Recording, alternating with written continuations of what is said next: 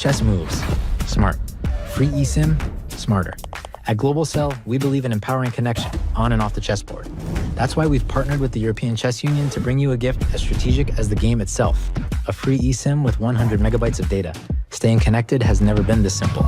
Just scan the QR code, install your eSIM, and enjoy seamless global connectivity. Global Cell supports over 190 countries. Global Cell and the European Chess Union. A checkmate for connectivity.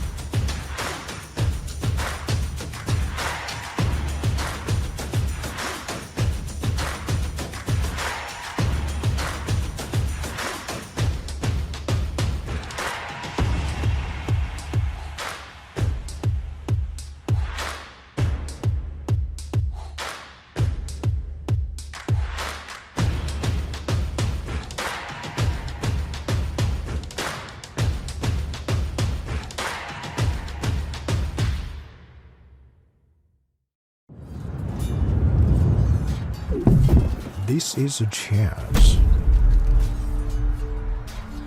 This is a war. Everyone wants to be a winner. But the path to victory is lonely. Chess Robot, the smartest, most advanced AI chess robot. It turns chess into an exciting game of progression. Mastering 25 levels will transform you from a beginner to a grandmaster. Not into level ups, challenge the AI instead.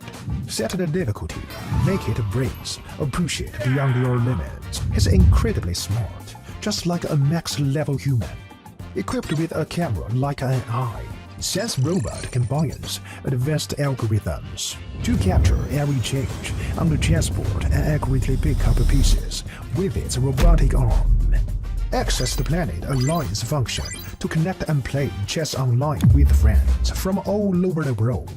Here you will find players of all skill levels. Flip the board and play as white. You can't wait to get started.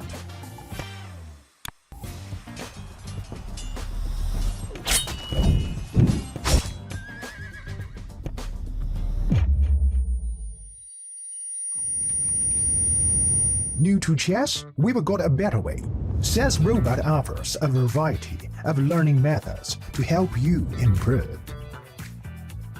As you can see, Chess Robot provides various learning modules, including chess courses, AI practice, class game review, and off-book play. You'll level up your skills in no time. Let's start the endgame practice, featuring 145 carefully selected classic endgames.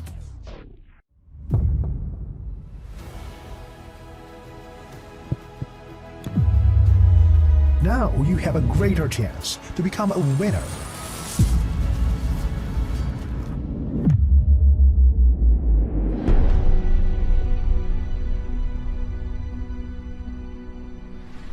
This is Chess Robot. Today, chess all in AI.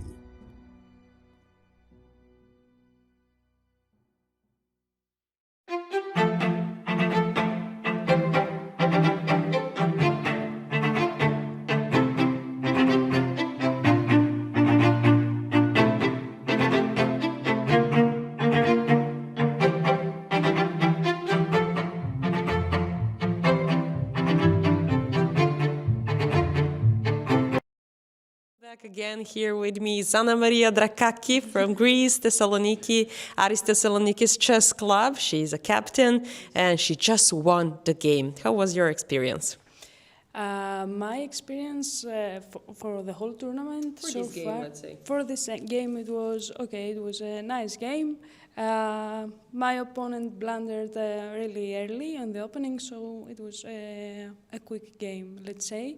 I was pretty nervous at the start of the game because as a young girl, you know, you never. I understand you because yesterday you played against Bodrana, and then there was a tough match, and you told me before that you were tired yesterday and you didn't manage to convert actually the game. Your standings in the position was pretty fine yesterday. But what happened? Can you tell us more? Because Bodrana is a pretty famous girl in this tournament. Yeah, she it makes sense that she's famous. She's only 10 years old and she's like 200. Something. Yeah. Okay, 2200. But I managed to reach a position that was pretty drawish, but I was looking at my position and I thought, okay, maybe I can go for the win or something. But then, under time pressure, under 5 hours, I blundered the whole game, and I lost eventually. But she's really, really tough. But this was pretty brave because you can probably play to make a draw, you know, but your decision was to go for a win. So this was pretty brave, and this is something to be learned from you. This is great. But speaking of your team, you're from Greece. Greece is, you know, our domestic country here. How is everything? How is the organization look to you? The organization is very good so far. I have no complaints to make or something. The hotel is pretty great, actually. The playing hall and the playing area are very nice also. The arbiters as well. You covering the the live games. I think everything works fine so far. Nothing more to say. Perfect. Thank you very much for telling us that. And for the last question, can you meet us with your team? Can you tell us which girls play with you? And yeah, meet us with your Greek Aris Thessaloniki team. We are only 4 in this tournament. It's me on first board, Amiridou Dimitra on the second board, Vaya Tsekura on the third board, and Chrysoula Mitraka on the fourth board. Well, great. Can you tell me how many matches did you win or made a draw or a loss?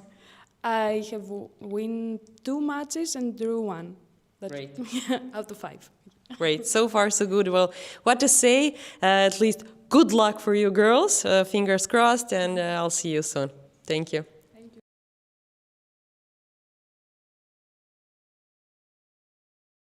you.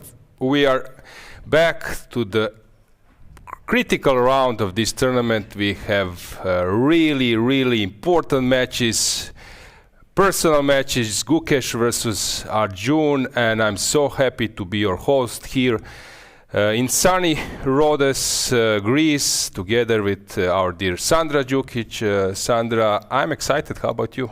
I'm also very excited. I was excited from yesterday because today is 6th round and it has to be very interesting.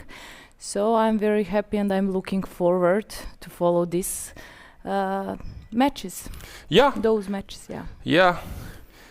Let's move on.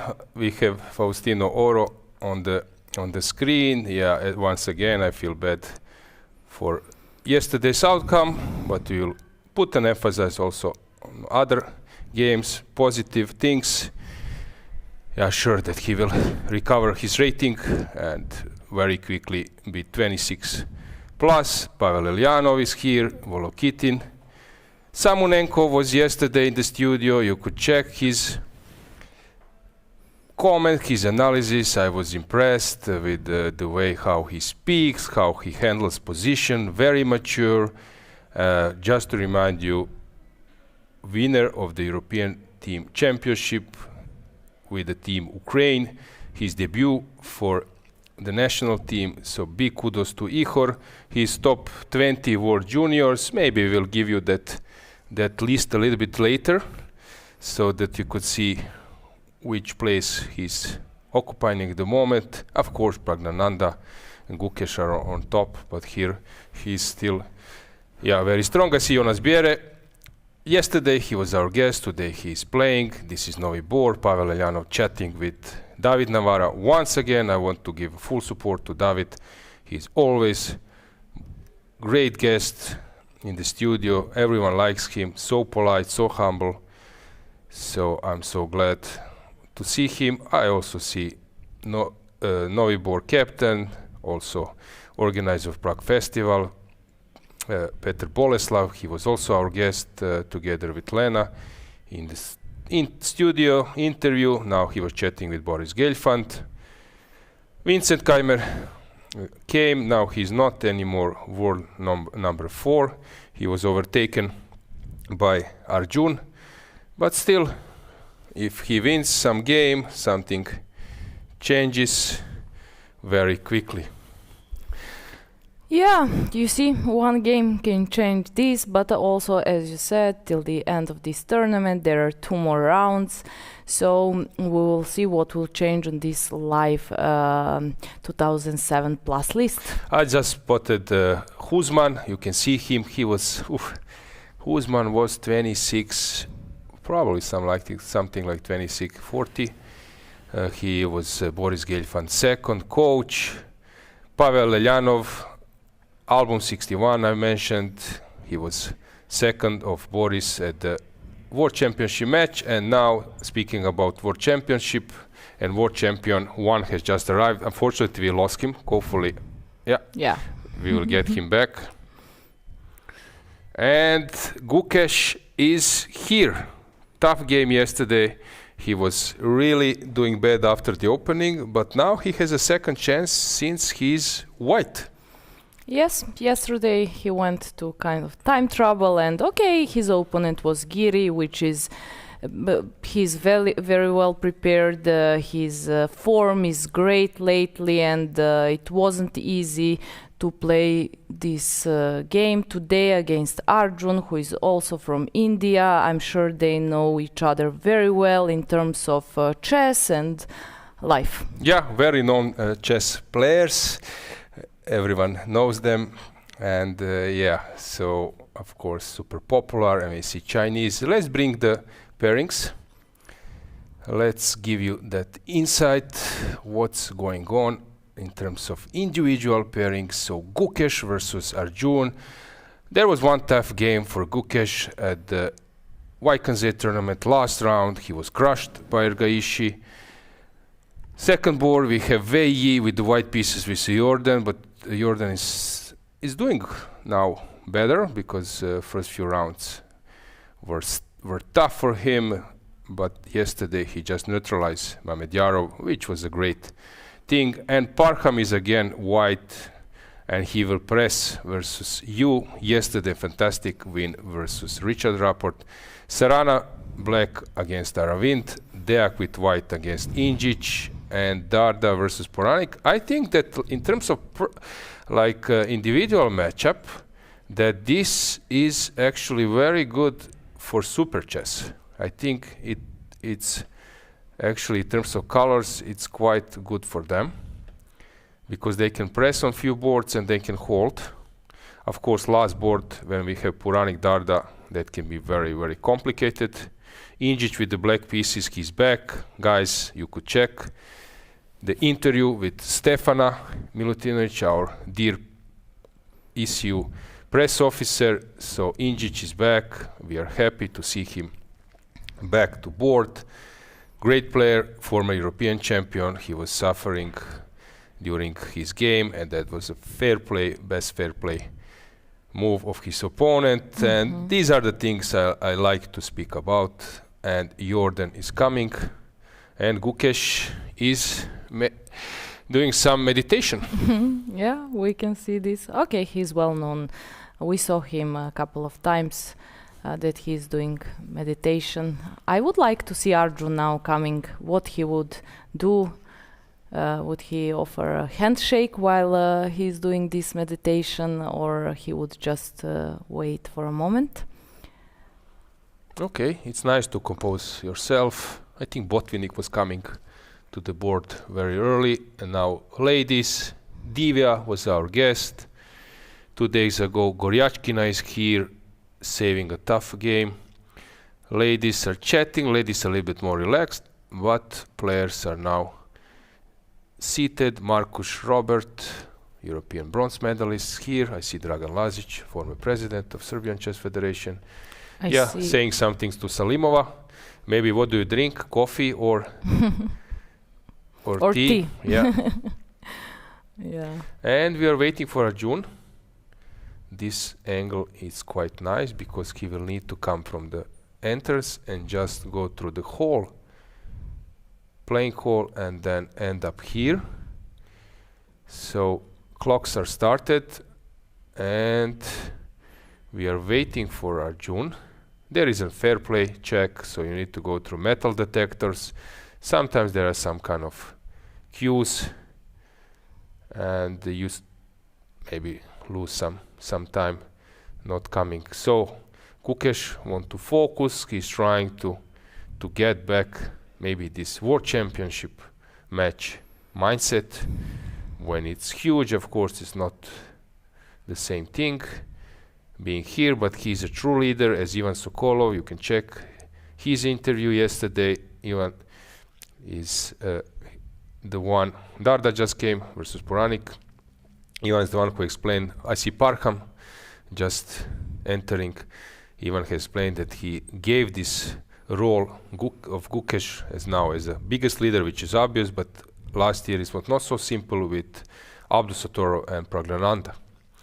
Parham is man of the mission. I love the way how he plays, but also Yangyi is, he can be penicillin, you know. He's very tricky in terms of defending and then counter-attacking. If I'm not mistaken, Parham is white again, and they repeated their colors. Yeah. And Arjun is here. Usually I'm not mistaking a lot, but maybe I'm mistaking now. Yangyi lives in US, and I think it's West Coast. Usually I'm getting, when I'm saying that kind of things, then suddenly Sotiris is giving me thumb up from the studio, but this is possible that I found some info he doesn't know about it. Yeah, I'm so happy now. This is my biggest achievement in my career. He doesn't know that Yangyi lives in US, and I think it's somewhere along LA, West Coast, but maybe I'm wrong. Our dear viewers, we have chat, maybe our dear viewers who know Chinese players by heart will confirm that info. I see Dimovsky. I see also Tony Lazov behind. Is he a captain? No, he's... Is it some VIP treatment that you can be in the playing hall when you are not playing? Maybe. Okay, I don't want to touch that topic. It's nice to see Tony Lazov in the playing venue. And D4 was played. Arjun is contemplating. And D5 comes. He's left-handed. I touched this topic many times. There are a lot of left-handed players. I think that Levon plays with the right hand and writes the move with the left. I'm not 100% sure. I need to visualize. But I would say that this is the case. And many, many, many more. Up. We are blinking. Sicilian Darda. Guys, please check his yesterday game. It looked to me like Murzin was playing Mamedyarov at his best, so he just crushed him without a chance. We see Max Warmerdam behind. Yeah, he's there to follow this match. And not to forget that he has his own match. Well, I'm sure he didn't forget it. He is probably very relaxed. Yeah, there was a famous story in Italy from one IM, Croatian IM. He was winning in the first round some Swiss tournament with lower-rated players in the first round, and he went to the bar to take some drink. And then someone comes, because it was first round, when did you arrive, how are you, buddy? Then another come, they start greeted each other. Someone ordered some drink, then they were like speaking even more. And at some point he asked him, so, how did you play today? And he said, what? And then run. And then he was in time trouble and managed to save a draw somehow. He was 1 minute on the clock. He forgot that he plays a game. Yeah. And also once I was playing tournament in Cannes, where there is this film festival in that Palace de Festival. You know, they have Jeu d'échecs, Jeu de dames, and so on. And there was a bar, like opposite the playing hall. And that time it was not so restricted. And I finished my game. I went to that bar. There are some others. It's like opposite building. You need to cross the road. And suddenly some Croatian couple. And after 15 minutes, they said they need to go. And I said, okay. Why? We are playing games. So during the game, they took a stroll of 20 minutes, went to a bar opposite the street, and then came back to move on with the games. Yeah, those good old times. Drink was like a coffee, tea, or some alcohol drink? No, of course not. Irish coffee. Okay. Irish coffee. Okay. You like Irish coffee? No. Which I'm kind not of big fan of coffee you like? Just regular, like espresso. And maybe Greek frappe or something? Oh, I like very much. I'm ordering this every day at the beach when we have meetings. It's good that you actually realized it. But you didn't like it. Yes, I didn't like it. Actually, somehow, I don't know. Maybe something was not Maybe it's ideally. too cold for you. Yeah, probably. Okay. Yeah, my we have first other favorite people is who doesn't like it. cappuccino. Yeah, and then when I'm Italians, then after lunch I order cappuccino, and then Marco Biagioli another. Mamma mia! Afternoon cappuccino. Oh, mamma mia! It must be espresso. It must be espresso. You cannot order after 3 o'clock cappuccino. Yeah. Mm-hmm.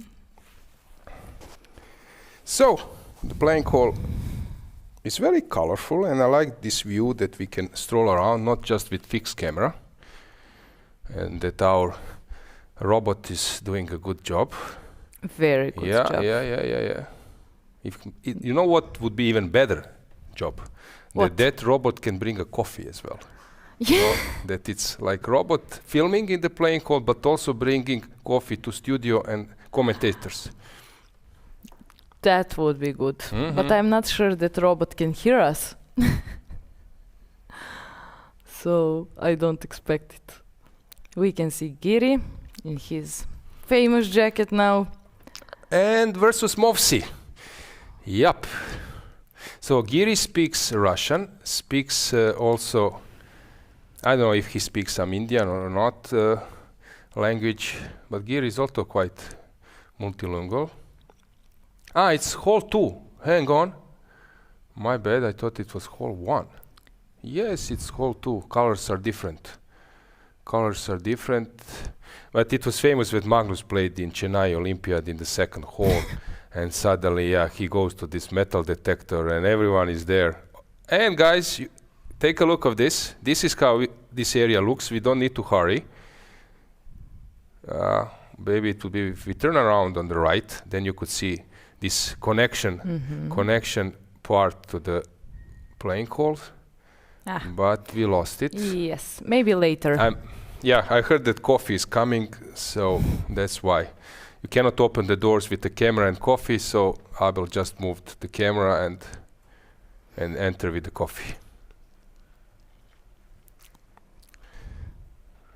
You can take mine, no worry, I will just take it. So, Gukesh making a move. Let's bring our multi-view, and we have this Fianchetto Greenfeld, which was probably, as I was analyzing this 30 years ago, and it's interesting how some lines completely expired are coming back to business. By the way, I like you now when I see it on the screen, I like your combination of blonde hair and this dark. This is your favorite combination, right? Yes, it is. Yeah, I think that Thank you very much. That also our viewers would appreciate it. Yeah. Thank you. Yeah, so it's a Greenfeld. Then we have Sicilian. You know what Kasparov said when he lost versus Svidler, and it was in Linares year, maybe 2003 to 1999. Don't believe. I think it was a little bit later, but maybe I'm wrong. But I know that he lost. Or is it? No, I think it was Linares. So it was Sicilian with Bishop E2, and then Gary lost, and then said afterwards, if we start to analyze, or if we will need to analyze bishop e2, then this chess world is crazy. It's gone crazy, and suddenly, like in modern times, everyone is playing bishop e2. All the moves Gary didn't want to analyze. So this is actually very interesting how these days, for example, you have this bishop e2, which were played in super chess match. Who was playing with bishop e2? I think Efraimsky was playing. When Motila was yesterday in the studio, you can check this. I think bishop e2 on some third move. So this is something now which is quite popular to go with some off-bet lines. In Maksudlu U, we have this Karlsbad structure. As I mentioned, Karlsbad was city which is now called Karlovy Vary in Czech Republic, and that structure was super popular with d5, c6, b7. You have few ways to go for it, very interesting. And I see Aravind versus Sarana. Was this a Blumenfeld, or I will check this, or it was Benko Gambit? I'm interesting. Or it was Slav defense. No, maybe it was just this Slav defense triangle. I will check this. Then we have Deak versus Injic. Injic playing Petrov. These days everyone is playing Petrov. And I recall when I was 8 years old, I was playing Croatian Championship under 9, and you know how much theory I knew. I knew like the game is starting, and then I'm playing there. At that time we only had the group under 15 and under 11, I think. So I was playing against older and so on. And my brother is 2.5 years older. He was at that time, stronger than me. And some fellows, you know, of him said, I think like 5 seconds before the game has started, you should play Petrov.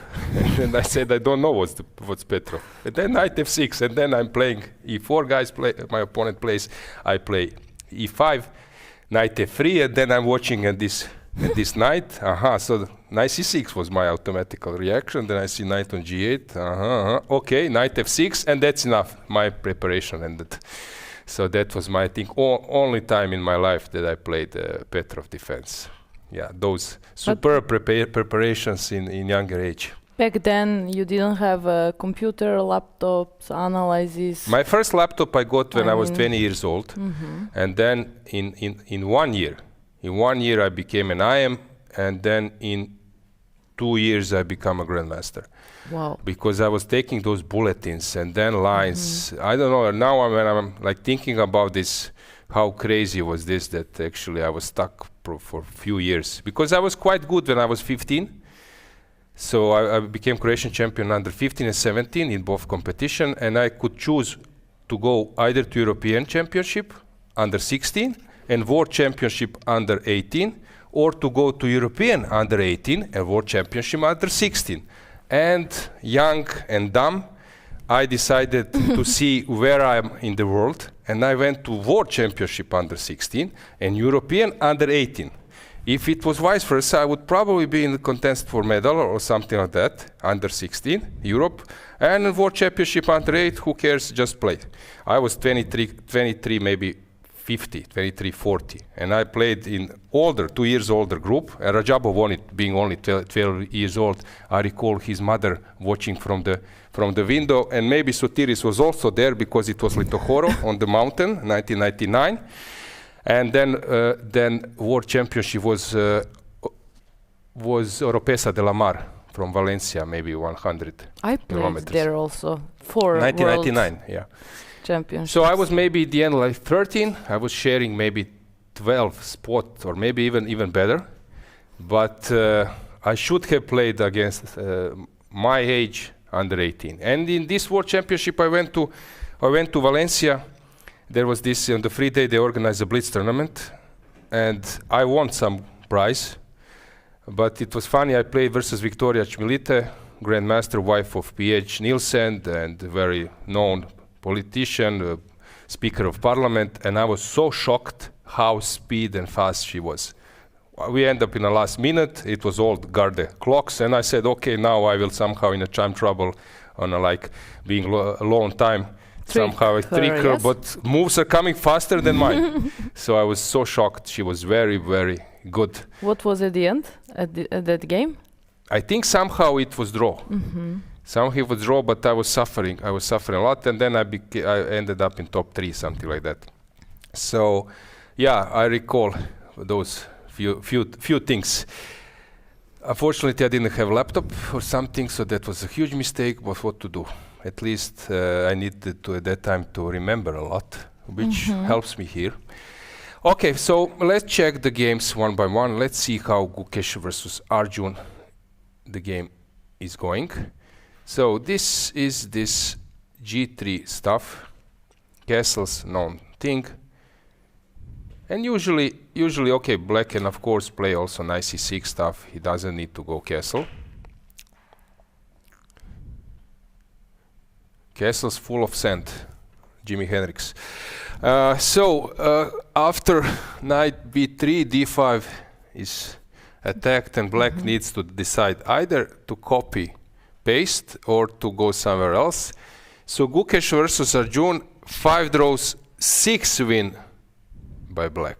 I know that this is a tough matchup for Gukesh, but if you check the games, especially Vaikanze last round, that was really like one of the most craziest game I've seen for a while.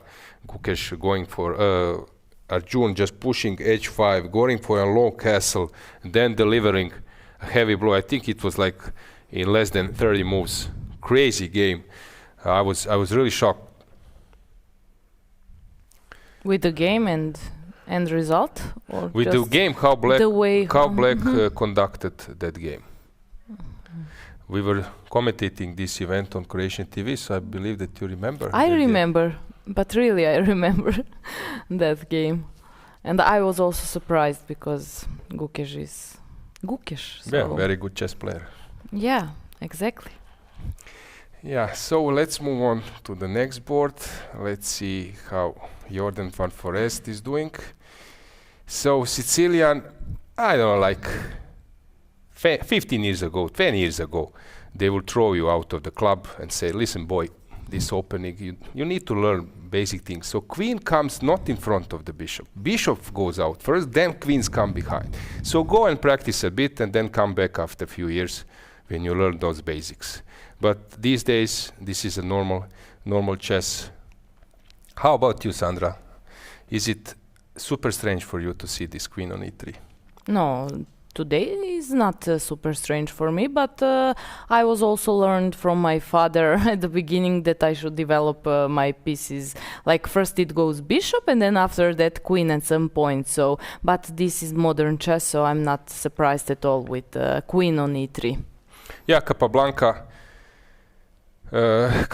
has said that first you should develop knights, then you should develop bishops. By the way, that book, I believe that you read it, and probably many of viewers did, these chess fundamentals. It's quite good for start. It's very good. It's very easy going with a lot of things about when bishops are better than knights and so on. So it's really like a good book for a start.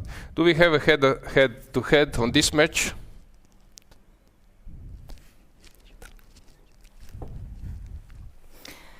Yes. Yeah, you're it right. seems that 2 draws quite stable. At the moment, head-to-head, not saying much. Of course, Wei Yi, fantastic player. I read an interview in chess and I was shocked. So it goes like following. So I was 6 years old, and then I became like, I don't know, let's say champion of. Okay, you need to, of course, get feeling that this is China. So if I say you're champion of some district, that can be like 40 million or something. So he was like a champion of his hometown. I don't know how big is, or something, under 7. Then they spotted his talent, and then he was, I'm not telling all the things, on the things 100% correct, but just to show you, to explain you what is actually behind his success and what's going on. And then he said, I was invited to go to another area, maybe 50 kilometers, to go twice a week or 3 times a week for training sessions.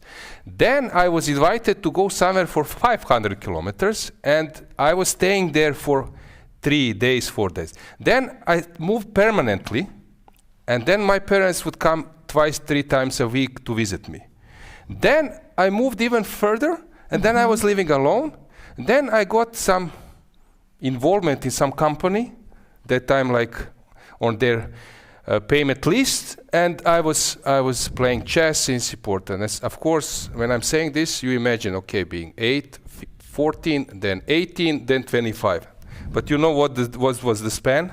So 6, then with 7 and 8, and with 9 he was already a chess professional, seeing his parents only maybe a few times a year, and working in a company, like till being 9 years old. So I was shocked that it's possible to find that kind of entry to read exact numbers, but it's actually shows how chess is tough and how tough it is to become a top player, and what kind of commitment are those guys doing. I'm trying to explain this. There was a joke that, for example, Kiro was top 10, around 10 in the world. He was at one point, I would say, best blitz player in the world. There was a famous tournament in Canada. I think he won. He lost versus Tal, or Tal won the tournament, but he won semifinals or something like that. Like really superb blitz player. He won against Kasparov. And the thing is, there was a joke or story that Kiro was only when he was sleeping, he couldn't work on chess. Maybe even during sleep, he was thinking about chess. So, eating, you have a chessboard, you eat while analyzing the games. So, like 15 hours of work. Yeah, we all see the end result, like, but the path to become that is really, really tough. Yeah, at some stage I recall when I was young, let's say being like 14 years old, and I was working on fine Rook's endgame. I put the board in the evening, 8 p.m., but it was summer. And then I'm alone in my room. I'm studying this rook and a bishop versus rook. I'm studying these 2 nights, and I hear a sound, people playing football outside my generation, and you need to sit alone and work. And did you continue to work? I didn't. Wow. I didn't go out. So it's really, even from my standard, I was working a lot at some stage of my life. For example, I would go to chess club with Grandmaster Kozul. He was 26, European champion 2006, Kuşadası in Turkey. So we sit at the board, and then I start working like from 9 till 2 o'clock. I maybe stood up once to go to toilet, and that's basically it. Like 5-6 hours in a row, in a like without having a rest. I was actually also, for example, I went to a high school. I would get up a little bit before 7, go to the high school. Then after high school, I go home. I have maybe 1 hour maximum, and then I go with the tram, and then I go to my coach, Grandmaster Kulak, flat. So, and then I work 5 hours there. But and you worked also with Kozul? Sorry, you mentioned him. Later, yeah, when I was already in IM. But at that time, I recall I'm just entering his building, and I'm almost crying because I know that 5 hours I would now need to work on chess. So but actually this is something, as I said, this commitment and motivation is something which I think is making a difference on this level. They are really, they're capable of work. Yeah, they are workaholics, and this is like fabulous. Really, how many hours those guys can work. This is really crazy. Yeah. So let's get the board to see Jordan versus Wei Yi. That is this position, yes. Yep. So opening went following footsteps. So it was Sicilian. This bishop e2 is combination known with knight d4, and then you have some bishop f3 stuff. But queen d4 is side down. But these days, not important to find something which is which stands the test. The point is to find something which is semi-normal, but you are the first who analyze it, and you are having a little bit more info than your opponent. This is the whole point, whole concept. So I analyze this. Queen on e3 is strange. Engine says it's relatively fine, but I know more than my opponent. So this is the concept. How do you play these days? But also at some point there were like famous novelties. Famous Vichy announced novelty. Vichy was always, he said that he was working on chess, on openings with the computer, but also doing something else, watching football. Sometimes I'm doing the same. And then he was watching a football and he made the mouse slip. Bishop to a1. Okay. And this was his game, I think, versus Aronian. And then he takes a look back to the screen and sees bishop on a1 and wants to return it, but suddenly he sees that engine says after 5 seconds that it's increasing the advantage. When suddenly he sees it's a great move. So maybe the game was super interesting. That's why he moved his look. But you know, sometimes like really those novelties were like found with some coincidence. But also, for example, there is Ognjen Cvitan here. He is a Croatian grandmaster. He would love to like gather some people, and then he has a chess set, show some studies, but sometimes also shows some novelties. There is a novelty improvement in that position. And then he shows a novelty, but the problem is that novelty he says to someone, that other guy says it to other guy. And it was funny, we were playing some tournament in Croatia, and then one guy is playing a novelty, he got from Cvitan. I know about this novelty, I don't know about this game. His opponent know about this novelty. Everyone knows about the novelty is not novelty exactly, anymore. Exactly, but suddenly he has the novelty and the guy immediately responds because everyone already analyzed it. So at that time there were like really funny stories. So 95, I never liked this line, but actually this Taimanov, there was a nice books by Serbian Grandmaster Ivan Ivanišević, also Perunović, and I don't know who was third. They were analyzing this line. Markuš, I think, yes. They were analyzing this line and making some great stuff. Also Alexander Delchev, there was a famous game, the famous like book was Safe Sicilian. And at that time, this Taimanov was not so common, and those concepts which was actually pointed out in that book by Alexander Delchev. Delchev was almost 2700, maybe he was 2700 at some stage, but very close to 2700. His peak rating, and he showed some moves with h5 and so on. And Kushadasi European Championship, I was an IM. No, I just became a grandmaster, or not. I was actually close to becoming of a grandmaster. And first round, my colleague grandmaster Jovanic is playing that line in the first round versus Lutz. Lutz was a very good German grandmaster. 2600, he's not playing these days, but at that time Christopher Lutz, I think I played against him. It was a draw, but very tough player. So he's playing versus Lutz, but old school player who understand things. Actually, Lutz, I think if I'm not mistaken, maybe even 2650 rating. So he's playing versus Lutz, and very stable player. He knows the details, but Jovanic only started to play this Taimanov Sicilian. He don't understand all the nuances. And I'm coming to check the game after 2 hours. I'm going to the board, and the position is following.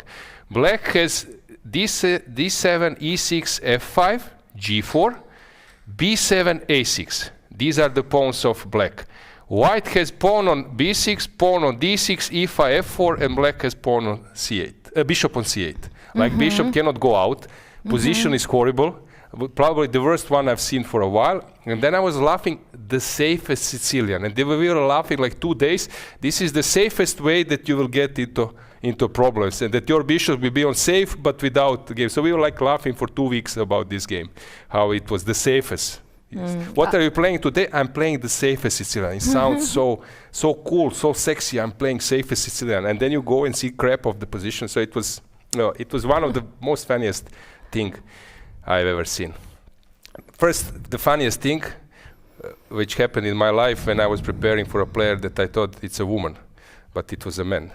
And I was telling all day, all morning how I'm playing against some Indian lady, because there were some Indian woman players at the event, and I wrongly mixed up pairings, and I was saying, I checked the openings. She's playing Najdorf, she's playing Greenfeld, very topical stuff. I was impressed the way how she was playing. She was playing aggressive chess. It was in Kavala Open, and suddenly I come to the board and I see that it's not woman, it's men. And I was shocked. I didn't know what to say, how to think. I made completely some mistake.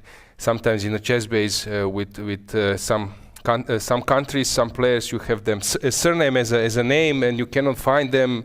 At that time, AI was not so high, so you could or some Chinese players, suddenly you go to the database and you are struggling to find the right player. Also, there are some Croatian player who has same surname and name as Serbian players, so it can be very, very tricky. Is there any Sandra Đukić?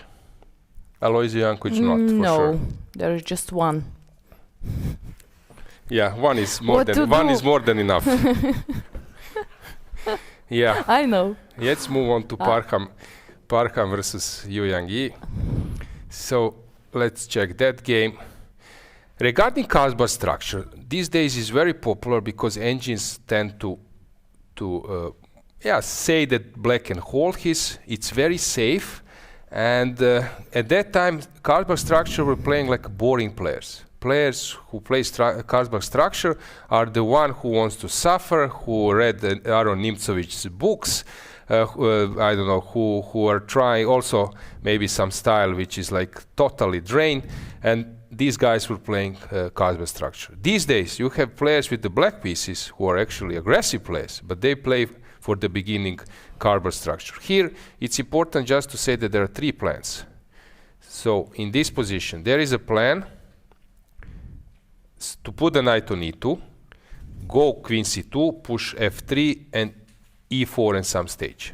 So this is the main idea. Second idea is a minority attack. So after this to go knight f3, castles, and start rolling on the queen side. b4, b5 against this c6, and then you are playing this minority attack and exploit a weakness, potential weakness on c6, long game. And third way is to go knight f3 and then push e4 and play for an isolated pawn. These are three ideas. Okay, there are also some mixes. For example, when opponent plays h6, then my g4, g plan, usually guys stay away from moving those pawns. There was famous books by Jonathan Rawson. I believe that you maybe seen them. I don't know, it's Chess for Zebras, 7 Deadly Chess Scenes. Have you heard? It's very... I didn't. Yeah, it's very good. Maybe I would say more for 2400 level. So those two books, and then there Jonathan has mentioned that this trio is the safest when it stays on the initial positions, and the king is the safest there. There is one problem. One problem is back rank motive. So you need to open your king, and usually you are doing this on the side. But anyway, be aware that even if you have fianchetto and your opponent maybe exchanges your bishop, you will have holes, and especially if you move one of those pawns. When your opponent starts to move pawns in front of king, long term, this is something which is very important to understand. That in chess there is shorter plans, but there is long term. I'm having some, I don't see yet how, but in future that might be my motive to play. So here, usually they open the doors with h6, but if it's an endgame, if we move queens off the board, then you should open with the f so that the king can march, because in endgame king is an important piece. So in middle game, small move. In the end game, G or F, but the problem is when there is opposite castles. Usually, sometimes this is recipe how to play versus weaker opponents. You wait with the king, and when your opponent runs to one side, you go to other, and then start rolling your pawns and open the position and attack with the rooks. So usually, when I want to open the position, I need to push my both pawns like you have in Sicilian, and then if this pawn is h7, I need to push g6 and sometimes even h6. It's a lot of moves. But when my opponent has h6, then I'm fast. Then my g4, g5 already is posing some problems. So this is something which you should keep in mind when opposite castles can happen. Anything to add?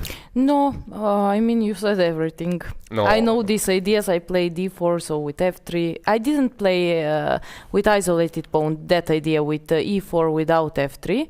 But yeah, knight e2, f3, either a3, b4. I want to add that I'm playing this as white, and while I was younger, I really liked to play against those positions with card structure. But nowadays I find really difficult to break through on the queen side. So I prefer to play those positions as black more than as white. So you stopped playing this 2 years ago, something like that, because you said that you were playing this when you were young. Yeah, like 1 year ago. Yeah, okay. But yeah, joke aside, your father is an IM. Greetings to him. So as you mentioned a few times in broadcast that actually you were like getting through those materials in terms of classical stuff, structures. So you have this background, classical background, right? Right. And Kasbah structure is something which is quite normal. Of course, here maybe white can sometimes hesitate and push c5 in one go. So let's check what do we have. Knight went to e2, and suddenly we are having this position. So for me, this would be a great position if the king was on a1. If white king was on a1, then g4 and you start rolling. With king on g1, it takes some time. So white cannot push f3 so easily, and e3 is attacked. So Parham 2740. Yeah, he is a fabulous player, world junior champion. And g4 probably doesn't work because of some sacrifices, yes? I'm not sure that after g4, like he must sacrifice. Sorry. Yes, because knight is trapped, but yeah. Sorry. So probably knight g4, queen h4, something like that. Hang on. Or maybe bishop g4, knight g4, queen h4. I'm not sure. I just saw that knight can be trapped, but as Parham is thinking, and both players are so strong, I don't think that g4 would be the best move, of course.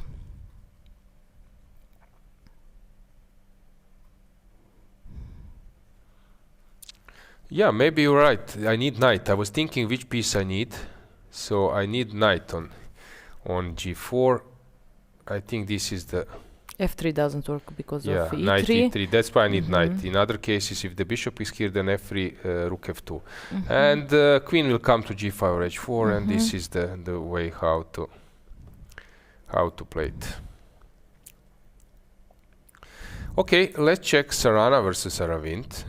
As I was mentioning that this line is quite interesting. So it was this queen's pawn opening b4. Okay. So what is basically white doing? White is playing this reverse triangle. So how it goes? It goes d4. With one tempo more, yes? Yes, d4, d5, c4, let's say e6 maybe. dc4, e3. Okay, e3. Or knight f3, but it can come to the knight same f3, position, knight doesn't it? f6, something like that, right? d5. And maybe c6 I needed, sorry. I needed to have maybe c6. Now my brain is not working. I need to fully concentrate for this. Is this a position?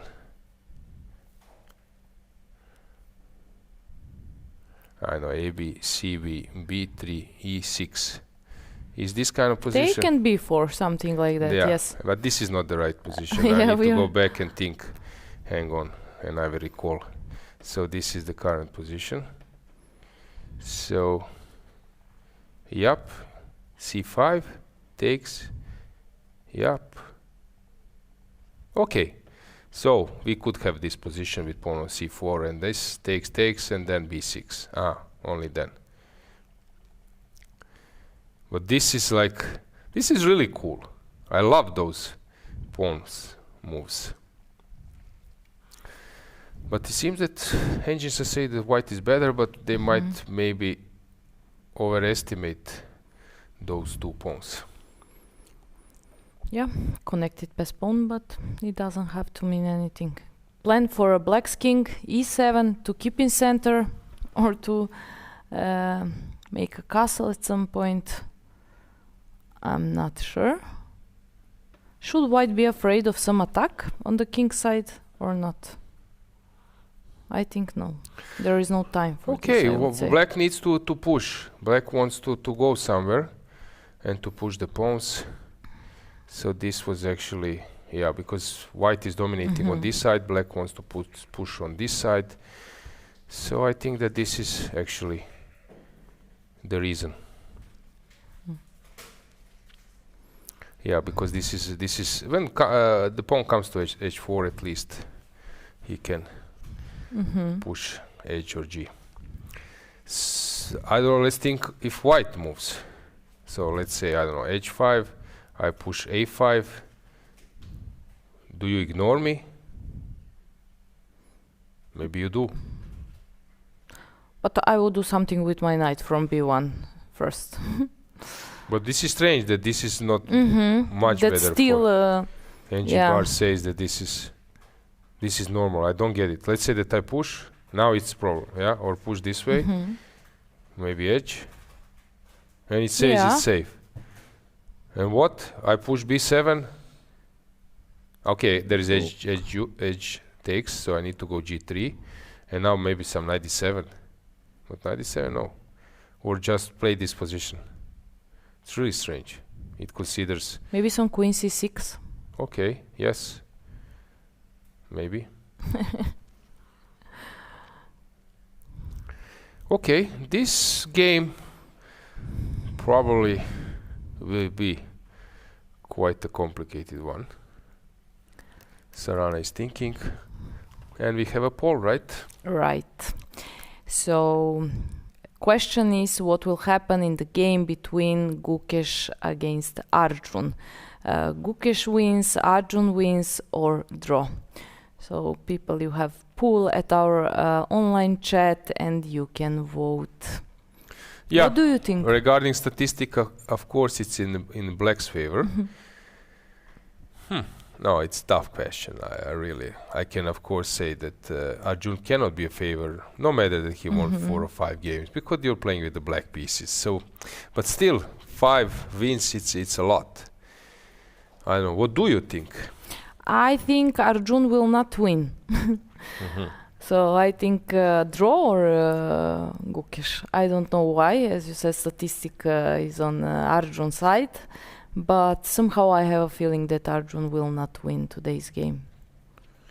We will see. How about current situation of the votes? How many people already voted?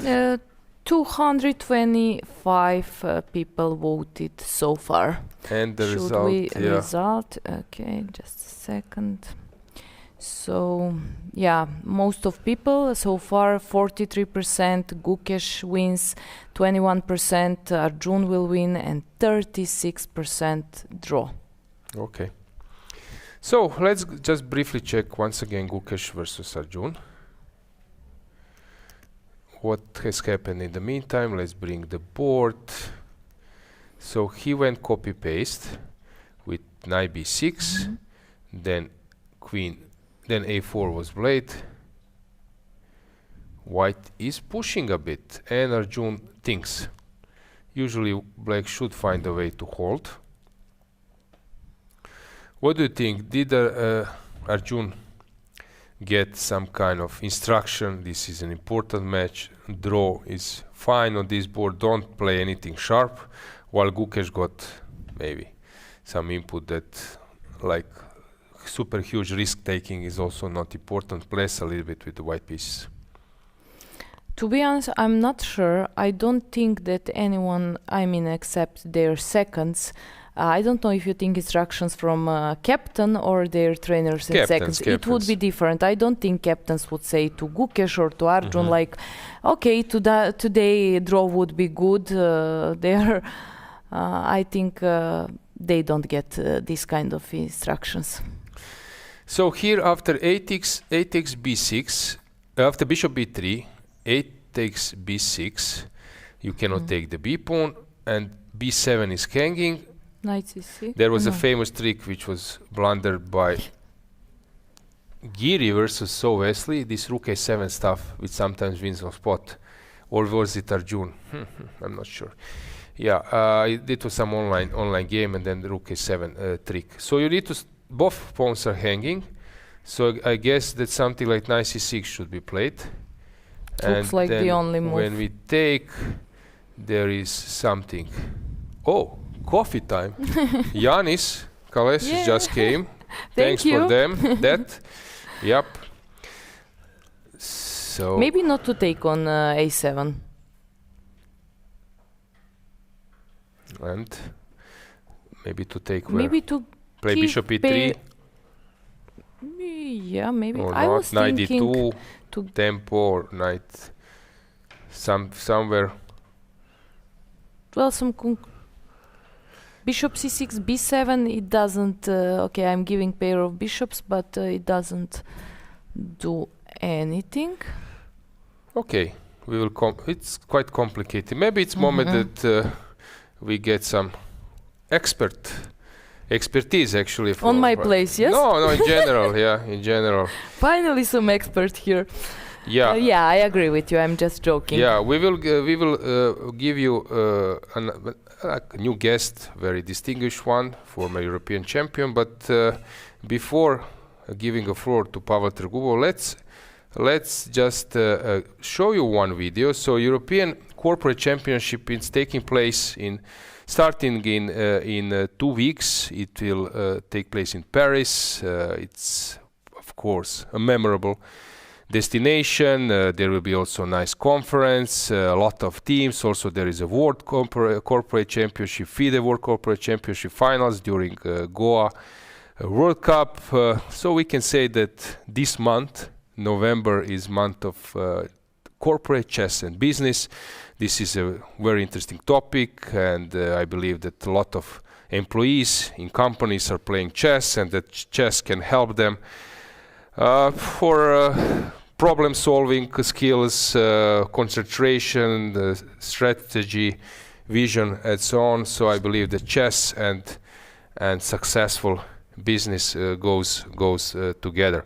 So we will show you one video where Jean-Claude Moix, who is, I would say, one of the main persons behind that event, will tell you a bit more about the European Corporate Championship, which is starting in 2 weeks in Paris. Dear chess friends, in 2 weeks' time we will be welcoming the European Corporate Chess Championship to Anières for the first time. With just a few days to go before registration close, we already have 50 teams. It's very important, it's great. Amateurs will play in the same tournament as legends such as former world champion Vasilij Topalov and grandmaster such as Igor Kovalenko, Laurent Fressinet, Marc-Andrea Moruzzi, also youth world champion, Desmonté Dolité Cornet, and All-European Senior Championship Jean-Marc Degrève. It is sure to be a great moment. You can follow live with commentary by Alexandra KosteniuK and Pavel Trgubov. We look forward to seeing you in Anières on 7 and 8 November. Thank you.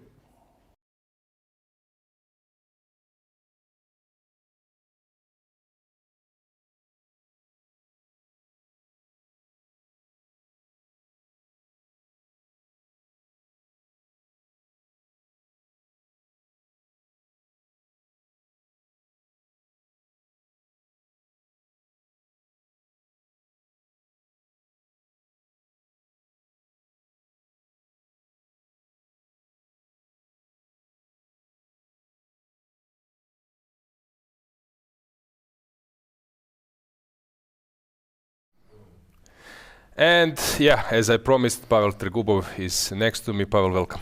Hello, Izzy. Thank you for inviting me. Yeah, you were European champion 2000. That was inaugural, or it was? It was inaugural. Yeah, and 2650 plus. But these days you are not involved in playing as before. No, I'm basically a retired player already, focused on my organizational activity within FIDE. Yeah, but I'm still playing, and that's still big fun for me to play some rapid games, or I'm playing for my French team. You've just seen Jean-Claude Morin, who is my boss. Yeah, I mentioned Corporate Championship. Yeah, you're connected with Paris, of course. Yeah. Yeah, but mostly I'm involved in organizing top-level FIDE events nowadays. Okay, so you are the right person because you know, I believe, a lot about our current world champion. So let's see how Gukesh is doing versus Arjun. So after bishop e6, a5 was played, and now we have this bishop b3, ab6 position. Knight c6 is Knight c6, already on the board, yeah. So it's quite symmetrical. I think you played also this kind of lines maybe at some point. Maybe with Similar, blacks. yeah. Similar black. Yeah. What can be said about this position? So, it's quite concrete. Will black liquidate totally, or? Yeah, absolutely. Yeah. Well, optically, black seems to be fine. I mean, all pieces are developed, and well, this bishop is always dangerous on the big diagonal, but somehow I feel like should be black should be okay. Should be at least maybe even. Well, okay, bishop takes e6 followed by, I don't know, pawn takes 7 is not a big deal, I think. b7, rook b8. And then maybe just to take with the... Just take, maybe just with take. With the pawn, probably. Yeah, with the pawn, but then, well, even, I don't know, what happened if rook d7 or bishop d4, d4 even. Okay, we have some moves. Oh, by the way, we have some moves. He's already on the board. Yeah, rook e7 is more to the point. Okay. What is the point? So, what does it change? Hang on. Is it a mistake? But why rook b8? What was wrong with rook takes a7? Rook takes 7 and then conquering the pawn, huh? It's also like bishop d4. Maybe it's some bishop e3, knight e2, rook a1 or something. Is this? Why doesn't seem to be in time? Yeah. Okay, takes, for example, takes, and if rook a8, knight e2, rook a1. That's a problem. That's a problem. Yeah. So what? So that's you're absolutely right. So it's very concrete. Yeah. So, but it feels that black should be okay. Black should be okay. Yes. What is the right move then? What about bishop d4? Immediately. But then e7 pawn. This is the best move. Rook d. Yeah. But then it's not about e7 pawn, right? It should not be. Well, with pair of bishops, black should be fine. I mean, it should. It should. Yeah, this pawn is weaker when it's on the b file, probably, than on the a. So. And what if white goes the same way, like bishop e3 now? Yeah. Now maybe take. Maybe take and rook b8. Yeah? Yes, that was my point. But now I saw that e7 is hanging. But f7 is protected, so it's not a big deal once again. So rook b8, rook b6, and this is perfectly sound and position. Bishop e6. I mean, black should be safe. Yeah. You've been to the World Championship match, Singapore? Yes. So how was your feeling? Now when you're looking with some distance, it was a really memorable. Of course. Match. Yeah, each World Championship match is memorable. What do you remember? Like, what is your from thing which springs to your mind regarding that match? Well, I analyzed this events from our organizer's point of view mostly. It was very well organized. So the local chess federation was very well prepared for the event, which is not always the case, but yeah, that was really, really impressive. So the FIDE team had basically nothing to do there. Oh. No, I mean, I'm exaggerating, but still, that's kudos to local organizers, first of all. And from a lot of interest from local public and also foreign visitors. The playing hall, the visitor hall was always full at the beginning, since the beginning till the end of each day, which was quite impressive, and it's always a big pleasure to see many spectators on the chess events. And yeah, of course, from sport point of view, the Ding's blunder and the size of the game was absolutely incredible. Yeah. Sometimes when we are watching over TV or screens, you don't feel this tension, but it was really tough, right? Yeah, that actually, the duel, you see two players, one mistake, and then when practically Gukesh became aware that he will become a world champion, that was probably awesome to see, right? Very emotional. Absolutely, yeah. Yeah. And now probably when that experience, when you see him on the screen, you know how can he be like determined, concentrated. It seems that he's doing here quite well. So let's just update. So Rook B8 is a mistake, and suddenly it's a serious advantage for White. Can we sense is he aware that this is? Probably he is.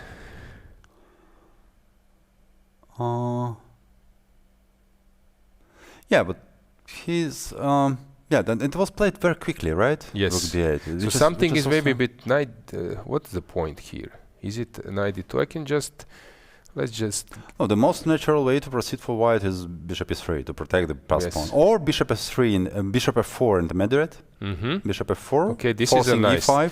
This is a nice. You're right, Pavel. This is the point. This bishop f4 is probably something which was missed. Missed by such a strong player. Yeah, I don't know, because he played instantly in 5 seconds. That's from and it seems that it's a mistake. Or miss, maybe confused or something. He forgot about something, because position is perfectly sound. As we said, probably it would lead to a draw. And after Rook A to B8, it's a serious advantage for White. Yeah, and there are a lot of really many options in here, and the player of such a caliber, such a strong player, feels very well the critical point of the game. So he should be aware that this is the critical one. It's obvious even for us, for him it should. Yeah, we have some data. So actually, evaluation drops. So it's a mistake of 1.5 points.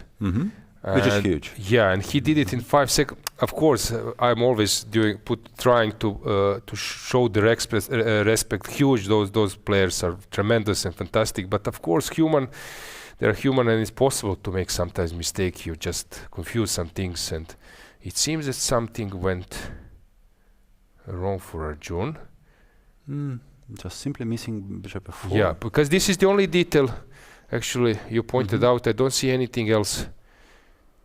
Okay, let's explain our spectators. Yeah. Bishop e3 directly would allow this both bishop d4 or bishop b2 even. Yes, lines. Bishop d4 I would consider first. And we show that line. If you take, and then if you take on e7, I would be fine probably. Yeah. Rook b8, and there will always be some. White is still pawn up, but b2 pawn is very weak and would be very difficult to protect. So this is another option. If after bishop f4, if black takes, just to show that bishop c7 is a trick, which forces black to play e5. But then after bishop e3, there is no bishop d4 anymore. This is a huge difference. Yeah, if we can get a little bit like full screen to sense now the moment. Yeah, of course. Gukesh will play the best move. I don't have any doubts, but he's now rechecking. Is there anything? Gukesh also understands that this is the critical point of the game. So, but it's a serious advantage. So if we check, it's almost +2. Let's say, okay, maybe sometimes the engine tends to overestimate. Now I turn on the engine. It was 0 point something, let's say small advantage after rook e7, rook a7, bishop d4, typical advantage. You have huge experience, you know that it's callable and probably it will be a draw in case. Okay, still white could press a bit, but it's normal. But here it's +2, very strange moment that we have already at this point of the game. 15 move +2. Oh yeah, yeah, and not even from a human point of view, the difference is huge. So if you manage to keep this advanced passed pawn, the situation is completely different. Yeah, because time works for white. White goes bishop e3 later, bishop knight d2, other rook comes, and that's basically it. It's not some. Yeah, and just pawn up. And then yeah. What a pawn. Yeah, What a exactly. pawn. So I'm quite surprised that we have current state of affairs with bishop f4 coming. Yeah. People then tend to think that some players doesn't see it, but I'm trying to explain. If they are thinking, that doesn't mean that they don't see a move, but they want to recheck something very far and just want to be sure that some things are working. By the way, I see Alexandra walking. Yeah.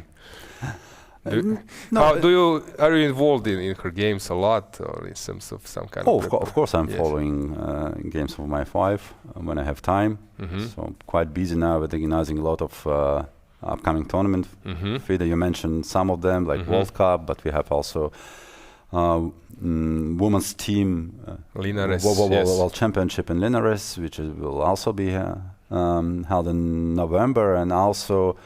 We are hardly involved already in organizing World Rapid Blitz, which is scheduled for Doha in the end of December, the big event of the end of the year. With many players from here, of course, who will participate in both of them, in the World Cup and in Doha as well. Let's just briefly conclude this match. We will go back to Gukesh a little bit later. So Jordan Faforenst is this position. Very complicated, very sense. Parham playing. Okay, this is a little bit more like old school style, but still, it's quite early to say what will happen. I would say that Black managed to exchange too many pieces. I mean, this kind of position is playable for a while, and you can push a little bit with the kingside space advantage when there are a lot of pieces on the board. With two minor pieces, two minus pair of pieces exchange already, I cannot believe in White's initiative. So you need to have more resources for your kingside attack. But okay, we will see. Parham is very strong in these kind of positions. Yeah, so very entertaining player, and it's so nice to watch his games. Another super complicated position. It's really hard to assess. I think you will play in those positions maybe with the white pieces, with this AB versus central 2 pawns. It can happen in some early takings on C4 Queen's Gambit. That's coming from Nottingham, right? Yes, triangle. It's quite hard to play it. Yeah. I see the computer evaluation, which is not obvious from human perspective. I mean, if I was asked about, I would say that it should be about equal, but yeah. It's not easy to play it. That was actually my... Yeah, for both actually. White knight is very strangely placed on d2. It has no squares. I would like to see him on c3 on d4, of course. But I'm not sure if White has time for bringing king from b1 to c3, for instance. Yeah, and every endgame king is on e7. Very good. Black's king is a very typical position, so very hard to evaluate this kind of... Let's check the next one. Let's see Deak versus Injic, because here we had Petrov. And Deak, as I mentioned many times, has changed his style. He's now playing for slight plus, sometimes without advantage in the opening, but he's always keeping control. There is no risk, big risk at his games, and this actually is in the same line. But it's quite promising. Two bishops, but the knight has some good squares in the center, like if... okay, let's say that we exchange. Yeah, but what about queen c6 first? So it is absolutely not possible, yeah? Maybe it is. Looks scaring, but yeah, rook takes. and it seems that it's the best move. Oh, really? But this is critical. This is critical, yeah. Unless... Rook c8, let's say. Rook c8. Will it collect another one? Yeah, probably. if you collect another one, then maybe rook takes c3. And just bishop e3, yes? And nothing special. Yeah, yeah. Exactly. So what is black up to? Do we have a move? Because I see that Injic is thinking. No, they're both at the board. So this is the current position. Actually, we have these red lights, which actually shows that white have the best move, which gives an advantage, sort of only move for advantage. So that means that this queen c6. So Deak is thinking. It's not a simple decision, but of course you need to calculate it. Yeah, he will do it properly calculate, because it's a bit scaring. The white king is a bit sort of exposed, so you should be careful in this kind of situation. And also optically, when you see that rook will penetrate on the third rank after rook c8, rook takes c3, it's not an easy decision, yeah. But if you calculate it properly. Why not? If it works, why not? Yeah, because there later, if you go for a like small plus or even equal position, then you need to play for 20 moves to get maybe a chance to be better somewhere. Yeah. So, of course. For instance, the endgame should be more or less okay for black, because knight, when it gets to d5, it will attack c3. Also, black has this f4 square, which is very attractive for his pieces. For both knights and bishops, so yeah. So this is a critical moment as well. Yeah. Exactly. Let's check the last board, because what's going on here? Another, like, okay, but this is old school. I don't know. I can imagine Veselin Topalov being black here, and maybe Adams white. So this is like really old school. Let's go to a women's section. Let's just see how I check the Monte Carlo. So far, so good, right? Yeah, it seems like everything goes smoothly for this team so far. So we have a draw on the first board. Oh, already, yeah? Yeah. Then we have Dinara Wagner playing versus Divya, and this is the current position. Two bishops, but black is first maybe to pose some problems.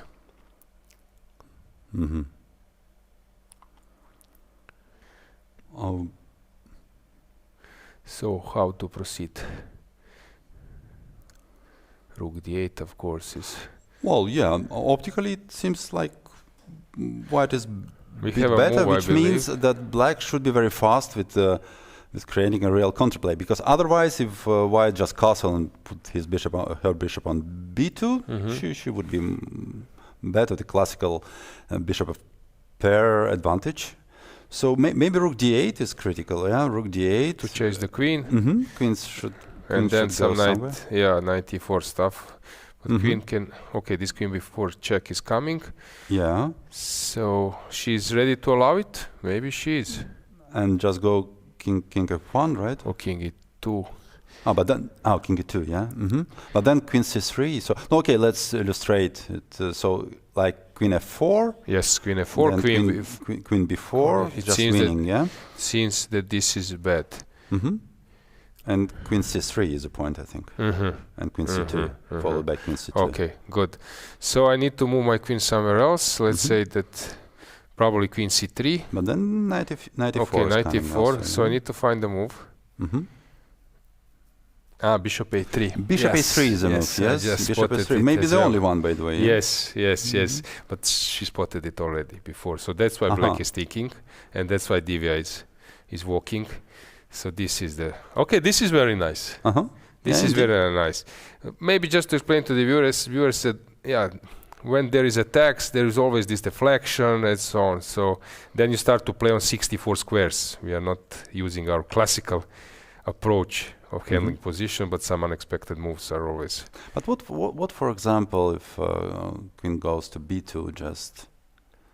Queen b2 now. Yes. Yeah, that's also an option. Yeah, okay. Maybe now black can... What is wrong with that? Maybe... But maybe something is wrong, yeah? Maybe because computer doesn't like it, and maybe there is... b5, no. Bishop goes to e2. B5 is a nice try, yeah. Yeah, and then bishop to b7 maybe. Okay. Something like this, Yeah. for instance, yeah. Okay, let's see how Alexandra is doing. Yuliia had a good tournament at European Teams. Also, Alexandra was playing very well in Batumi. Batumi, yeah, they both played quite well for their national teams. Oh, that's also Petrov, right? Okay, let's just check it. Yeah, quite popular. D5, knight d2. Okay.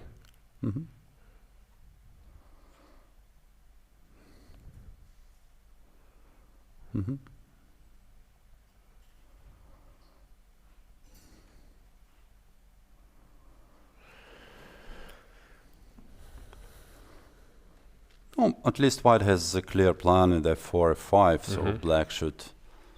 Okay, probably exchange. Yeah, now I think bishop should be exchanged on e2. Yep. Queen takes. So long castle seems a bit scary. So and bishop e7 would be met by e4. I mean immediate e4 maybe. F4, sorry, yeah. But I don't know, and then after g6, f5 immediately? Yes, why not? Yeah, you're right. So f4, g6, f5 is an advantage, so here black needs to come up with something. Okay, still black can take on d4. This is not what you want to do, yeah. That's what I want to do. But still, maybe instead of bishop e7, then if you need to take on d4, maybe immediately and put the bishop on c5, like... I would say with such a big knight, such a great knight on c4, black should not be that bad. Yes, exactly. But it's not easy to manage, I would say, because f4, f5 is coming. So for white, everything is clear and simple. So there is very simple plan. Then she knows how to improve her position. What about bishop? Knight takes d4. Okay, that's quite concrete. So if pawn takes, maybe I would grab pawn on b5. Maybe. Yeah, and queen b5 probably works. Yeah. So okay, but still white would have enough counterplay. But if knight takes, then bishop c5. That was my... Probably e6. But then e6. So knight is not pinned yet. Yeah, then e6. Then e6. So it's not a good idea. And definitely not. here, is it g6, bishop g7 is too slow? But f5 will come anyway, I think. And I take on f5, take on e5, but this is too brave. I was thinking about this, but probably it's bad. Still f5 is an issue. But okay, it's also it can be calculated. So it's a critical point of the game. Yes. Also, black has some issues to solve. So. Well, optically it should not be. Once again, the knight on c4 is very strong, so optically it should not be that bad. But yeah, this is quite critical. So black should be precise, maybe.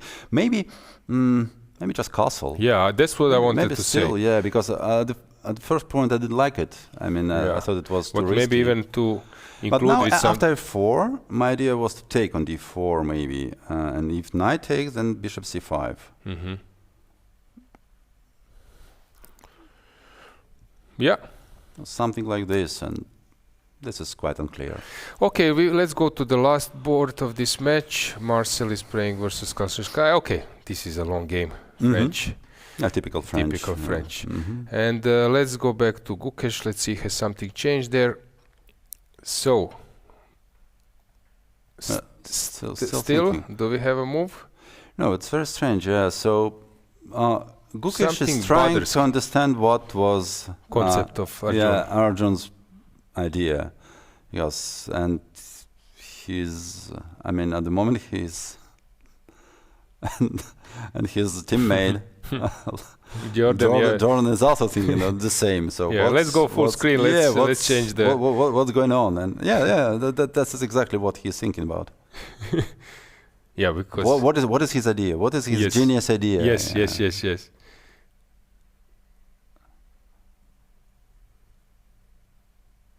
It's a bit hard in this event because now we have Vincent as well. There are so many interesting games, so many interesting players. Of course, people in chat screaming, "Give us Gukesh game, give us Gukesh," but it's not a World Championship match.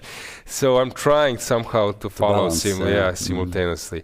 Pavel, thanks for joining, and good pleasure. luck with Thank you all for your inviting me. activities. And as you said, there are a lot of events around the corner, so we will follow, of course, all those events. And Thank you. Yeah, hope to see you somewhere. Okay, guys, let's bring in one interview let's maybe use this possibility to show how is this team spirit in other clubs, not just main teams in this event. Everybody, welcome to round number 6 at European Club Cup event. Here with me today, candidate master Birger Wenzel, also captain of the famous chess club Wasa from Sweden. Hello, Birger, welcome. Hi, Lena. Thanks for having me. You have a nice outpost here. Thank you very much. Nice word. Outpost is a nice word for me as well. But let's see, your clubs, both in open section and in women's section, are playing today. Women's section against Aris Thessaloniki, I guess, club. And then in the open section, you have Luxembourg club. So can you tell me a little bit more about your club, players, expectation for today's round? All right. So we're here with an amateur team, so we're not playing for a result. In Sweden, we want to win everything. Here, we're just trying to have a good warm-up for the season. Nice. So it's not so important that we win here, but it's important that we win in Sweden. Yeah, so you actually came to enjoy both, to play some nice games, which is really good because we need to tell people that they need to come and play this tournament even though they're not some professional like Gukesh or people like those players. Anyway, Birger, we heard a lot, me personally, a lot about Rilton Cup. So can you tell us, is there any kind of regulation, any kind of upcoming information? So I think all the world wants to know information about Rilton Cup. The whole world wants to know about the Rilton Cup. Yeah, the Rilton Cup is going to be played for the 53rd time. So it's a long tournament compared to other tournaments. We have very good money because Dr. Tore Rilton left the Rilton Foundation with a lot of money, and from the profits every year the tournament is getting organized. It's always between December 27th and January 5th in the heart of Stockholm. There are several tournaments. There's a cup for players over 2,200, some exceptions for women and for juniors. And there are also some under 2,200 tournaments, under 1,800 tournaments. It's right in the center of Stockholm. It's a beautiful hotel, good place to get engaged, and I think you said a lot because I was there and I need to agree. So this is not just the words about beautiful Stockholm and beautiful tournament. I was there, I enjoyed the tournament. We even, because Rilton Cup gave us that opportunity to make our own tournament. So we created and organized one amazing Blitz tournament there in Rilton Club. So you're really, really good organizers. And speaking of organization, how do you like it here in Rhodes? You have a lot of experience. Rilton Cup is a huge one. So how do you like organization here? It's done well. Obviously, when you organize a tournament, you look at some other things than just the play. Especially the fair play things, which we implement as well. The people that run the fair play here did the same fair play seminar with a FIDE Fair Play commission as I did.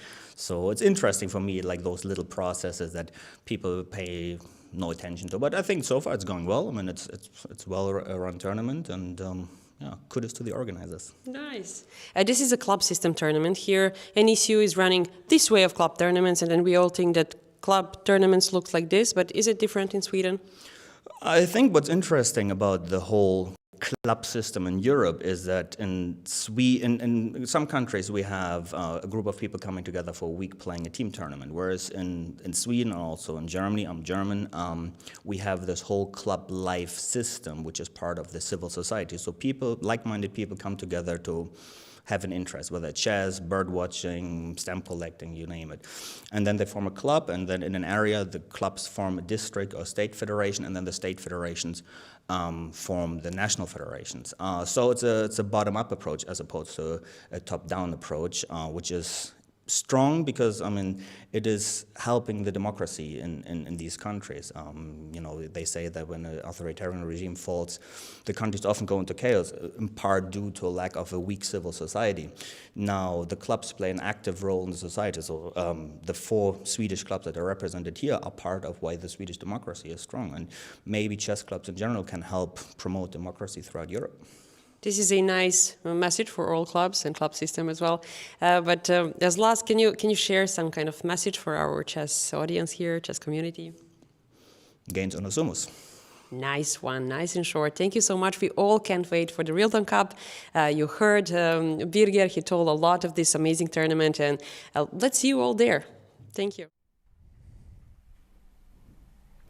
Welcome back, guys, to our studio. My next guest is Irina Bulmaga, woman grandmaster, international master, playing European Club Cup for Super Chess Team. Irina, welcome. Nice to see you again, Sandra. Yeah, nice to see you too, always. Is it more stressful to be not to play today and to look all the games from your team, or to sit over the board and to play this very tough match? What would you say?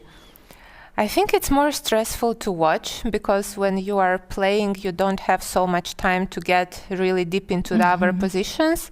So you basically mostly worry about yourself. Yes, that's but true. now it multiplies by 4, because, you know, I can see some evaluations,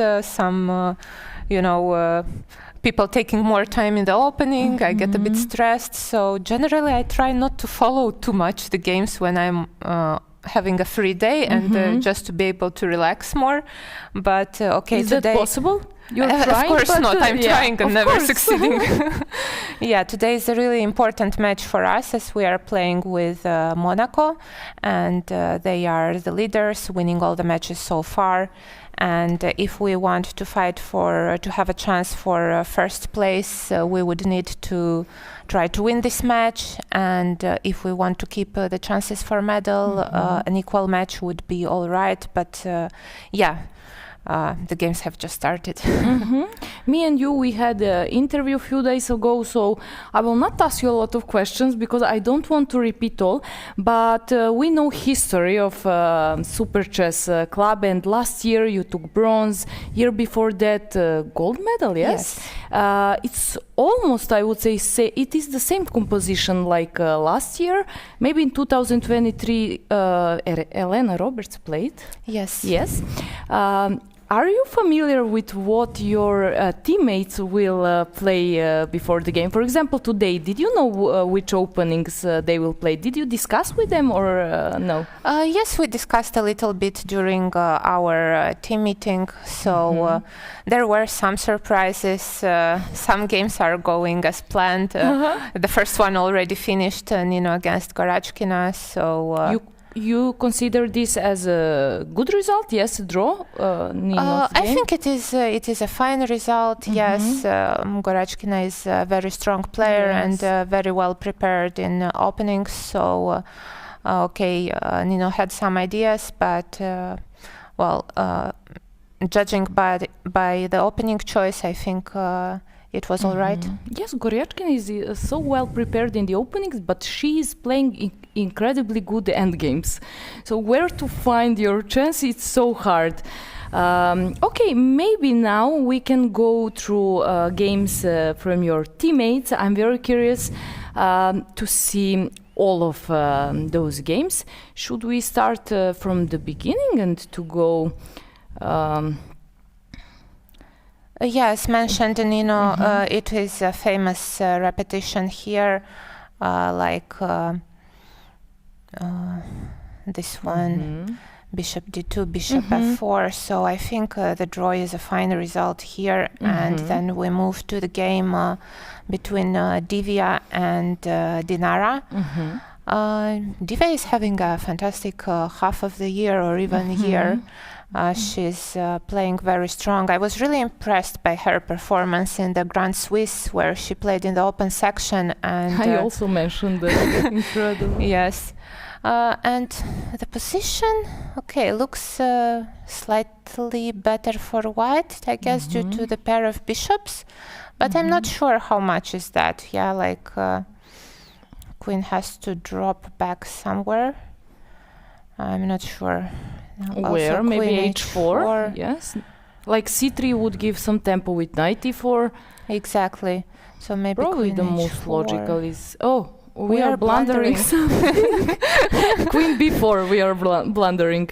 Yes? Oh, that is amazing. Yes. Aloysia, come back. Just joking. But okay, we just No, but said maybe let's okay. But Queen B2. introduce us with the position. Queen B2 is a very unnatural move. So I don't know. Queen C3, But maybe- knight E4. It also looks like black will get some Queen B4. Yeah, like now that we know about this idea. Probably Queen B2, and there is pair of bishop. Okay, you play not so natural move. You go back with the queen. Then Queen B4 is not Wait. a threat. Is there a bishop A3 here? Intermediate move. Very interesting. Are we? I'm afraid that we will blunder again, and we are But not we can using try. it. But you found great move. Yeah, great. Bishop A3, nice intermediate move. Then you can go back wherever you want with the queen. Without having to worry about the B4 square. Yeah. So now black. Okay. Black's turn. Queen E8, Queen E8 is probably. something. Also, I'm not sure. Like, if I take on D4, Bishop E7. let's say Bishop E7, how bad would this endgame be? Like, the rook is placed very awkward. Yes. So. Sorry. Sorry, I interrupt you. I wanted to say I would not like to play this position as black. I would rather move queen to e8, but it just Yeah, it might be a doesn't. bit of an unpleasant endgame because this rook on a8 is a bit struggling to get into play. Probably still with precise play, I feel that black should be able to equalize. But I'm a bit worried about these pairs of bishops. And I was thinking, because I was watching a little bit the game before, like something like bishop e6 would also be a possibility, just to try to get rid of the pair of trade bishops one bishop, as yes. fast as possible. So I'm not sure if she... Maybe she didn't count on Bishop bishop A3. A3. Maybe Might she be. missed this. Might be a possibility. Otherwise, probably bishop E6. Bishop E6 looks good. Yeah, so I guess we'll see what Divya has in mind in this position. She's taking her time. All right, shall we move to the Yes, next to one? next game, yes. Later we can check if she made a move. Okay, so we have here Wow. Ulvia against Alexandra KosteniuK. Ulvia pressing. Oh, so It looks like that. yes, it was some Petrov, I believe. Just to say some history, Ulvia recently won at the Grand Swiss against Alexandra with the black pieces. So maybe it is some sort of psychological edge, I could say. So Alexandra, I guess, wanted to be solid with the Petrov. With the choice of the opening. Yes, and I really liked this line which Ulvia played. I'm not very familiar with it, but it looks interesting because usually in the Petrov we see some sort of trades, symmetrical positions, and so on. But here, like all the pieces are still on the board, and anything can happen. These are tough positions to understand. I was playing similar structures, and every time, like, the danger is that you would want to over push with white, to push all the pawns, and then it either works or you remain with a lot of weaknesses. So, but you would choose, I suppose, to play as white. yes, You like those positions, yes? I can see you playing this position and pushing, and yeah. yeah, indeed. So b5, knight a5, knight b3, knight c4. Okay, it makes a lot of sense to try to trade these bishops. Like, somehow the knight on c4, it looks very nice, but it might struggle to get back into the game. So let's see how Alexandra is handling it. Is this the position? Because I thought we saw something with long that castle. was analyzed. I think okay. analyzed state from Aloysia before we entered to here to the studio. So obviously this is a current position. a4 is last move, and now we are waiting to see Alexandra what she will play. Did we see at previous analysis something like king on long castle? Yes, I we think saw so. long castle. Okay, this would be possible, but judging by White's last move, a4, White is basically preparing some attack in case Black will castle long. And White's king is so safe. Yes, Really? that is a big Like- advantage of the position, indeed. I'm imagining that Black maybe wants to play bishop g7 and short castle. At least this is what I would think. And then I would expect some moves like f4 maybe. To try with f5 later. Yes, and it looks quite dangerous for Black, to be honest. Like I'm not seeing any counterplay, and that is something which I think is good for our team, for Ulvia, that she has some chances to press in this game. Yeah, I talked with her yesterday. She didn't play. She was in good mood. She had some time to rest, and now she's pushing over the board.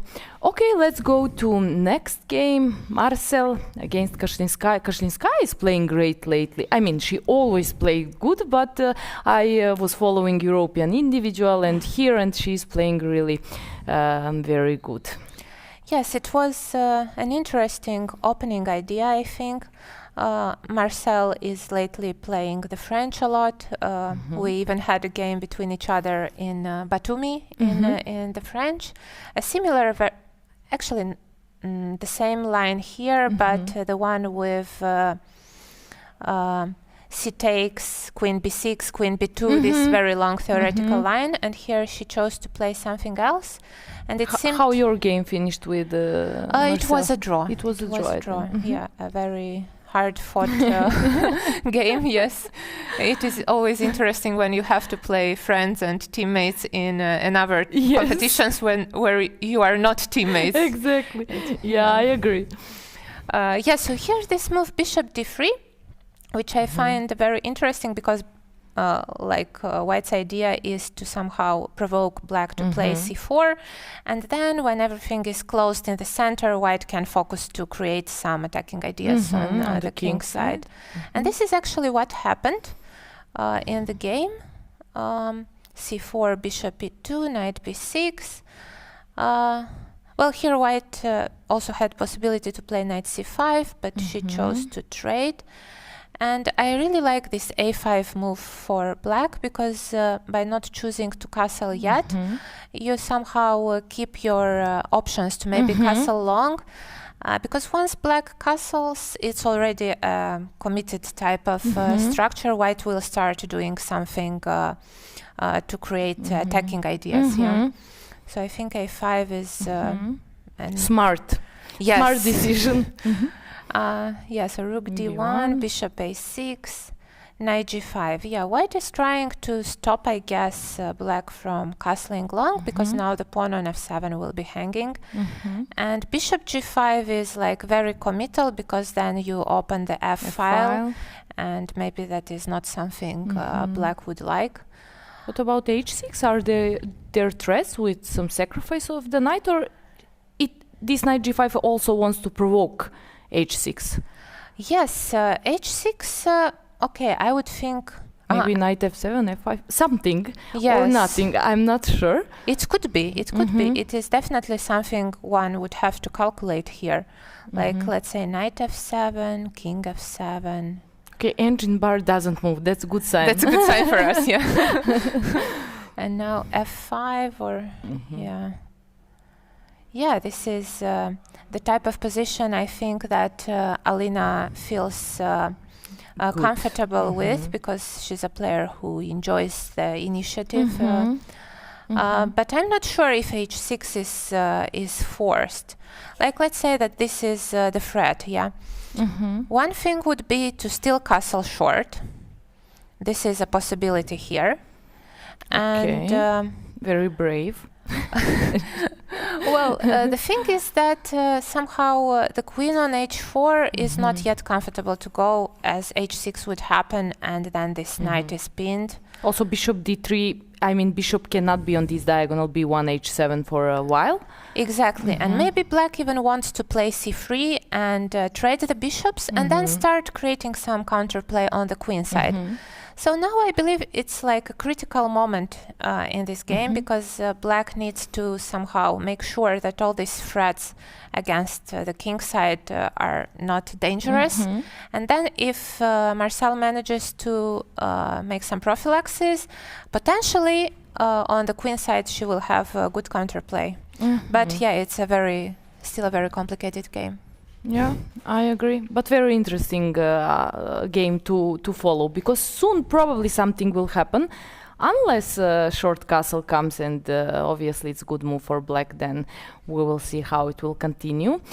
Today, very interesting day and very special and important day for Super Chess Club, as both men's and women team are playing on the first board. Maybe, if you have time, we can go through men's match and to see what's happening with their games, Gukesh and Jordan and Parham and Saran and other guys. Yeah, indeed, it is a very interesting match today, and I believe this might decide the fate of the championship.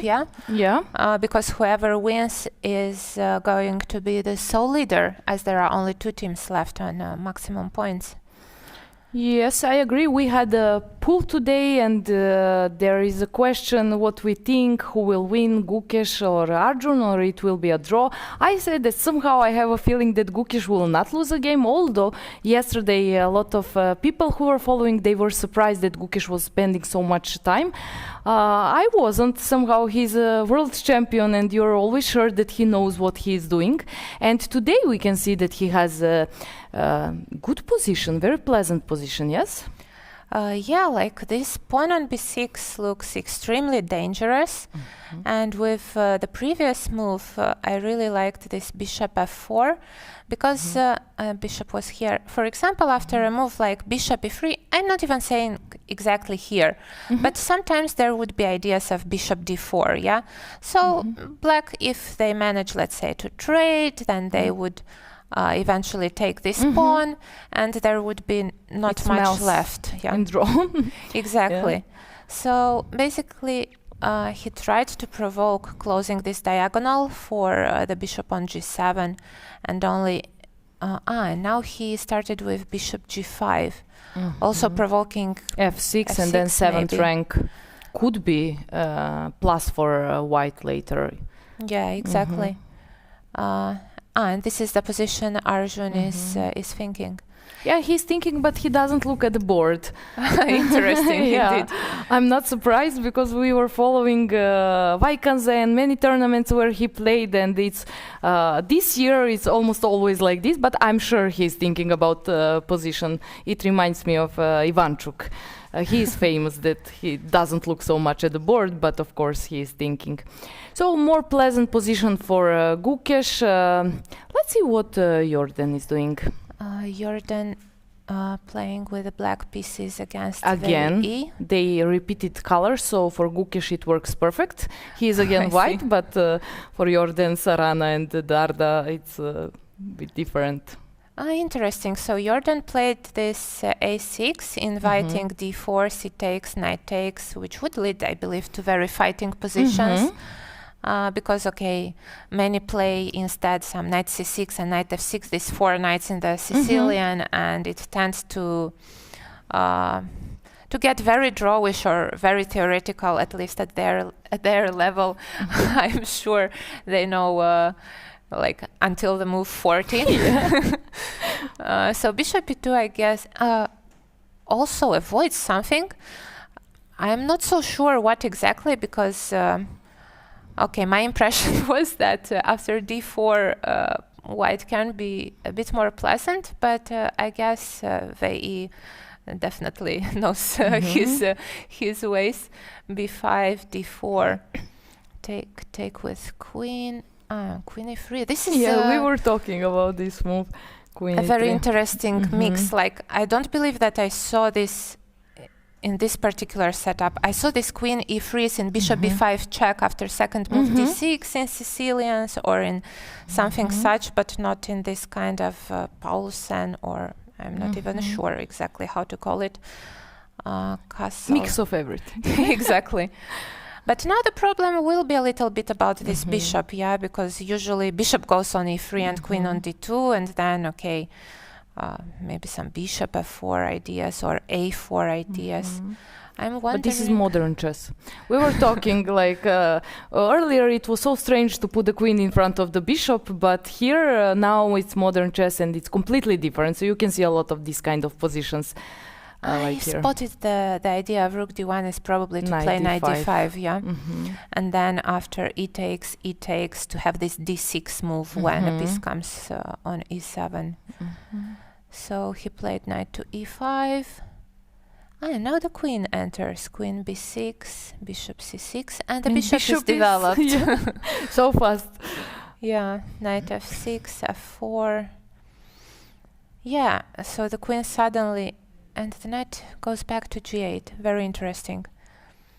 Okay, so the position looks, I guess, better for white, at least visually, because of this space advantage. I would call it, and also potentially there will be some A4 weaknesses. later, maybe either. Exactly. So when white will play a4, this pawn on a6 might become weak. So I guess here Jordan has to be careful. Shall we move to the next one? Yes, sure. Parham, he won yesterday. A very nice game. Very nice game, yes. And today, okay, let's see. It was Queen Gambit. Should I start? Yes, we can go fast through the game and then to come to some critical moments.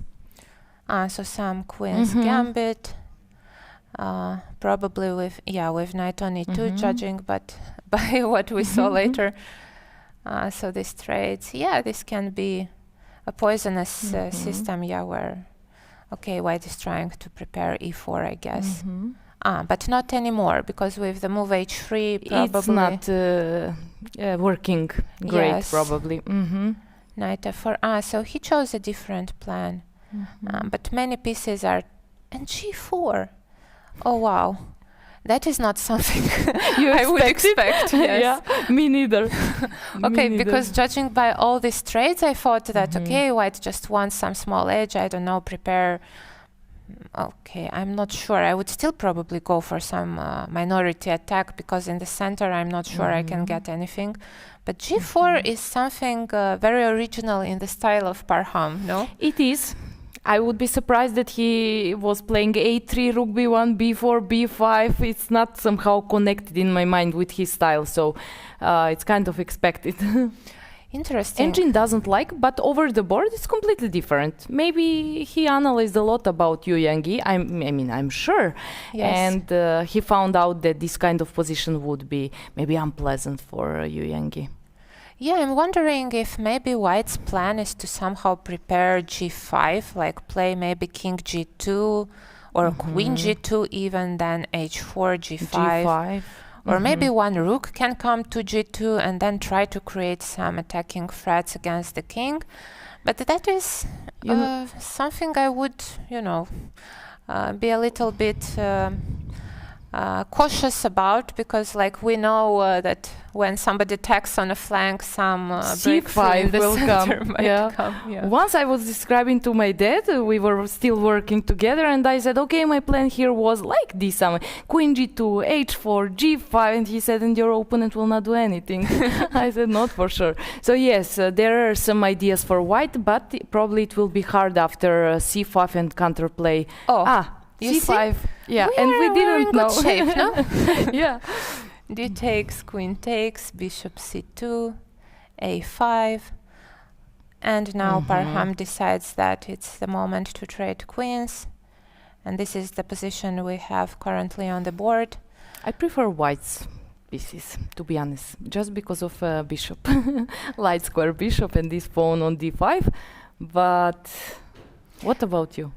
I'm not sure. Like, if like the pawns would be on f2 and g2, then I would definitely say that white is better, and I'm afraid I will not be able to hold it because of the isolated pawn and all the standard plans.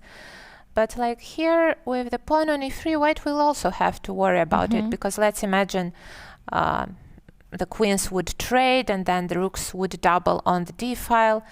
Black could just double on the e file and to keep attack rooks. e3. Yeah, so I'm not sure. Yeah, King f2 was played. Is that last move? Which I was believe so. Yes. And here maybe Yangyi has also To the go back. possibility to refrain from the trade and okay. Hint on the Do you h2 think square. Parham would? Yeah, of course. Yes, queen d6 with idea queen h2. Yes, and then white will have to answer something. Maybe king g2. I'm not Probably sure king what else g2. could be. Probably let's say king king g2. g2. But then some. Okay, a4 immediately. Sometimes it could be possible even to sacrifice the pawn and try to distract these pieces from their central positions. Yeah, it is a very interesting game, I think, where 3 results are possible. Yeah, I agree. Okay, let's see what Daniel Darda is doing. No, sorry, I skipped 2 games.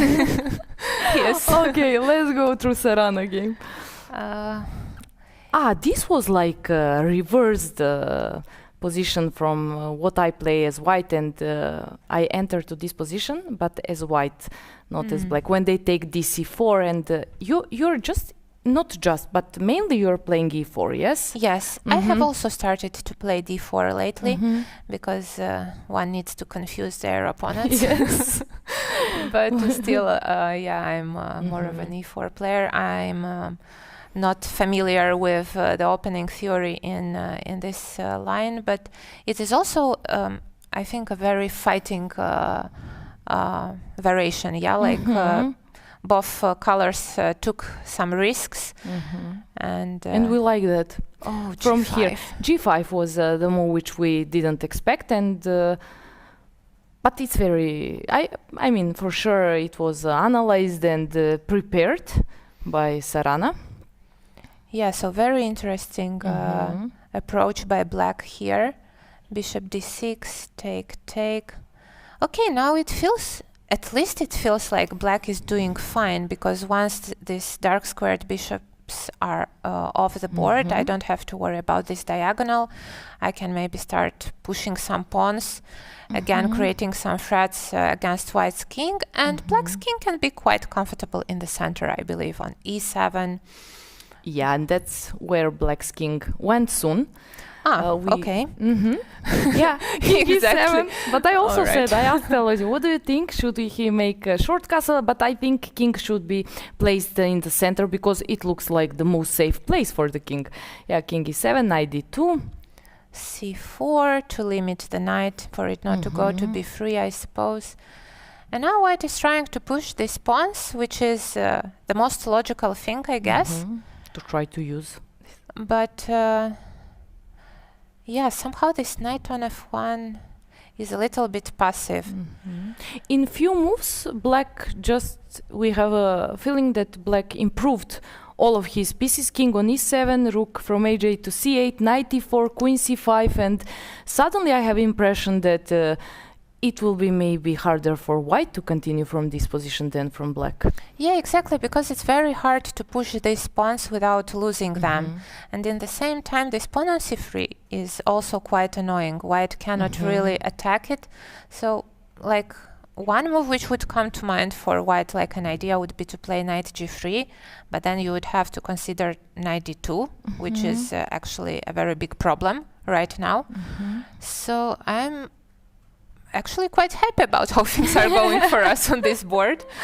It feels like it was very good prep by Alexei.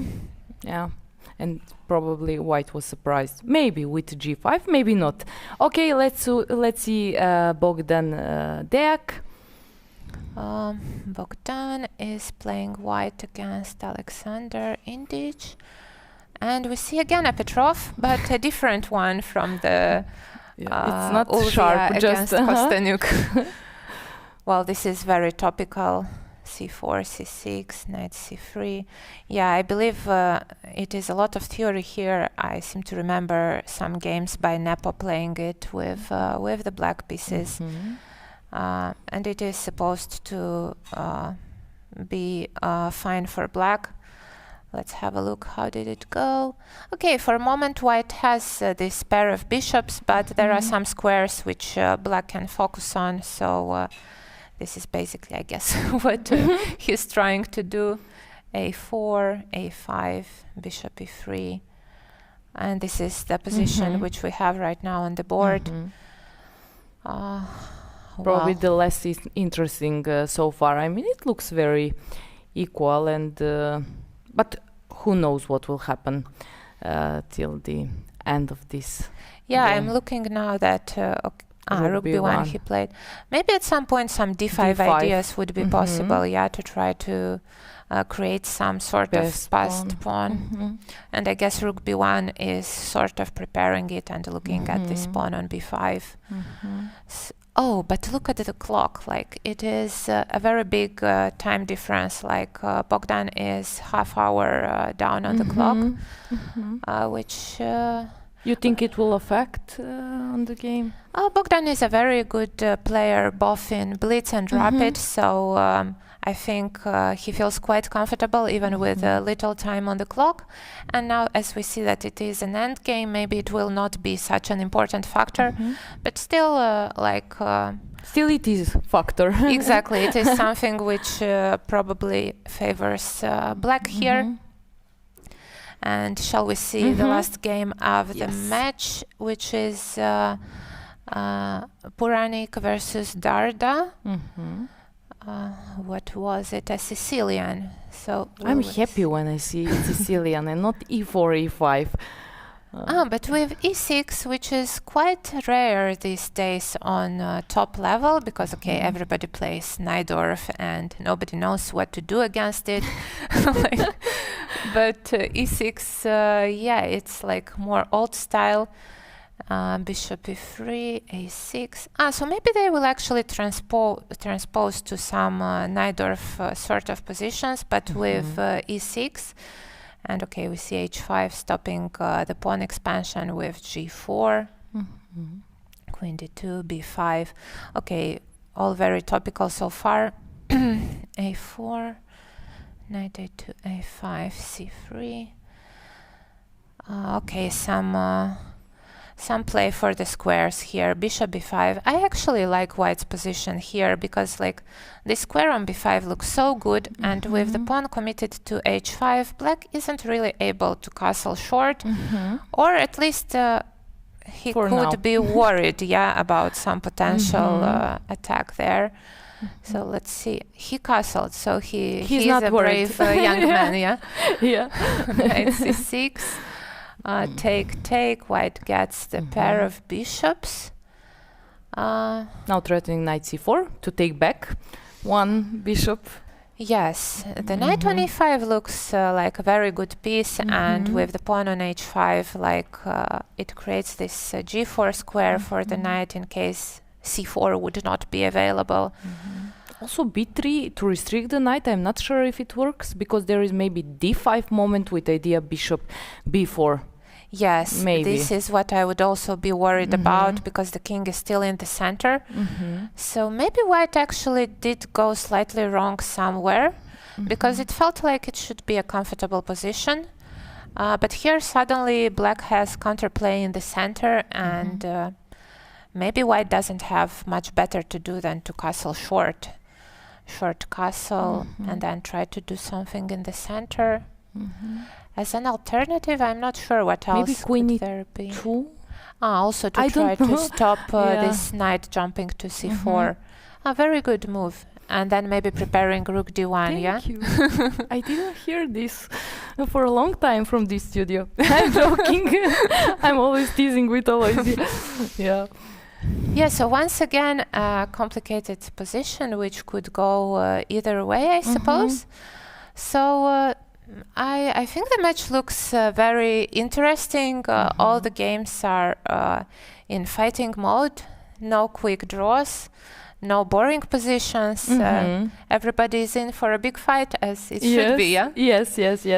Yeah, so thank you very much for coming to our studio and being here with me. We went through those games. I'm so impressed in the way how you analyzed all of these games. I wish your club best success here in both sections, but also I wish you to become a grandmaster as soon as it's possible. I know that you were so close to take some norms, but I'm sure it will happen in the next 1-2 years. And guys, Irina was with me, and now we will go through some of videos which my dear friend Lena made. Hello again with me, Grigorescu Tiberiu Marian from Romania. He has a lot of titles. First of all, I always like to say Grandmaster. For me, that's the biggest one. Then official of the Romanian Chess Federation, as well as tech chair in FIDE. Here with me, well, welcome. First of all, I met you last time at European Individual Chess Championship in Romania, Foria Nord. That was a huge, significant event and very nice organization. But how about here? What do you think? First of all, hello, and thank you for the nice presentation. Very nice to see you again after you're commentating in Romania as well. Same with Alozie and everyone, yes. It is great being here. It is amazing. I was just walking outside with my colleagues a few hours ago, and they were saying, amazing, you can go to the sea in October. So it is not very common in my country the weather to be so nice as here. Me neither. I was about to say, I tried to go to swim in Romania in March, but it was so cold in the Black Sea. Here, it's really good water, so yeah, weather is treating us pretty well. So today is a pretty important day for Super Chess, for, I think, the best Romanian club, both in open section and female section, and playing derby today against Alkaloid and both against Monte Carlo. So are you all nervous, expectation? I mean, you have a great player, Gukesh, and lots of other stars, so expectation for today. Well, probably I should be, but somehow I have a very good feeling about it. This year, the energy and the atmosphere in the team was really great. The team had a very good relation between each other. They were helping. Also, I was, I don't want to say surprised, but I love that Gukesh made some efforts to be the leader of the team, to support everyone. So yes, I'm feeling, for the moment, I'm feeling confident. So you expect a lot. I guess the gold medal is a goal for both teams? Okay, today is kind of a final, yeah? I mean, if we win, we are very close to win the event. If we lose, then the chances are 0. So I hope we'll win, yeah. Yeah, today is the decisive day. But let's speak about you a little bit. You hold a Grandmaster title for 10 years. For now, what made you, make a decision to change the course and do, a lot of other stuff, business stuff? I know you are also owner of Chess Quarters platform, and you're doing a lot of things. What makes you, decide stop playing and then start doing other stuff? Okay, so I was lucky enough to be quite talented in chess. I do believe that in chess you need some particular skills which are most of the time don't translate in real life, only some of them. So I was lucky to be talented enough and to have a good environment to work hard to become a grandmaster. But I was never really top grandmasters like these guys are. I mean, even not close. So at some point I had to take a decision, and that decision is to continue being an entrepreneur in chess, which means to be maybe a trainer, maybe to have a club, maybe to do various stuff, or to have other activities as well. So I understand I cannot escape chess, as obviously I'm here, but somehow I had other opportunities, and so far it worked so good. Yeah. I think the same, because I'm all about chess as well, but still not active playing, but then I understand you completely. As the last question, I always ask, what is the message for our chess audience here? Do you have any kind of advice or something related to chess? I should have thought about that and prepared. No, in general, chess I think is a very good thing in a very complicated world. Is a thing that can be played by both very young children or by someone who's 100 years old. It can be played by someone who's poor or by someone who's rich. When you just started playing a chess game, it doesn't matter any social status, any money, any country where you are coming from. It's about having a dialogue, if you want, of ideas between two persons. And I think we really need this kind of things in the world we are living nowadays. I completely agree. This was Mr. Georgescu. Thank you for nice advices. Thank you for having us here, and good luck in today's match. Thank you so much.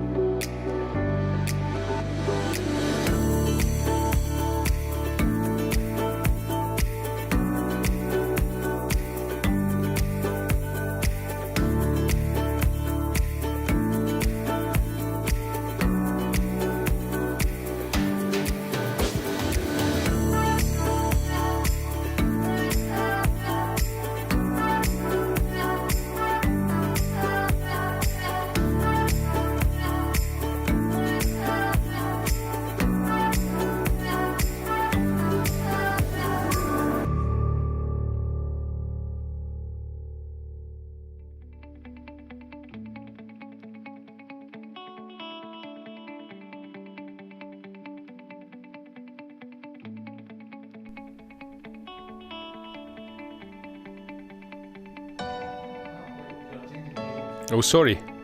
I didn't know that I cannot. Okay. No, put the live game. No, I want, yeah, now I have Gukesh. I won't touch anything.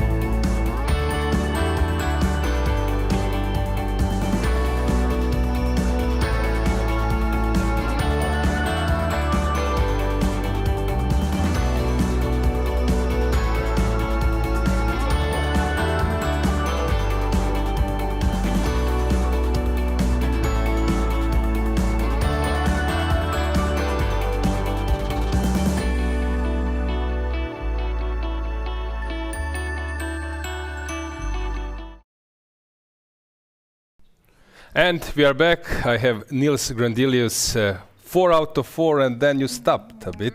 Yeah, unfortunately. Yeah, but today you're resting. You played also European teams, first board for Sweden. It's not easy to play so many tournaments. So I believe that you're happy that at least one day rest. Yeah, it's very nice. How did you spend it? I was swimming in the sea mainly and just enjoying, taking it easy. Let's check the games. First we can check, of course, the most topical one, Gukesh versus Arjun. At some stage happened this mistake, and Gukesh was thinking for a long while Arjun has played this rook a to b8, and then bishop f4 was an important move. Now bishop g5. It seems like a small inaccuracy, but I wouldn't be so harsh. I think he has some idea why he's playing it. Yeah, it looks like he's keeping the pawn on b6 alive, yeah? And then it's a disaster for black. Yeah. Will he go f6? No, he moved the rook. He moved the rook, yeah? Where? e8. e8. I guess bishop e3 anyway will come. Can you just explain, or tell your opinion, why 40 moves? 40 minutes for this move. For which man, rook b8 or bishop f4? Bishop f4. Yeah, that's that's a bit much. I don't know what he was thinking about. Yeah, are you the one who is spending? Yeah, I also spend too much time quite often, so I have. No, sorry, maybe sympathy. I gave a wrong info. So I think it was here in this position. Bishop the g5. rook e8. Rook e8. He was thinking so long. Yeah, I don't know. Yeah. I mean, probably he understood that something went wrong. Yeah. But bishop f4 was 25 minutes, which is also a lot. Quite a lot. Yeah. So this resembles a bit King's Indian. This bishop g5, rook e8, or some grief, but yeah, this pawn on b6 is a big asset. I guess he has bishop e3. He has to try some bishop f8 and then try to go for c5 and disconnect. But I think white will at least be a pawn up if black is lucky. White will have extra pawn. Yeah. Otherwise. Yeah. Some martial attack compensation sounds like a dream. Exactly. Dream like position. if we can trade b6 for c6, it would be the dream for black, and still it would be worse. Yeah. So bishop e3 he played.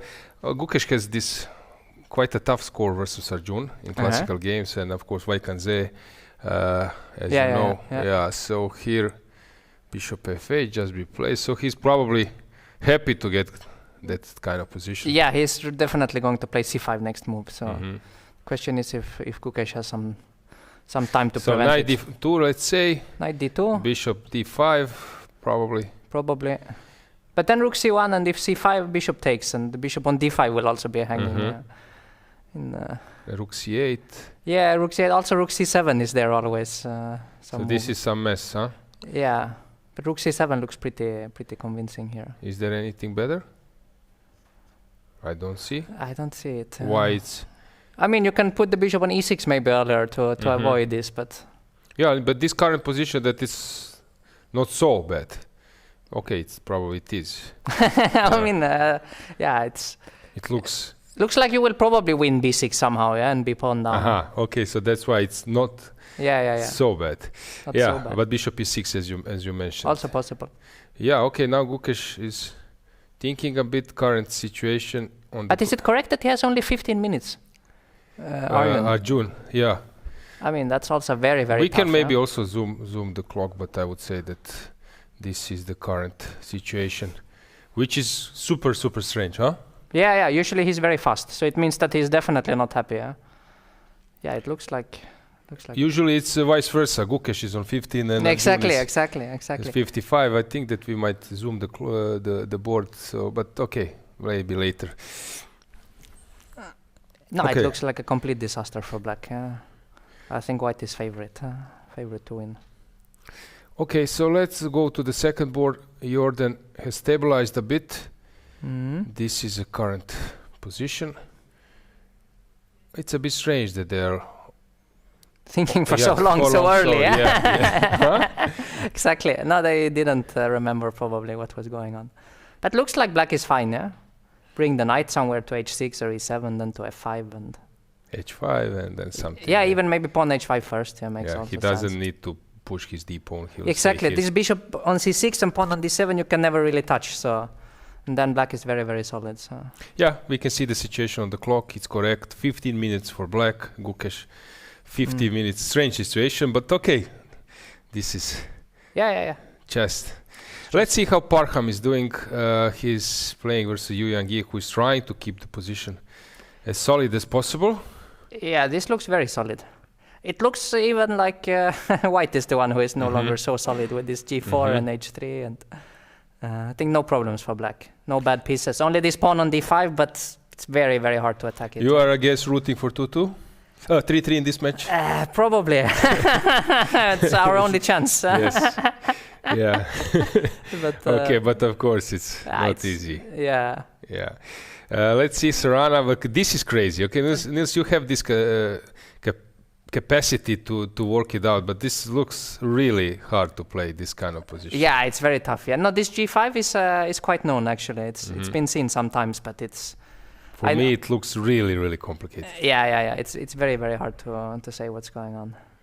Yeah. Okay, if you could play with some engine, basic, it would be fine. But it's fine. Yeah. Yeah, but being on your own, suddenly this c pawn became a huge asset. Exactly.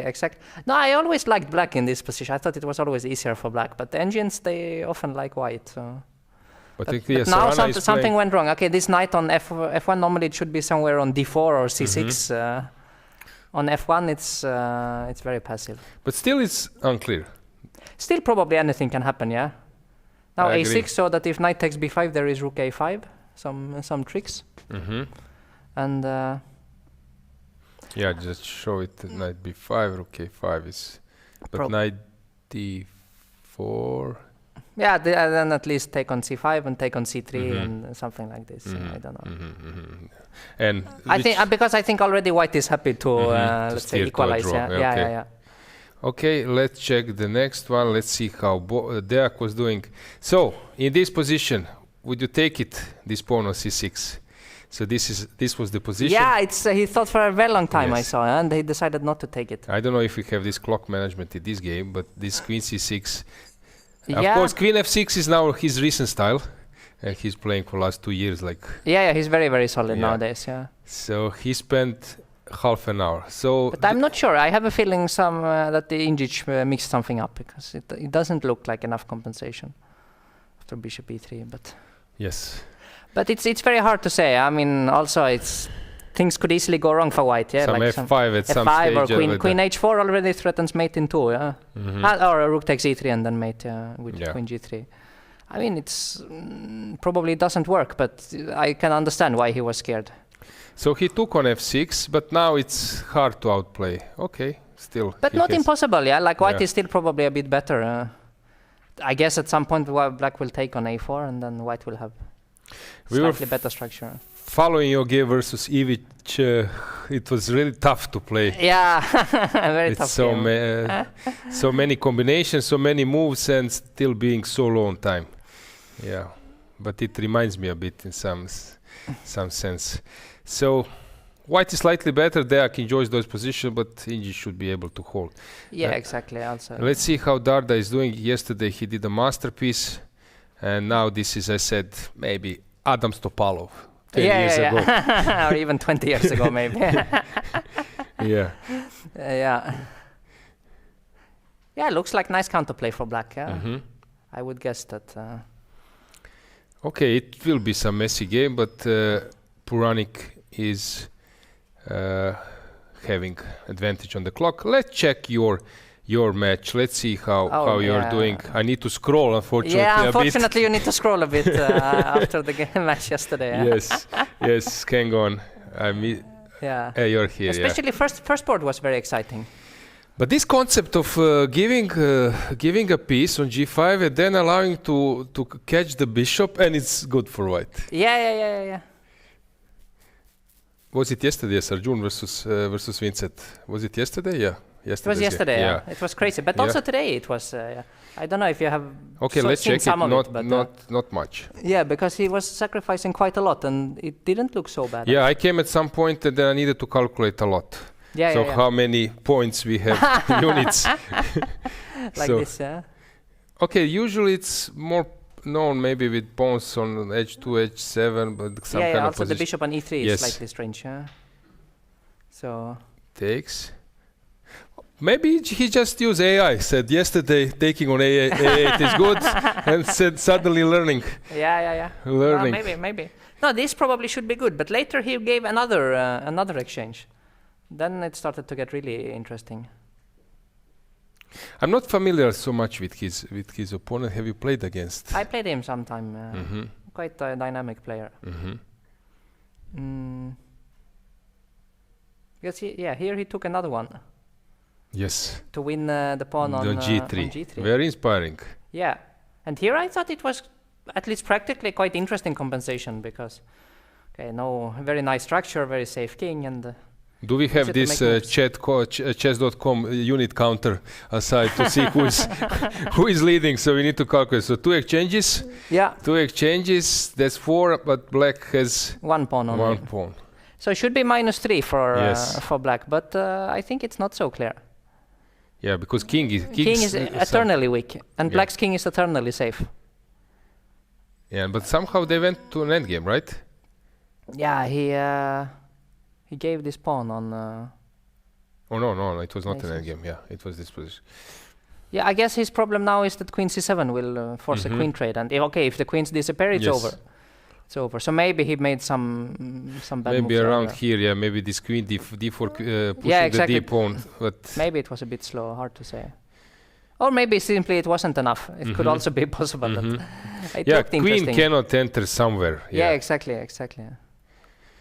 And let's see, Vidit, how is he doing? Yeah, this was a very slow and strange game. Okay, playing with the black pieces.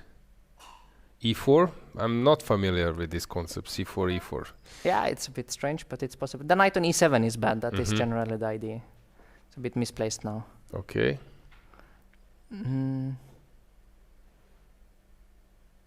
Okay, understandable play by black. Yeah. Finding for a spot. white, it's slightly more strange what he's Yes. doing. Yeah, this looks Yeah, exactly. Some pieces will need to be improved at some point to nice. survive. Yeah, A6 and then C5. It's interesting. Quite interesting. Okay, he has to open up on the queen side. Yeah, all his pieces are there. Yeah, but someone would expect maybe some B5 or something. But b5 then c5 and yeah. it's blocked. Yeah, that's the. But then some B6, bishop A3, yeah, B6 something. Yeah, it could be something like that. But he went for this. Now Yeah. this bishop on C1. That's always the problem in these positions. Yeah. But bishop f8 also slightly. It's like he didn't want to push B5, huh? No, b5. Yeah, exactly. To allow knight a5, A5, and then knight even maybe B7, knight b7, yeah. knight d6, and suddenly white is doing well. So this. A very strange position. Yeah, you know that you are better with black, probably have feeling, but also need to do something. Yeah, exactly. So H4, H5 or H5, H4 or something. Probably. But yeah, I guess white will go knight c4 next move. And even if he loses c5, he doesn't really care because at least it opens up a bit. Yeah, and black king still needs to find Yeah, a spot. yeah.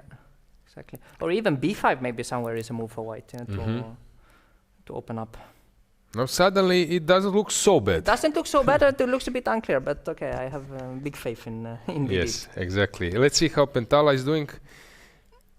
Hari is He's a pawn down. pawn No? down, and the bishop is here. Hang on. It was a bit strange. Okay. Normal. Quite normal play.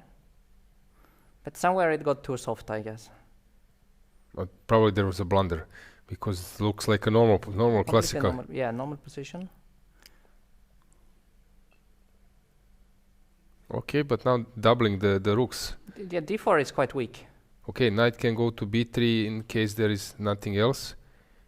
Maybe he should have taken Here. the c file or But knight takes d4 is a threat. Maybe he... so knight b3 Probably. and then rook to c3, other rook. Yeah, something like that. Because now simply the pawn on c5 is lost. Yeah, which is not the concept, I believe. Or No, exactly. You want this knight on c5 and pawn on d4 to stabilize, to play against the bishop.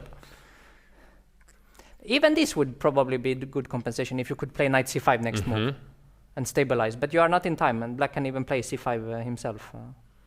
Okay, black needs to decide where to put the queen, on b6 or... Probably b6. Then some queen a3.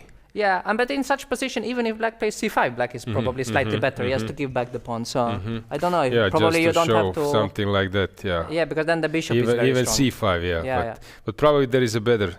Probably. For example, there is a tempo here, but then bishop goes to d7, which maybe it's. Or maybe to g5 to play c5 next. So, I mean, okay, now a7 maybe is hanging, but. Okay, so he needs to decide a bit. I c2. Yeah, c2 also possible actually. He's thinking maybe about it. Maybe queen c2 is a good move. Then rook c1, even rook d8 maybe some move. That what we like. Maybe unnecessary, but but okay. So also yes, take No, okay, queen c2 probably. Okay, then. I mean, black is better for sure. Let's see how David is doing. Evgeny Postny, of course, a little bit older generations know him. He was close to 2700 at some point, but he dropped a lot of rating. He dropped a lot. Yeah, and this position looks good for David, but. Yeah, okay, solid. Yeah, for both, very solid. Exactly. It's hard to believe that this will not end in a draw. Yeah, and then let's see how another David is doing. Because Kuzman is also known as a solid player. Solid player, but here he had quite a bad tournament actually. So and also position looks quite unpleasant for black. Yeah, these dark squares. The bishop is bad. I have a feeling that David is always having some good positions, or very rarely he's. And he likes these long games. Yes, slight advantage, put some pressure, and play forever. So what is his plan here? How to let's say get some advantage, some serious advantage? What would be? Is it an end game, or is it pushing a pawns on the king side? I think a bit of both. Also, this pawn on b6 can turn out to be quite weak someday. Like if you establish something on c6 and like some, and then maybe follow up with b5 or some knights, like let's say b5, knight c6, then queen d4, some idea like this, and pawn on b6. Okay, I would think maybe in this direction, but yeah, also definitely possible. Just so hard for black to make moves at all. Yeah. Let's check the next one. Yes. Let's see how Jonas Biere is doing. Okay, what's going on? This is a mess. He sacrificed the pawn, it looks like. Sicilian. Okay, normal stuff. Comfortable for black already. Yeah, looks nice. Okay.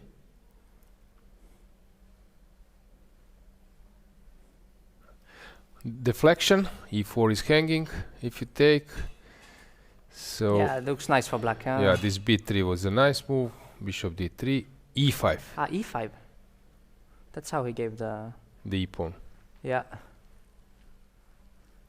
And now he gave up the bishop. That looks very risky for white. I would never give up such a bishop. Yeah, I would just move somewhere and hope for the best. So what's the point? If you take with the knight, then some knight h5 is coming. I guess anyway knight h5 is the move. Yeah, and queen is on the way. Yeah.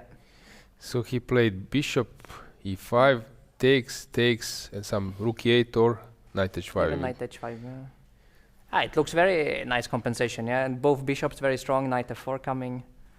Also. Yeah, so you are actually hoping, you're expecting to win this one, you're winning on the first board, having good position. So Keymer is sort of winning.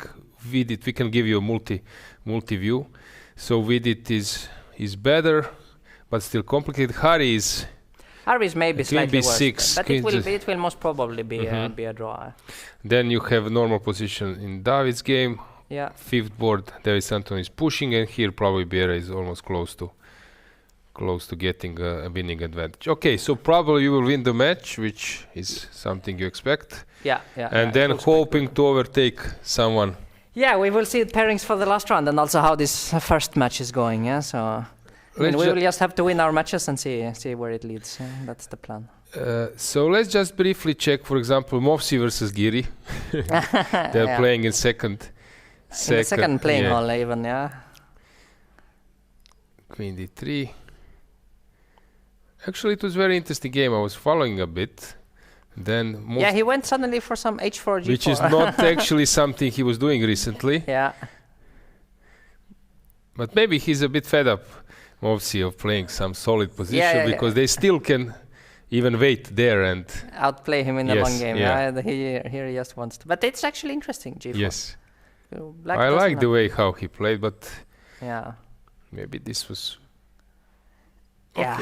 I mean, cannot really probably be that healthy. g4 was h4 g4 was not necessary really when you It was take a look. probably too much, but Yes. I mean, probably you are right. That finally he wanted to have some fun, yeah. Yeah. After such Yeah. play. Versus Gukesh, yeah. Exactly. Why to lose in a Yes, long game yes. without ever having any chances? Better to gamble a bit. But it doesn't look like things have gone very Yes. well, yeah. Yeah, and Giri now is playing those kind of positions really like superbly. Yeah. Uh, No, this night of sharp stuff, he always played very, very well. Yeah. This looks completely over. Yes, it's already second board is not easy. Zbinek is doing He's fighting well, yes. So Shak went for this line. yeah? Mm. By the way, yesterday evening I had some drink and in the bar with friends, and then Shak came and he said, "I like your commentary." Well, which was Nice, I would nice, say nice. nice. Nice. Nice. So Shak, we wait for you in the studio to repeat it. So what's going on here? It's a bit strange. Have you seen this before? No, G3 is also... He played D4 earlier in the tournament. Here, Chuck. He beat Yes. one... I forget who. But he won one game with D4, so he decided to deviate with G3. But this idea of knight e5 I have seen, yeah, knight e5, and just because bishop g4, then queen c1, queen b2, very harmonious after the trade, so... Okay. Queen b1. Okay, it's same, yeah. Knight d1, Knight not an D- easy move, but probably. Yeah, that's a bit strange, yeah, but probably no other good option. Could be out Knight of, e4, huge liquidation. yeah, he wants to keep as much pieces as possible, I guess. He just took a pawn, yeah? So knight h5 was, Maybe too optimistic, yeah? yes. Okay, maybe. Yeah, now knight on d1 looks a bit stupid, yeah. Let's see.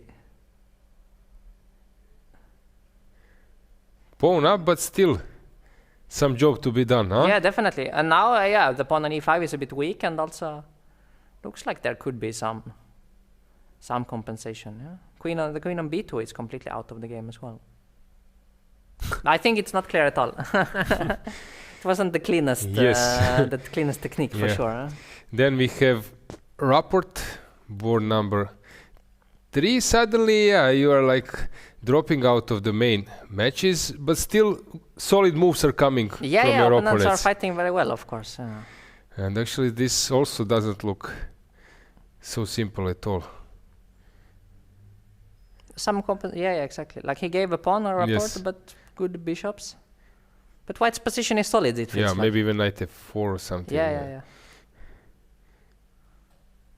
Yeah, it will be I easy. mean, compared to this game we saw previously with Bjerre, this is like much worse for Black. Yeah? Yeah, but I also saw Nihal. He was sitting there and also thinking what to do, how to make a breakthrough.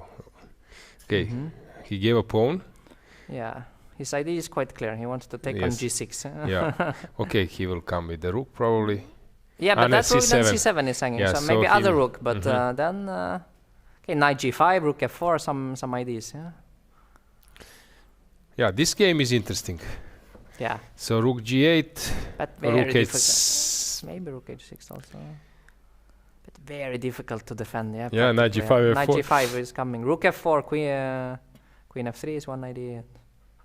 What was the opening? I saw the... Yeah, some Torre attack or something like this. and Yeah, he then allowed G- this. yes, Yeah, he allowed yes. this h4 g4. Yes, Normally, this you- trick. usually we shouldn't castle too early with Black. Yes. And suddenly I was explaining this. This looks quite dangerous. Yeah, looks like Yeah. it should be made, frankly. Yeah, and then Aleksenko This is some He's mess. always playing some original games. Very messy player. But he seems that he's having things under control. Probably, Yep. yeah. I mean, still a bit messy, but yeah, looks fine. Let's go back to Gukesh. Let's see, has something changed? Nothing at all, yeah. Yes. Literally Now no moves. Gukesh is thinking. Yeah, he's going somewhere which is above my understanding. But yeah. yeah. No, okay. He's thinking about these 92 moves. Yeah. What is the best more order of moves and so on. In general, how do you like here to be at Rhodes? It's quite nice, huh?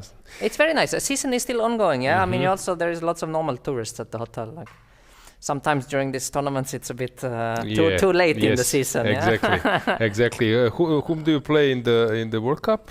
In the World Cup, Yes. I play first round against someone from Palestine. Okay. Or Palestine, and second round I play Bakro. Ah, okay. So he didn't play here, and also he didn't play European teams.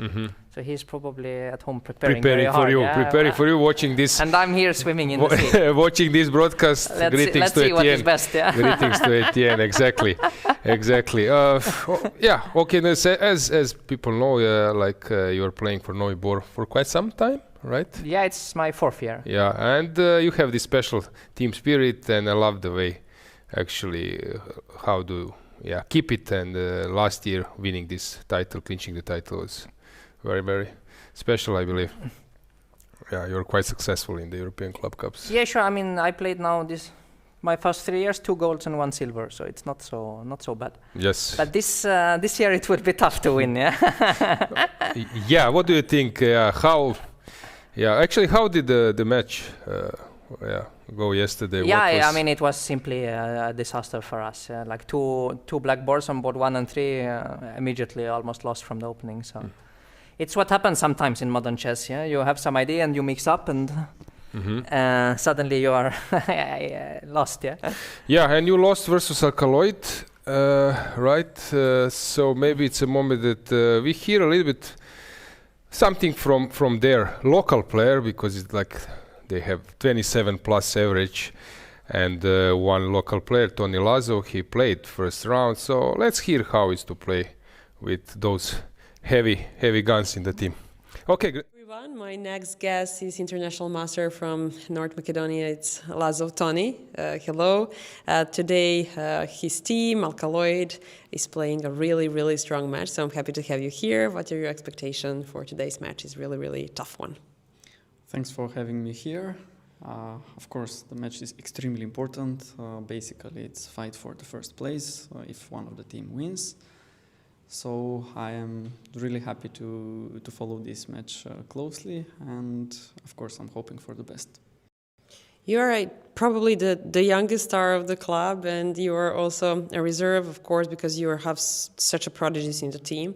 How do you feel being surrounded by those players? You can even tell a few names. Yeah, as you said, it's first time for me to play for this super strong club. We are always, as Alkaloid, fighting for the top 3 places, and hopefully the first place. I didn't get the chance so far to play, so this is my first time. After I made huge success on the Chess Olympiad last year, I finally got the chance to be in the team around all these top guys, and of course it's a huge experience for me, and it's really nice to be around them,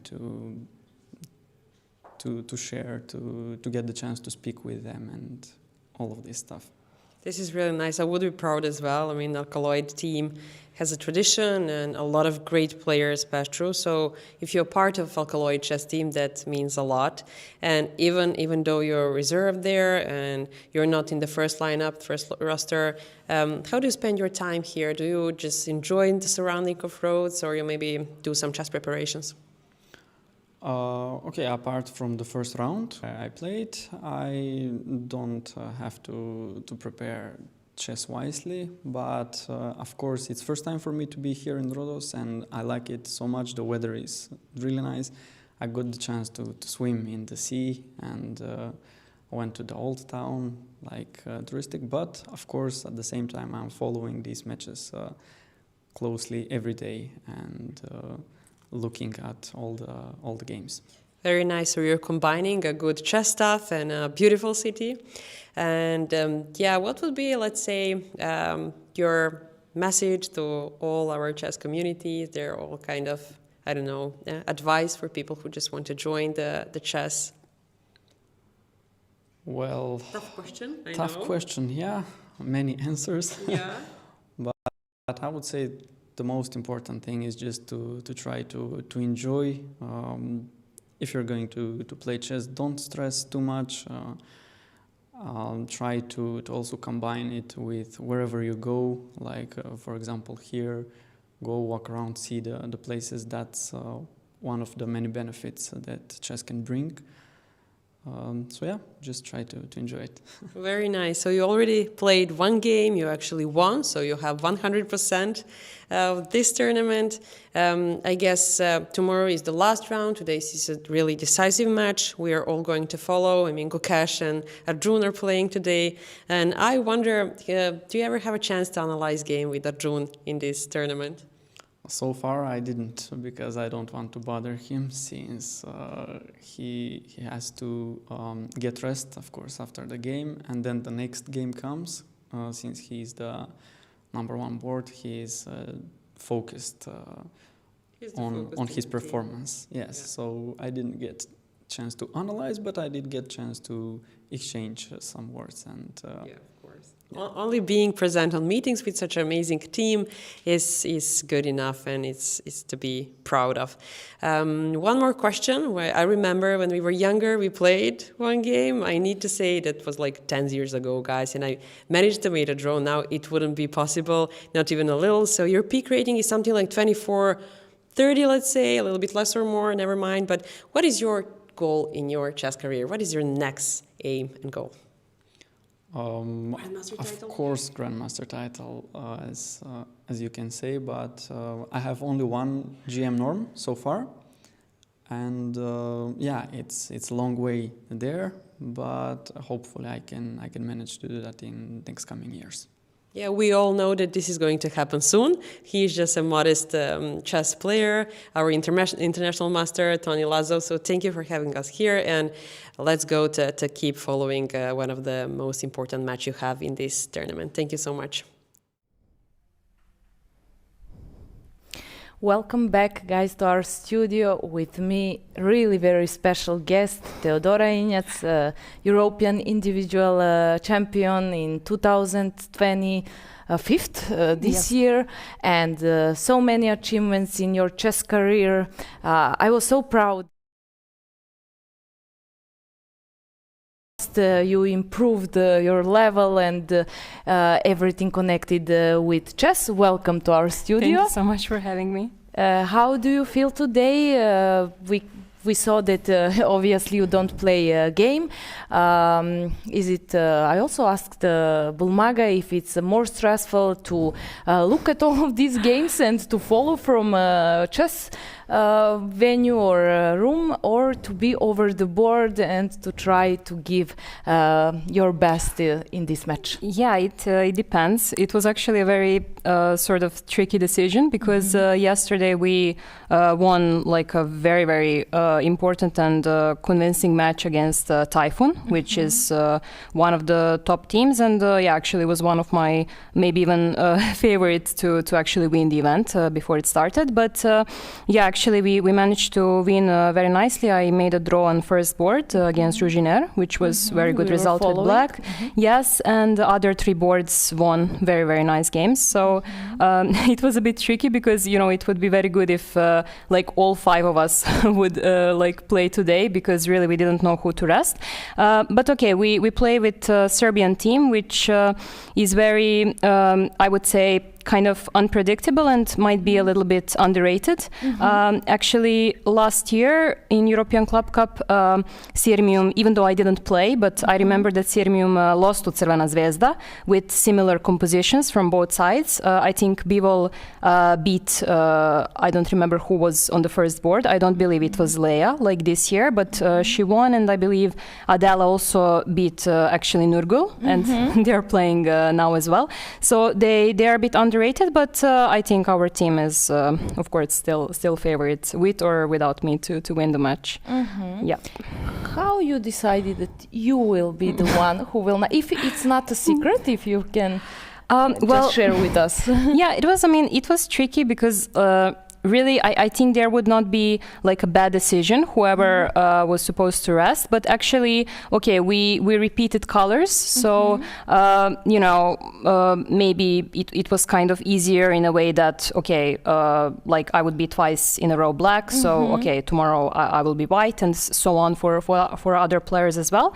And, okay, I happen to have a also bad score with Alina, so it was also part of our decision. And we were sort of considering, because it's a Serbian team, so even though of course they're my teammates, it's a bit uncomfortable to sort of discuss with my current teammates about. For sure, yeah. So I agree. I was very careful because of course I mean in this case of course I want them to.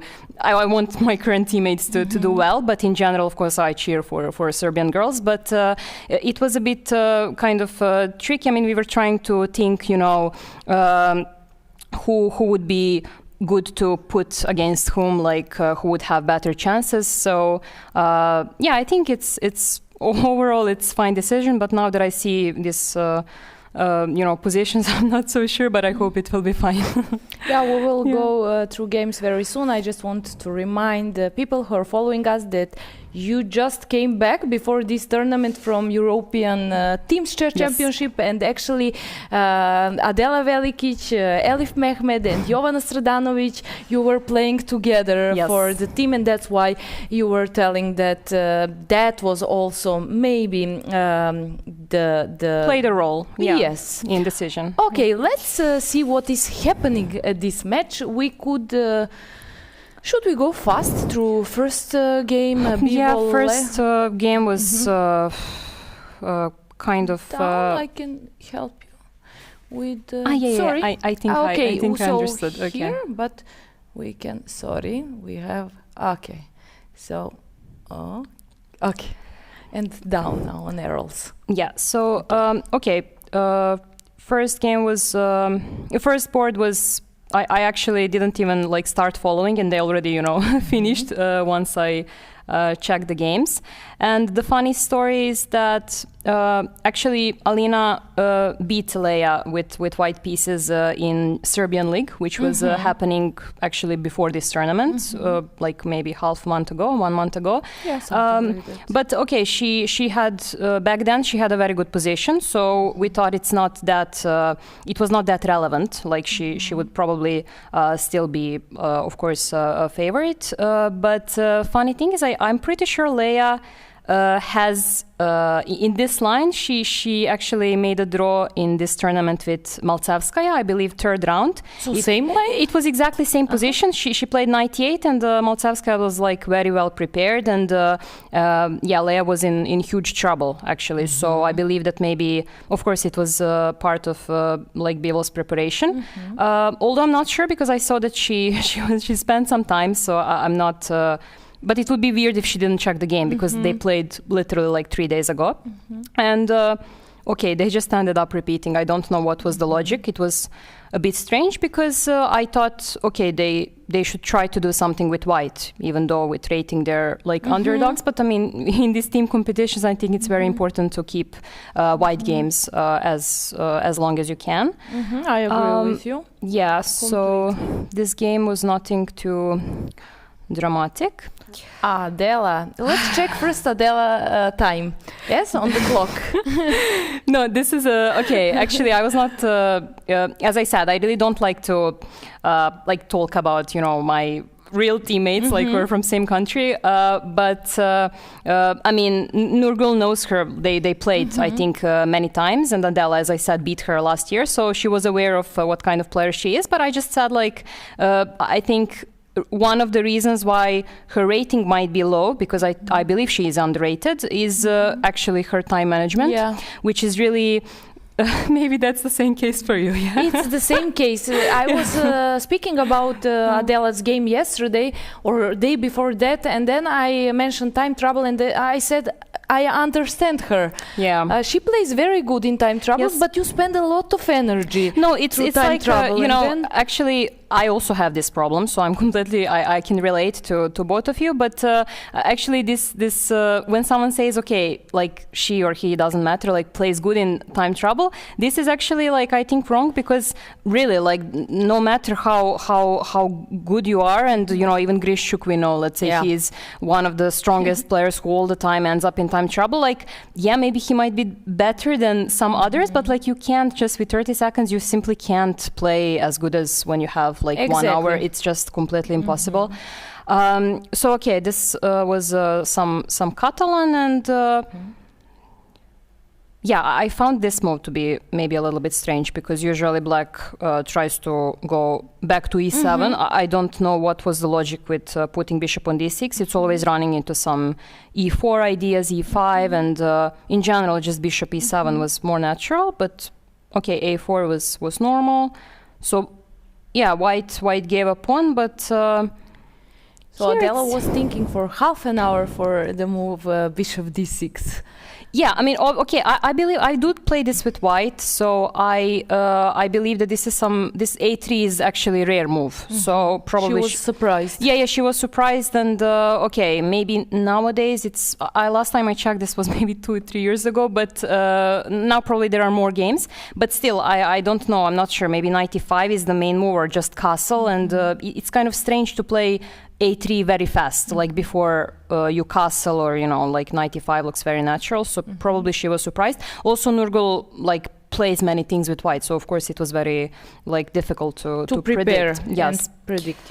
Yes, and then this a4 is very logical, and actually this queen c2 I checked that engine doesn't like, but it kind of makes sense, because let's say it has some sort of a trap if black was, let's say, to castle. There was ab, CB, and then knight g5, and there knight d5 is not possible because h7 is hanging. So once I blundered this, but my opponent didn't see that. And after the game, I was aware, like, okay, my position was good, and then Arnaudov told me, like, Sandra, you just blundered. She had knight g5. Yeah, especially in Catalan. I mean, these tricks black really has to be aware of, and that's why I think it's really good opening when it comes to these structures. Like, you give a pawn, but really you have such a nice counterplay with some b3, you get squares. And okay, knight e6 was very good. So now it became a little bit kind of tactical. I'm not sure what was really happening. And somewhere here I actually didn't, I stopped checking. I went for a walk, so... okay, it looks typical very... B3, yes, typical b3. Black bishop on b7 is just kind of stuck. It will be very difficult to play c5 because pressure on b5. So she even took second pawn, and it's still... yeah, she had to play bishop b8 because of bishop c7. And there was rook a4. Yes, there was rook a4. But bishop would come to b4 either way, so... Yeah, bishop would maybe even bishop b4, you know, even if you don't want to take, but of course rook a4 is just completely winning. And yeah, okay, here it's... okay, white is just much better, I guess, like black can't castle. I'm sure that Nurgul is very happy. Also, she's very dynamic player, so she likes to give material. She doesn't have problem with this, so I'm sure that this also. Okay, Adela has 2 minutes. I see now. Yeah, that's why I said let's first check. Okay, yeah, no, I thought maybe it's not that bad, but really, it's very, very tough to play with this time. Like, I just hope, you know, that. I mean, it's funny because I also have this problem, and you know, as time is going, I mean, you know, it's more difficult to fix this problem because it kind of, you know, it becomes part of your character. So I wish I had some advice, but as I said, I am also... I got a lot of advices, but also I was working with Miodrag Perunovic in 2018, and he said, I will not work with you if you go to time troubles. Promise me. And then he gave me, you have to play till first 10 moves just to blitzing. I heard this so many times. And then this, and then I was playing, and at one moment he said, okay, I cannot. Yeah, he I gives up. cannot. No, it's just super tricky. I heard so many theories. I don't know, like first 30 moves, you should make sure that you have, I don't know, like half an hour for last 10 moves. That never happened in my life. Which has sense, but of course, but come on. Because you never know when will these critical moments happen, you know. This is tricky, so you can't really generalize anything. Or it can come like, I really understand Adela today, because she entered to something she obviously didn't expect. Yes. And then there are so many moves with bishop, to take on d2, to go to d6, to go to e7, and then you want to... Yeah. Okay, let's see here. Okay, third board, Elif with Govhar. So, Elif is my new teammate for Serbian team, and actually she played very well in Batumi. I mentioned that. Yes, and also very, very nice person. Like, we really enjoyed having her in team. And actually she chose this line. I mean, it's funny because I think 1 or 2 days ago, when I was preparing for black, I was preparing against this line, where I lost a few games. I think maybe one classical, few rapid, and it's a bit tricky if you don't know with black like what kind of setup you put. And actually, that's exactly what happened in the game. Like black played, kind of very natural, like d5, and actually I'm just not sure, maybe, still it's much more natural to play knight f6 first and then push d5, but okay, still she decided to do it like this. And these things are very normal. Now black has ideas with long castle, as we saw in the game. Still, I'm sure that she could maybe play a bit safer and try to castle short, but Govhar is also, has this tendency to be dynamic, so it was kind of understandable and expectable. Yeah. So they played some more moves, and here white played very nice move b4, which is like very, very typical, like giving this pawn, opening b file, and in combination with bishop on g2. Yes, it's very, very dangerous, and I understand that she accepted it, even though I'm not sure if it was objectively best. But let's say if she was to play, like now she doesn't have time because of this move. Like she doesn't have time after b5, a7 is hanging. So let's say she doesn't have time for moves like this because and knight e7, bishop a7. Will take on a7. So she didn't have time for this, and okay, like they ended up. Then she kind of played okay. Like I was happy when she started chasing the queen, because once you get to endgame, it's like it. Please chase. Yes, maybe but okay, of course, it Elif will be a trade. Elif doesn't want to change, so and they ended up. Okay, still it's a pretty dangerous position actually. So. Wow. Okay, these things I actually completely missed that this happened. Wow. So she's in trouble. Okay, she is in trouble. Elif is better with time? Yeah, okay, Elif is actually very practically, I think, good. This is one of her strengths. She is very fast. She doesn't have this problem like we do.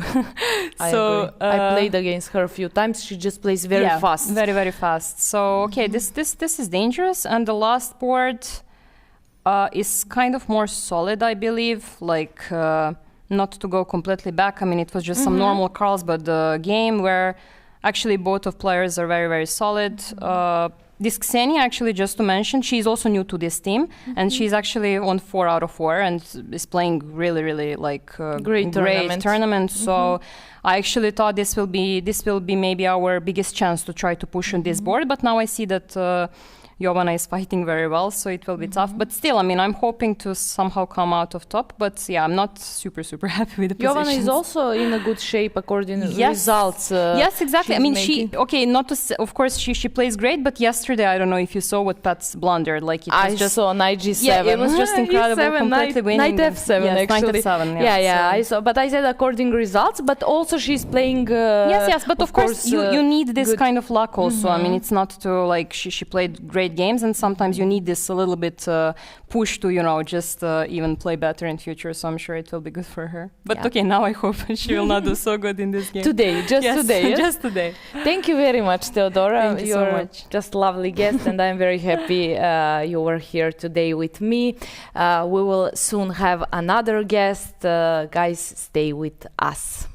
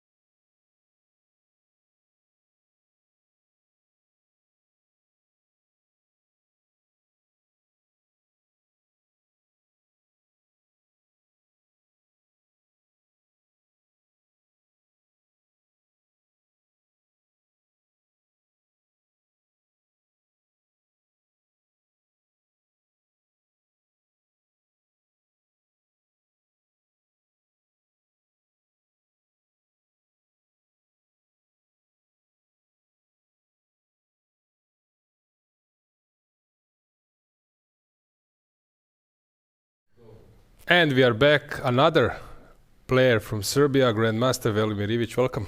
Thank you. Yeah, so you just came from European teams with a medal, but I believe that here you're hoping for gold medal. Yeah, now especially after we won our match yesterday, now the hopes are very high. Yeah, let's check the current situation. We were discussing a lot. What do you think why Arjun ended up in this position? What went wrong? Yeah, I'm not sure. I saw that Gukesh was very well prepared, and I think that Arjun was caught a bit off guard in the opening. But then, like in the crucial moment, I feel like Arjun blitzed out his move. Probably like he was calculating this position from afar, and he thought he had it all figured out. But apparently, this move was a blunder, like this rook AB8. So I feel like he just missed something, like maybe even just the simple bishop f4, bishop c7 could be. I don't know. And he spent something like 40 minutes for one move, which is not so common at all. Yes, to be honest, at first I was just hoping it's like a transmission error. But then I saw that he made a move after 40 minutes, which is not a good sign. Yeah, how is to play besides you are here board number 5, right? Yeah. To play next to those top players, do you try to understand what they are up to, or you just? Well, yeah, of course. In general, I try to learn.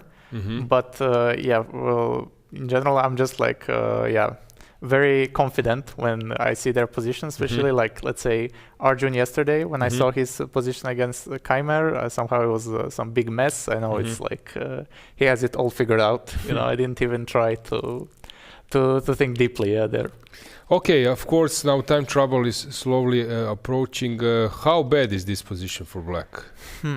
Yeah, I'm not sure. I guess just white gets to keep the b6 pawn, like with, I don't know, some bishop e3, or I mean, I'm not sure, but okay. Yeah, and then how black will try to get into some compensation? Yeah, I guess some c5 is what they're like considering. I'm not sure. Yeah, like some probably. Yeah, bishop c5, rook c6. Yeah, b4, b4, and then rook. Yeah, it looks like some rook b6, but there is then maybe rook a8. a8. But then, yeah. This is a mess. Looks it looks because bad, white is on time. Yes, or even bc5 first. bc5 first and the rook. This is even more precise. So yeah, this wins. So I'm not sure. So probably they are considering such possibilities. Maybe there's even something better for white on the first move, but I'm not. Have you played against any of them? Actually, I played Gukesh, I think, 2 times. Yeah, actually, I made 2 draws somehow. Yeah? Yeah, but it was before he was like a very top player. What he was his rating? Yeah. Well, close to 2700. Yeah, but he was not. Yeah. Okay, but then you felt a little bit there's dynamics and how he thinks, how he plays. Yeah, of course. I think his plays very let's say unusual. I think, but he's very good, of course, at playing in such style. So we see. So bishop b3. Yeah. C5 now white needs to find a way how to move. Yes. It looks pretty bad. I must say. Unfortunately, because even if you play c5 and then get this pawn on b6 every game, every position. Yeah, I mean, the big question, like even some knight c4 now, like what is like what's happening? I'm not sure. Yeah, no, it doesn't look amazing. Yeah.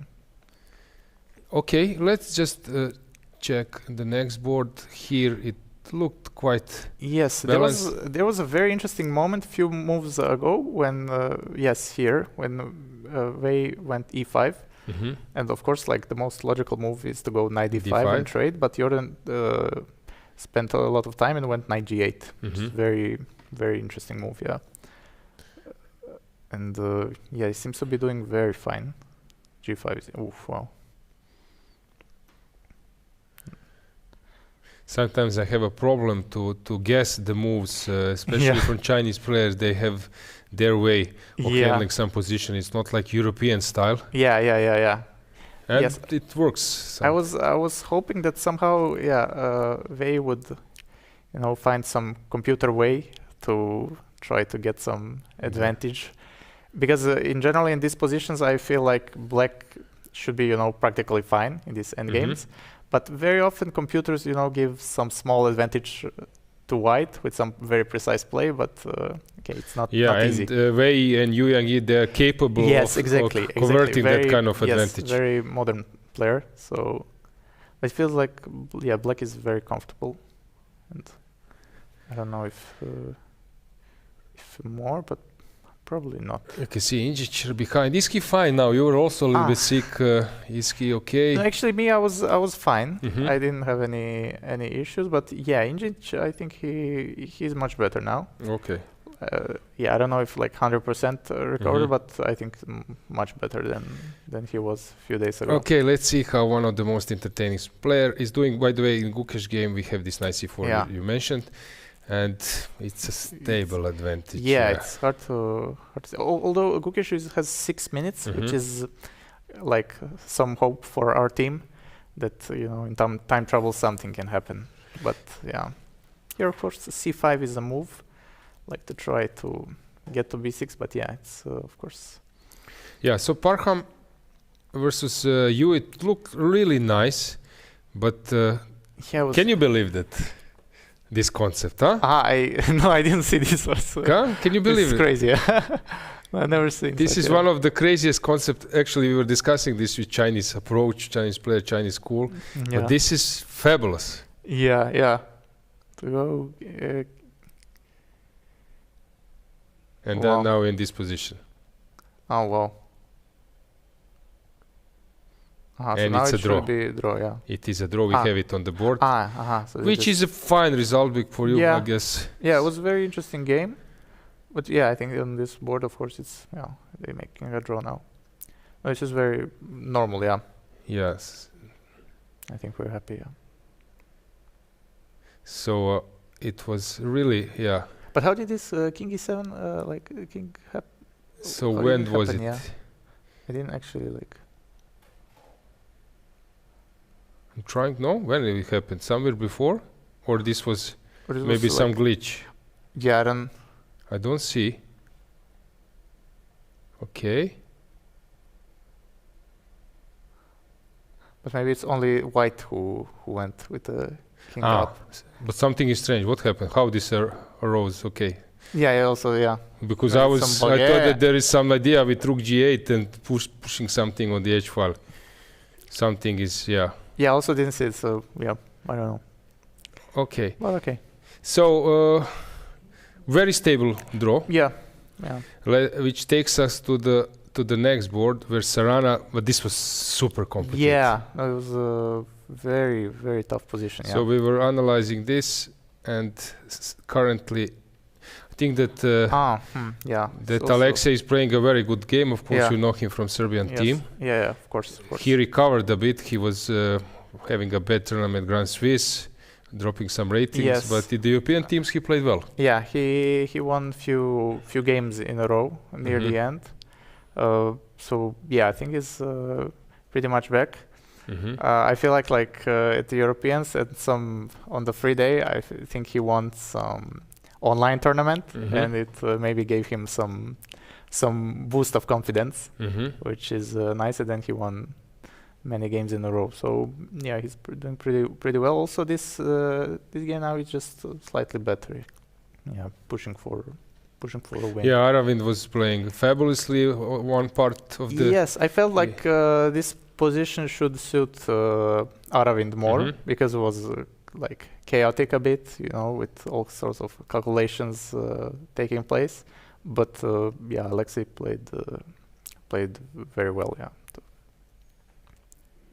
So what's going on now? White should try to find a way to...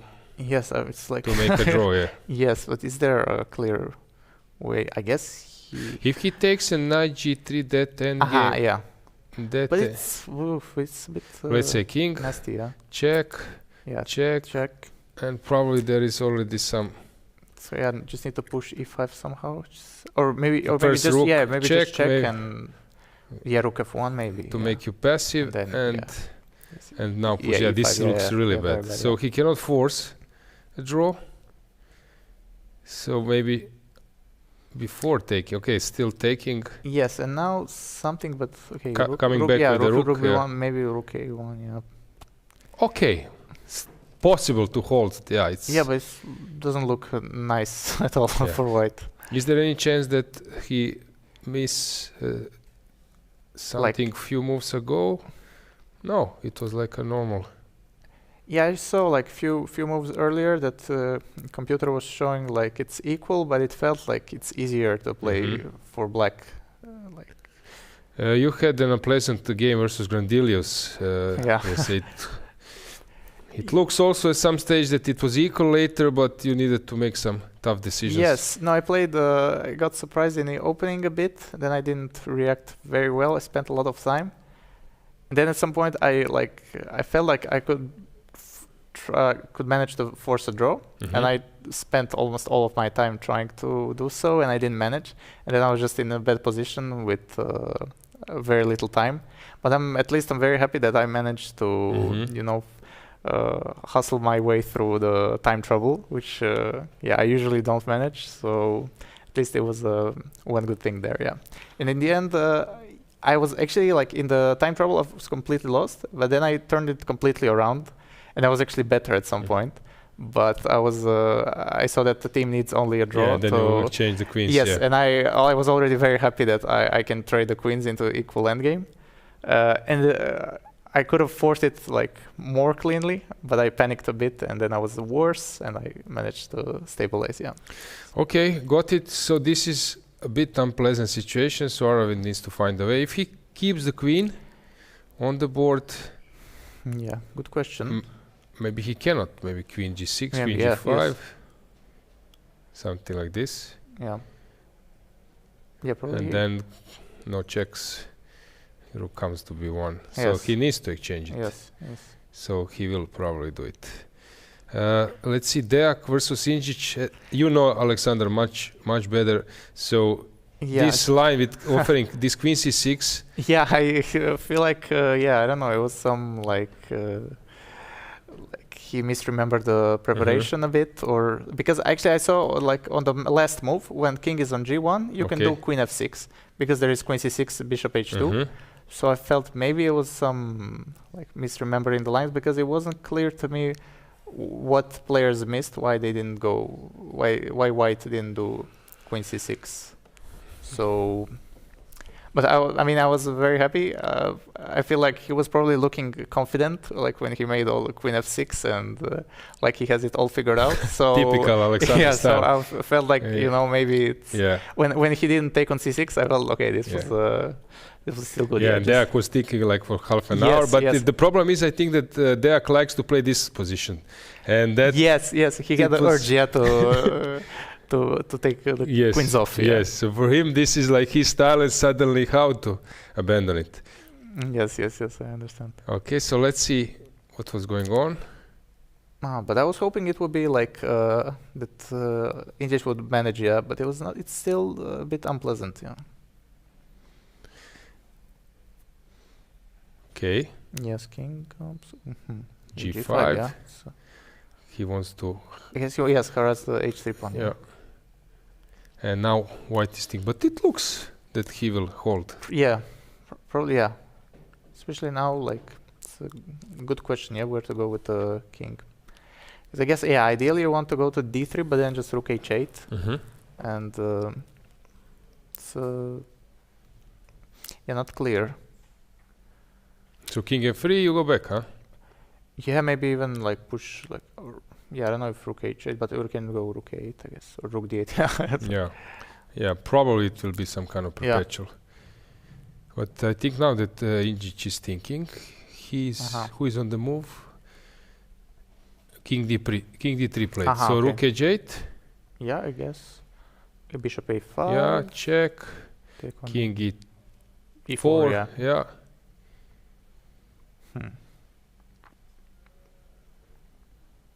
Maybe to stay with the bishop, but... Yeah, okay, some precision still needed, I guess. Like bishop f4, maybe? Yeah, maybe. Yeah, why not? But here there was a better move a few moves ago, so let's see. Of course, we missed rook 8, I guess.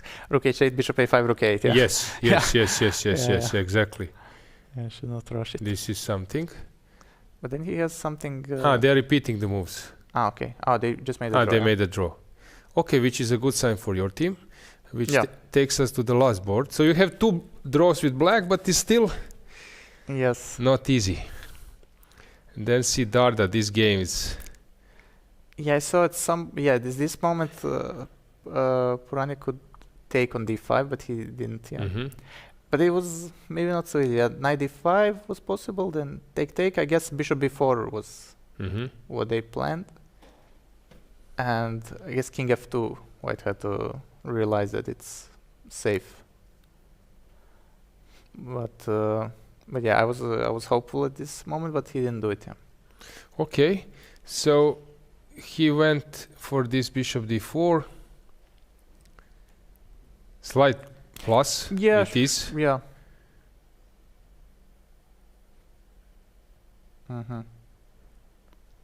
Okay, but Darda is doing well, I believe. Yeah, well. Very interesting approach. Yeah, just sacrificing the pawn, but I guess it's... Queen will go to c1. It's like white king is a bit weak. So it's... Very interesting play. Yeah. I'm impressed. I'm impressed. Yes, and I see like computer even showing black is a little I'm bit impressed. This is much easier to play with black piece. Yes, because white cannot do much. Now maybe some forcing, some queen exchange or something. Yes, of course, white. I would love to trade queens. Or repeat queen d2, queen f2, something. Maybe it's a moment to hold. But b3 is hanging, so cannot do it immediately. Rook b1. Yeah, it's of course a bit passive. Like let's say rook b1, rook d8. Already, it's. Yes, you're right. It's unfortunately I cannot sack a pawn. So I need to. Okay, rook d3 I can play. Yes, rook d3. After queen c3, I can start with rook d3. Yes. And then even queen a1. So actually it looks a bit maybe more pleasant. Yeah, at least with with little time on the clock, it's maybe easier to play with black. Just okay, which move is that? Okay, 6 more moves. It's still not so hard. Let's go to see Gukesh versus Arjun. Let's stay on our main game. So in the meantime, knight c4 was played, and he pushed that c5. Takes. It's actually interesting. Yeah, I was thinking maybe knight d7. Yeah, because I was thinking about knight d3, maybe trying to keep the b2, because it feels like if knight d7, rook b2.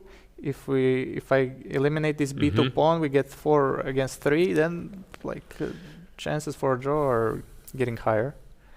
So it feels like here white needed to be more precise, I guess. Interesting decision. Yeah, maybe, I mean, he has something concrete in mind for sure. Like some rook d1 or yes. Okay, rook but now it's rook d1. There are some like bishop c6, maybe, knight f6, king g7, and suddenly some. You cannot back rank mat. Yes. So it's a check. Sorry, king g7, rook d8, checkmate. So maybe he had such hopes, but maybe black can hold on, like some miracle.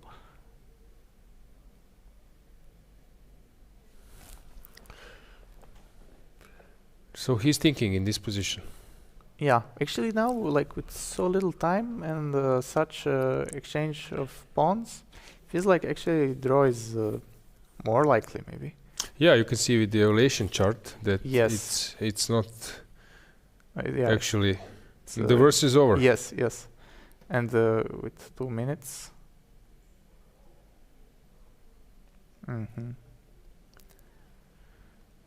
Bishop g5, yeah. Just played? Yes. An instant rook a8.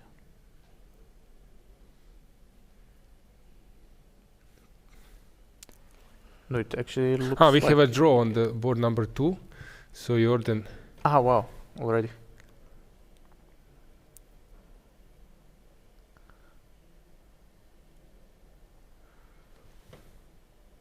It was to be expected, I think. So you have board number 2 draw. So many, all draws so far. 5.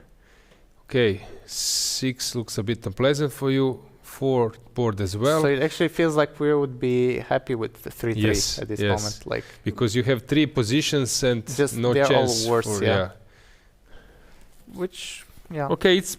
I mean, it actually could have been worse, like easily. Oh, but here, what's going on? Knight d5. There is rook a7 and bishop g7. Like, so it's holding on. But hang on, then you're getting your 4 against 3. But this is holdable. No, this I saved this once, but it's not great.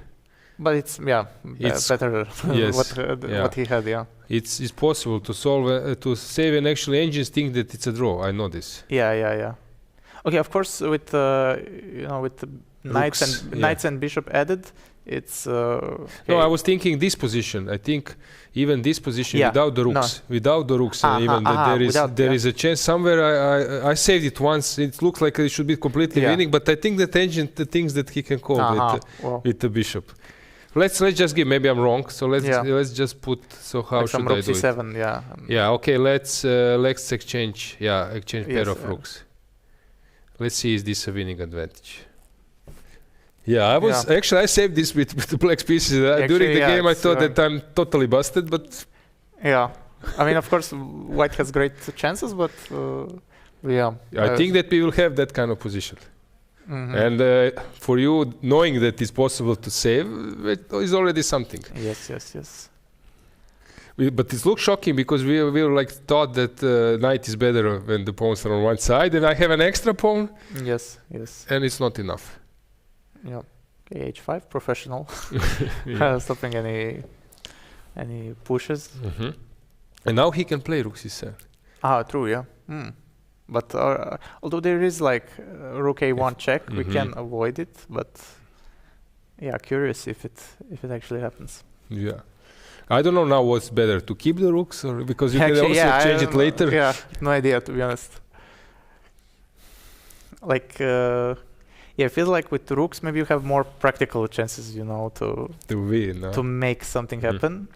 But Knight on d3, then some f4, king comes, and rook maybe. Yeah, yes.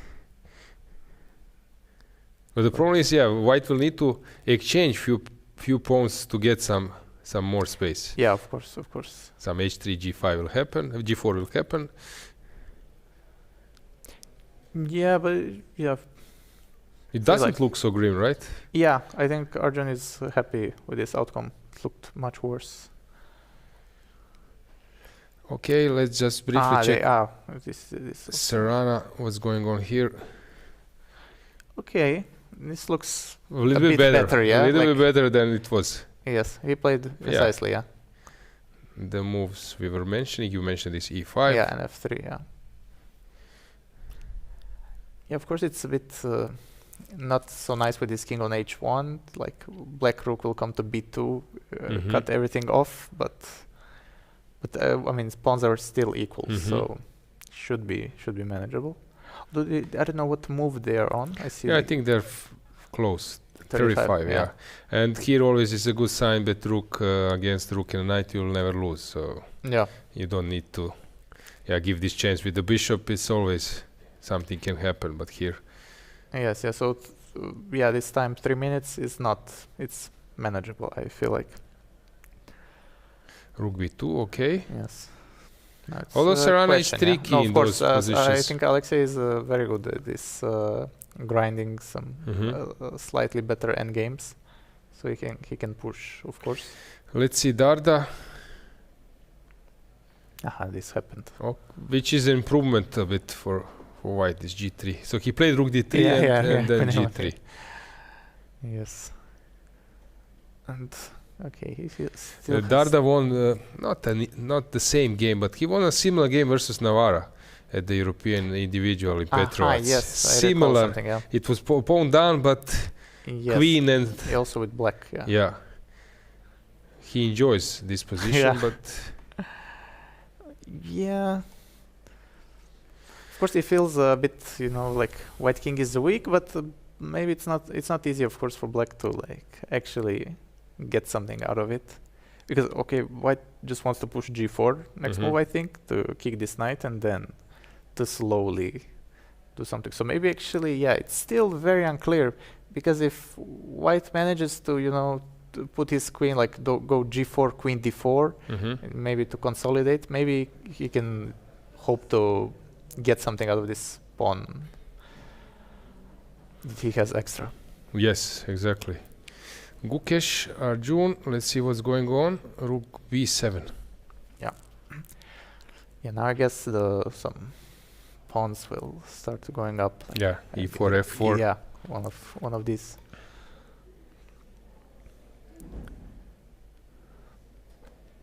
Yeah, it's unclear, like, if black should, if white, let's say, goes f4, should black react somehow? I guess, Now f5 is questioned because now you weaken the king a bit. So probably he should stay just and wait somehow. Actually, potentially, like, black has maybe the option to go bishop d4 and rook b2 if he wants to. But I feel like it's always unclear when you have such position. Like, do you want to trade the rook or not? It's very hard to assess. Yeah, I think for first goal for Gukesh should be to get out of the time trouble, to a little bit then compose herself and think. But it's important for him to keep the game going, that it's longer. But he's a type of player who spends some time, which is not ideal. Yes. Yeah, the idea is a bit to move around and then to push. Yes.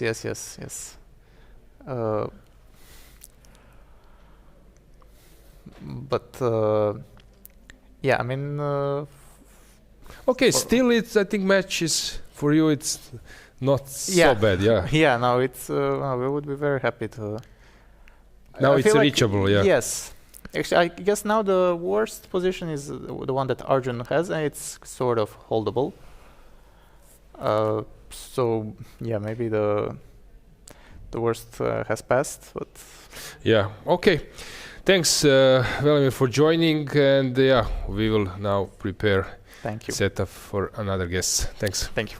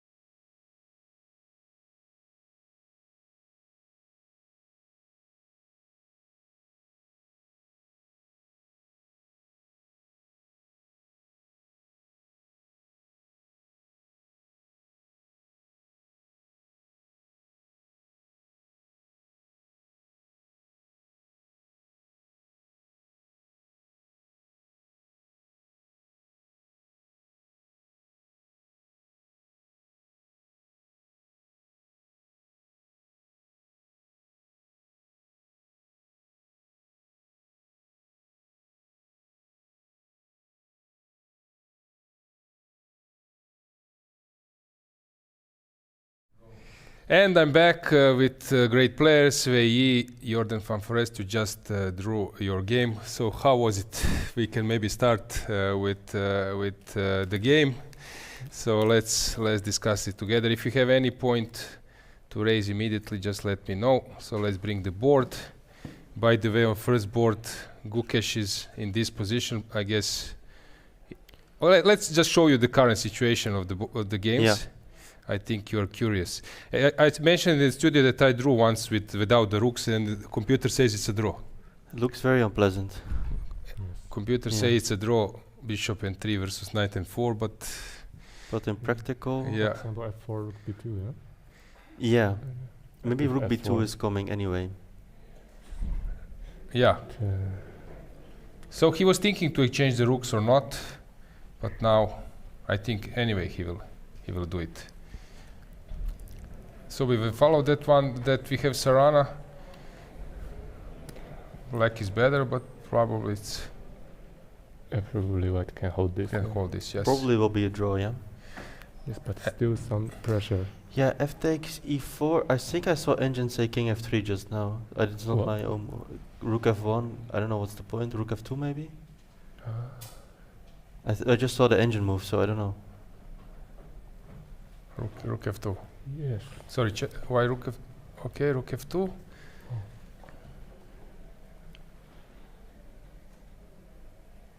Okay, maybe I can play rook a1 here or something. Oh, not really. Not really. I can take on.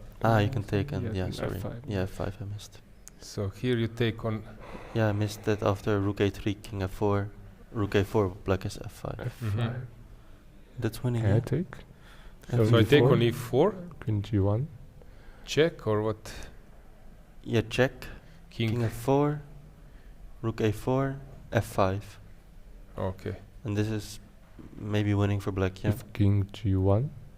No. And nice winning. Just move the rook, yeah? and Yes, it's winning. So let's stay a bit if you're not in a hurry. Just we can watch because you have live here, and we would appreciate your comments. So this is the move. But king number 39.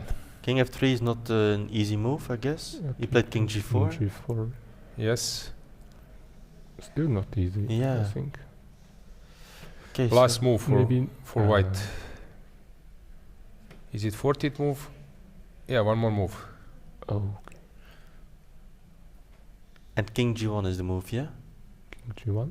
And if king h3, rook e3, yeah? Once again, I saw the engine move, so I don't know. Yes, rook e3. Okay, okay, that's cool. So rook e3. Yes, then I can hold this. Okay, it's not an easy decision, and he has 1 minute and 50 seconds only. Instead of king h3, can he? Okay, he can wait maybe. But rook e3 anyway, huh? Rook c2, Maybe rook knight- e3, rook c. Maybe knight b5, I can something like... Oh. But maybe it doesn't work, I don't know. Knight b5 to go to d4. Knight f5. Yeah, that's a good reply, yeah. Yes. It should be very drawish, If yeah? black waits, rook e3, right? Or Or rook f1 maybe. but then king. Yeah, I think king rook f1, h3. yes. Then I can take Then the pawn. just take Ah, the you can pawn just take the instead, pawn. yeah. Yeah, yeah. Rook f1. Sorry. Now if he finds king g1, it will be very likely drawn. Yeah, knight b5. But knight b5, knight f5, yeah, he said. Can I play knight d4? I can take Take rook rook. f1, yeah? It's a little bit tricky. Yes. 50 seconds. But then after this move, we'll have time to calculate. Yeah, Yes. yeah. So Important. white just has to make 2 moves and then he should Yes. be able to save. 50 seconds. 40. I'm hoping he makes the wrong move, of course. You should be neutral King here g1. in the studio. Yeah, I'm playing for super bet. I mean, King g1, king g1. okay. He didn't play it yet.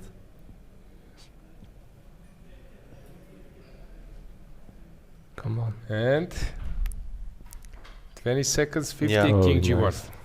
But still, yeah, knight b5 looks tricky. Yeah, a little bit tricky. Knight b5, Yes. knight f5, knight d4, yeah? And then the mate idea. So knight f5, knight d4. Yes. I can play. Ooh. No. Ah. Yeah, if he finds Bad, knight actually. b5. But he made move 40 now, yeah? Yes. Then he yeah. will find a way, I think, after knight b5. Okay, guys, let's go back to your game. Just so Gukesh position. Yeah, as I said, engine tend to say it's draw. It's a draw, but yes, but maybe not easy to hold in a human game. Yeah, okay, white has to at some point play h3, g4, or maybe f5 immediately. What do you think?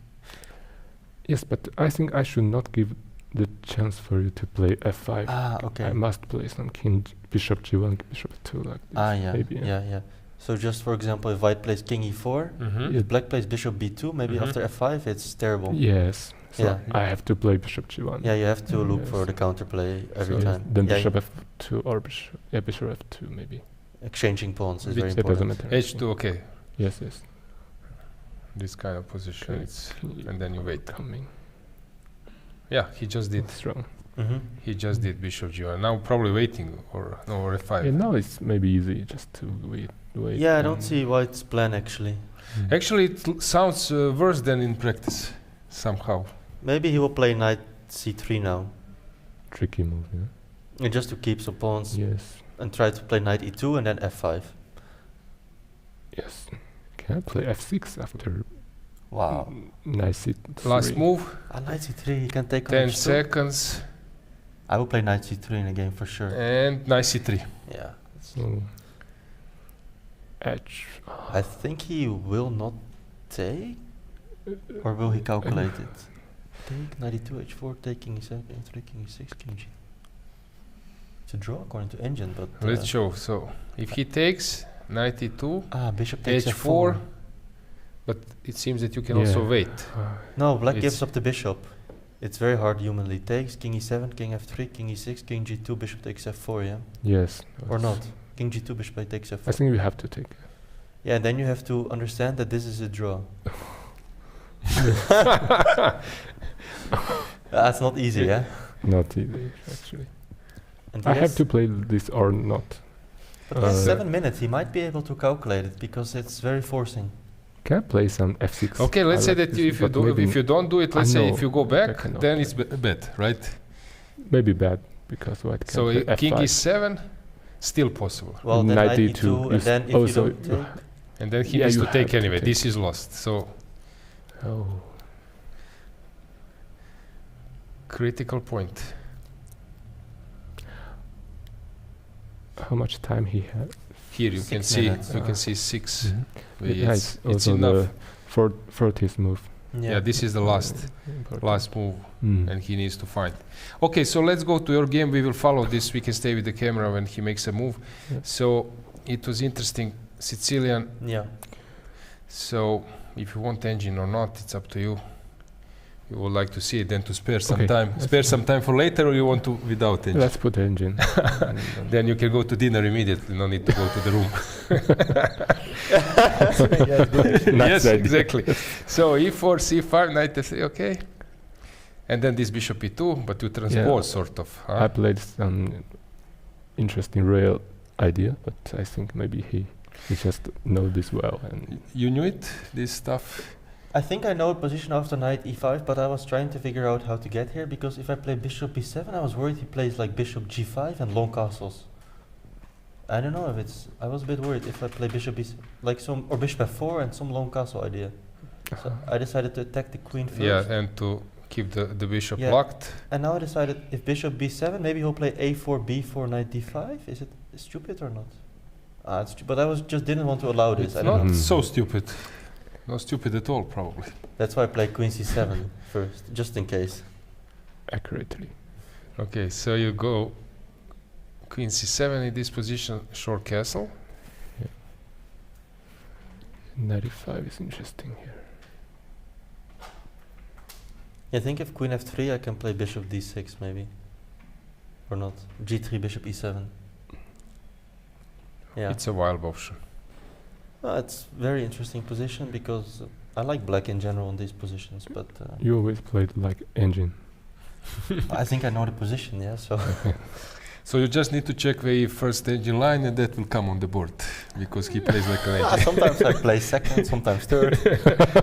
Fourth was played 2 days ago, right? At some point. That's why my results are not so good. Yeah, too many weak engine moves. So Queen B6. Yeah, and what's the detail here to open the bishop? Or you had nice trick, yeah. Bishop C6, Bishop E3, B4, Knight D5 is winning for white. Yeah, was so Bishop trick, C6. Yes, I wanted you to go this, but Bishop C6. But you will not actually. So you played here Bishop C6, Bishop E3, and now you mentioned instead of Knight F6, or sorry, maybe just Knight D7 is also maybe okay for you, maybe. But the trick is B4, Knight D5. Okay, so this was an option. B4, Knight D5. Takes, and Rook takes D5. And Bishop F3. Huh? Yeah, that's a little trick. Okay, so you play Knight F6. Yeah. F4. I was happy to get to the end game against Wei Yi because he's extremely dangerous. When he's coming after you, better the queens are not on the board, right? Exactly, yeah. He's still coming after me, but at least no more queens. No, but I think you will also like the queens on the board. Maybe that's true, yeah, that's the issue. But he likes it more, yeah. Not really. But here, this was a critical moment. This was Ivic was here and he was discussing that you played this interesting Knight G8. It's sort of, everyone here jumps E4, D5 in those positions. But I thought if I play like Knight E4, Knight D5, like it's a little bit unpleasant and he has very easy moves. And after Knight G8, his Knight on C3 is not so good, so it's very...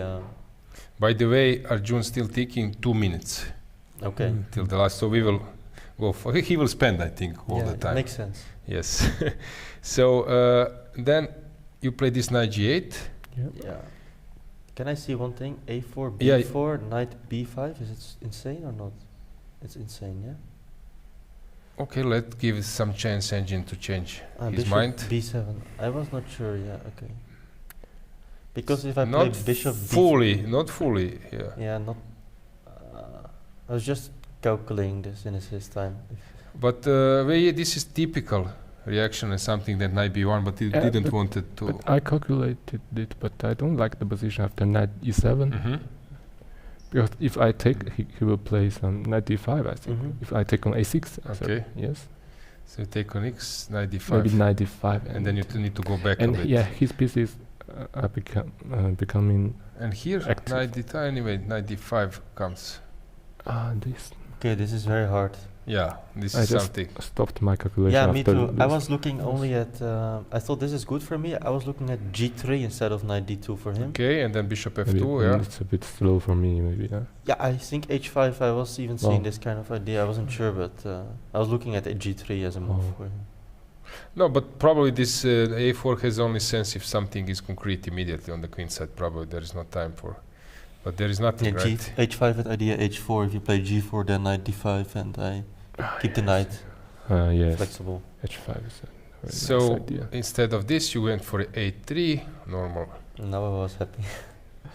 And we have a move. Hang on. Let's go back. Gukesh. King E7. Oh. Wow. Uh-oh. Yeah, I didn't find. Now it's... Knight E2 and F5 probably maybe... Yeah, and the problem is the H5 pawn is always weak in the long run, yeah. Yes. So Knight E2, let's say bishop go back. Should I push immediately or I prepare it? Can I play F5 now? It takes H4. But even that's winning, yeah. Yes. Here there is this preparatory move and then F5. Because the bishop can never come to G1 anymore. You are top level players. It's hard to calculate. People turn on the engine, but I understand. For me, it's horrible to give a bishop and then calculate all this. Yeah, if you look with the engine, you just think like, why didn't he take the pawn? It's an obvious draw, but then you have to understand it like this 2 against 1 with knight down. It's a draw. I'm not using engine. I'm just using engine bar, and as I said, I'm 25-60. Sometimes I cannot find the move, even with engine bar helping. Yeah. So it's tough. If Arjun cannot find it, with how many minutes he had, 8 minutes, something like that, then it's tough. Yes. So let's go back to your game. So around here, so it was King F2. Now it's a normal game, right? Yeah. Then I realized I had to play for a draw because his pieces are active and. Jordan, were you thinking maybe that it's a moment to be a little bit more ambitious? Well, actually, yeah, when I went g5, I thought maybe I'm a little bit. But here, instead of after 97, here engine says some. Yeah, bishop d3 was makes sense. Yes, yeah. but I didn't like the position after f6. Yeah. Even f5. Yes. Stakes or weight or this kind of position, it's. In general, nice. these positions, like in Sicilian without the queens, they're easy to play for black. And I was playing Rouser all the time, endgames. I got 3 times worse than this one. and it was still okay, yeah? Yeah. So okay. King f2, g5, g5. Interesting move. Bishop f3. Yes. Yeah, okay. he found all the right moves, yeah. Yeah, knight g3 is very strong, this idea. It's stopping like all my play basically, and I realized here like I just have to start making a draw because when I realized I had to play for draw, then maybe not so difficult for me because I just want to trade pieces. You also wanted to trade pieces, yeah? So we both wanted to trade. Yeah, knight c4, but yeah, bishop c1, what is the f5? F5. Okay, maybe if I was Magnus Carlsen I would understand, but probably still it's not special, I would say, my feeling, but you know better. Well, I thought he can take and king f3 and knight e2. I don't know what's the takes on c6. Rook c. King f3. Yep. And just knight e2 next. Why is this so? Rook c7, then king f7, bishop c6. Just positionally, yeah. My bishop, because my bishop. So stay like this. Rook g6, knight it, and just wait. Really? Okay. Makes now sense. we'll look it probably. It is advantage, slight advantage. Yeah. No, this is good advantage. Yeah, but I didn't realize during the game. Yes. Okay, then you play this knight e4. It's a draw, I think. h5 was good, yeah. Yeah, it was good. I calculated h5 that it was fine, yeah. If I take on e4, then maybe some. I was happy to take bishop d5 next if I get a chance. Yes. I'm very actually. Yes. Rook d6. I have rook c6. It's also good. And you can keep one pair of rooks. Yeah. Yes. Yeah. Yes. So it was bishop h5, rook g3. Yeah, this is just a draw. Yeah, I didn't even want to take on c3 because then he gets the king to. I want to play king f6 and. Yeah. Yeah, and now it's king d7 and. Yeah, because after knight takes c3, it's it's also a draw, but he gets the king to d4. Okay, so king. No. Okay, wait, takes on f7 first. Sorry. It's a dead draw, but at least white has. It's a dead draw. Put the king on d6. Yes. Yeah, it's dead draw. Yeah. Yes. I think, Jordan, that last 2 games you played quite well. First part of the tournament was not maybe like so great. Like an engine. Maybe I decided to play first engine moves in the opening instead of. Yeah. The match somehow went in your direction, Super Chess direction, quite quickly, but here, okay, still, maybe it's possible that something happens. Let's just briefly check Darda, because we didn't touch this game. It was actually, Darda played very well. I don't know, have you checked it before, but around here to give a pawn. Wow. So this was the position. It looks slice plus for white, you know it better, but he just gave a pawn. Wow. And pushed this g6 slowly and h4. Wow. And suddenly it looks dangerous for white. Also his style, Daniel's style. Yeah.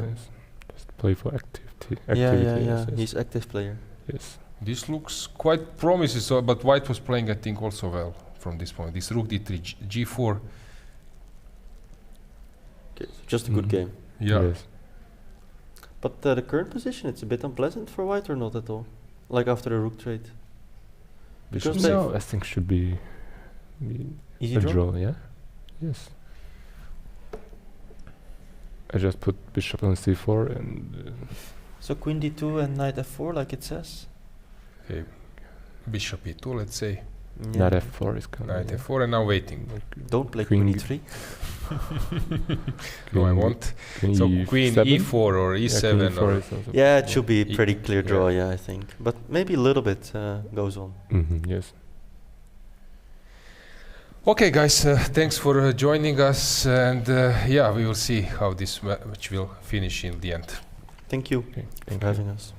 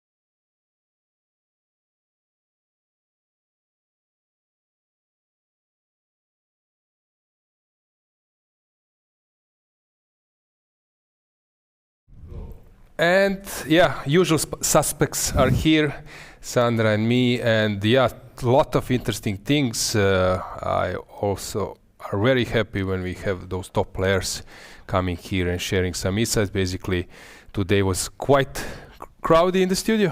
Yes, and we like it, and I'm sure followers also like to see all of these players here sharing their thoughts while they were playing game, etc. Yeah, exactly. To follow time trouble with them, but once again, I would like to emphasize how chess is hard. You switch on the engine, you think that Arjun has made a horrible thing, but on this level, even on top, these guys are like universe. They are still making mistakes, which means that chess is very hard as a sport. Yes, a lot of things happened while I was in playing venue and you were here going through games with our guests. As I can see, still Gukesh is pressing, yes? Or Gukesh is winning, yeah. He is winning? Gukesh is winning now, so it's so everything works great for Super Chess. Yes. Mm-hmm. Yeah, somehow this year, last year they had Real Madrid kind of lineup with Pragnananda, Abdusattorov, Pragnananda, Jordan playing board number 5, but it's not simple to prove this on the board. They were really a bit exhausted, and there was this team spirit missing maybe. But in this year, they are not having great positions, but they are fighting, and yeah, it seems that they are cruising towards the victory in this event. Although last round, even with winning this match, the last round can be tricky, and if you lose, who knows what can happen. So Gukesh is thinking knight e2. We will have a wonderful and super interesting game. It won't be so simple till the end. Gukesh is thinking, showing some emotions. Well, his game will decide the end of this match, yes? It's very important game as Aravind against Sarana. It's very equal position, so it's not just... this game will be a decisive one. This game will be a decisive one, and Gukesh as a leader, even Sokolov was mentioning that it's very important that he has this leader's role. Yeah, it will mean for him also personally a lot. True. So it will, if he wins, it will be like a special win for the club, but also for Gukesh personally.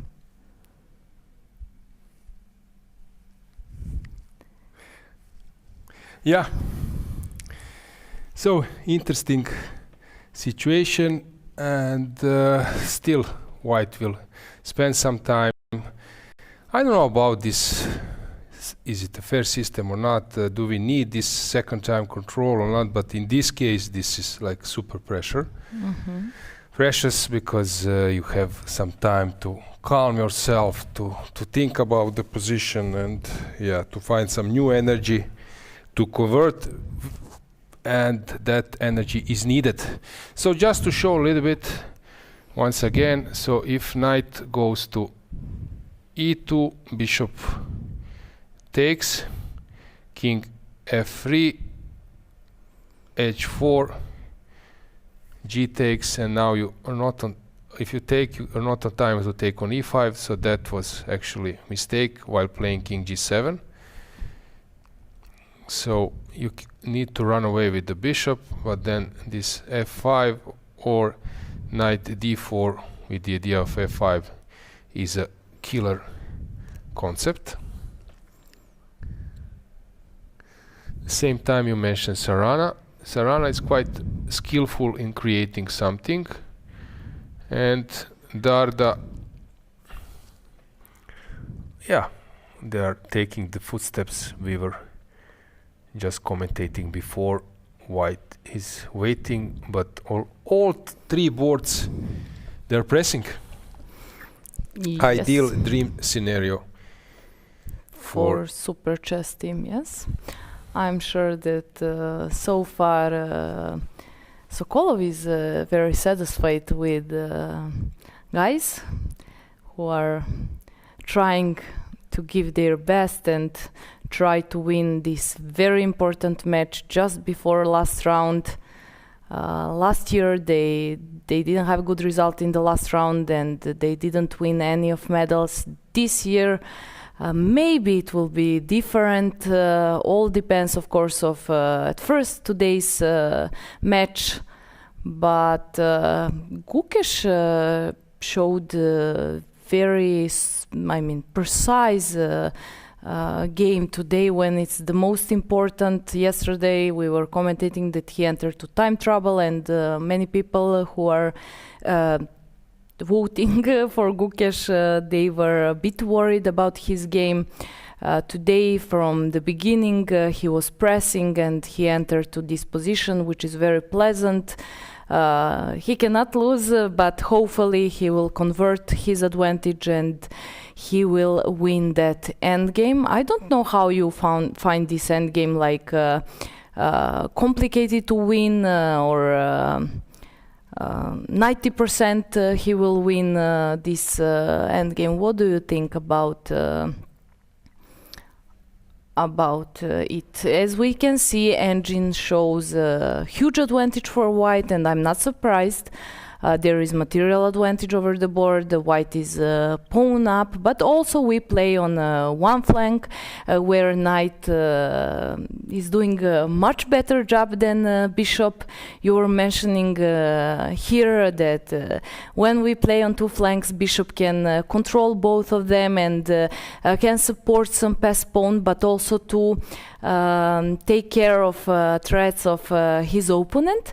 Here we play on the king side, and knight is much better, and black cannot trade bishop for the knight because pawn endgame is completely losing. What to add? You said everything, Sandra. Yeah, I loved the way how you explained. So not to add more, and then to get some big, I would say, like big number of angry people in the chat. Why this guy is not allowing her to speak when she's speaking splendidly, explaining things? So I will just leave you so you can move on with your fantastic comments. Yeah, but I would go to another game. We can wait to see what will happen in next few moves here, because we can see that Gukesh is in deep thoughts, thinking and trying to find the right way to convert this advantage. He doesn't want to lose advantage. I would go to women's section for a moment to check, because today basically I was following most of games from women's section with mine guests, with Teodora and Irina, and let's check what's happening there.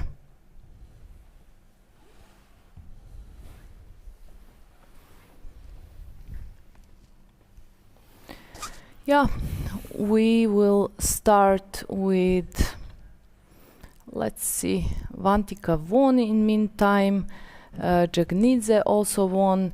What's happening with Super Chess against Monte Carlo? 3 draws, and Efroimski is playing versus Kashlinskaya.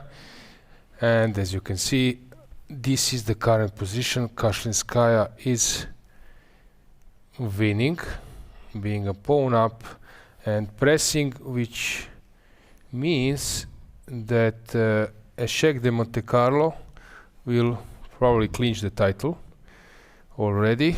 So they are playing superbly in this event, but Kashlinskaya needs to win this one. Fantastic, I would say, achievement level of their play. They were like really playing superbly. And we have in this match Typhoon, we have Zhu Jiner is playing with the black pieces, and she's sort of outplaying Takirionova, and we have the board Badelka versus Salimova, where Badelka seems to be winning versus Salimova, and this is the position.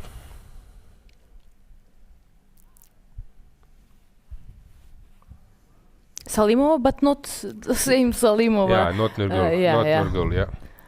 Sremska Mitrovica, Salimova won versus Speaking of Salimova, Velikic, she won.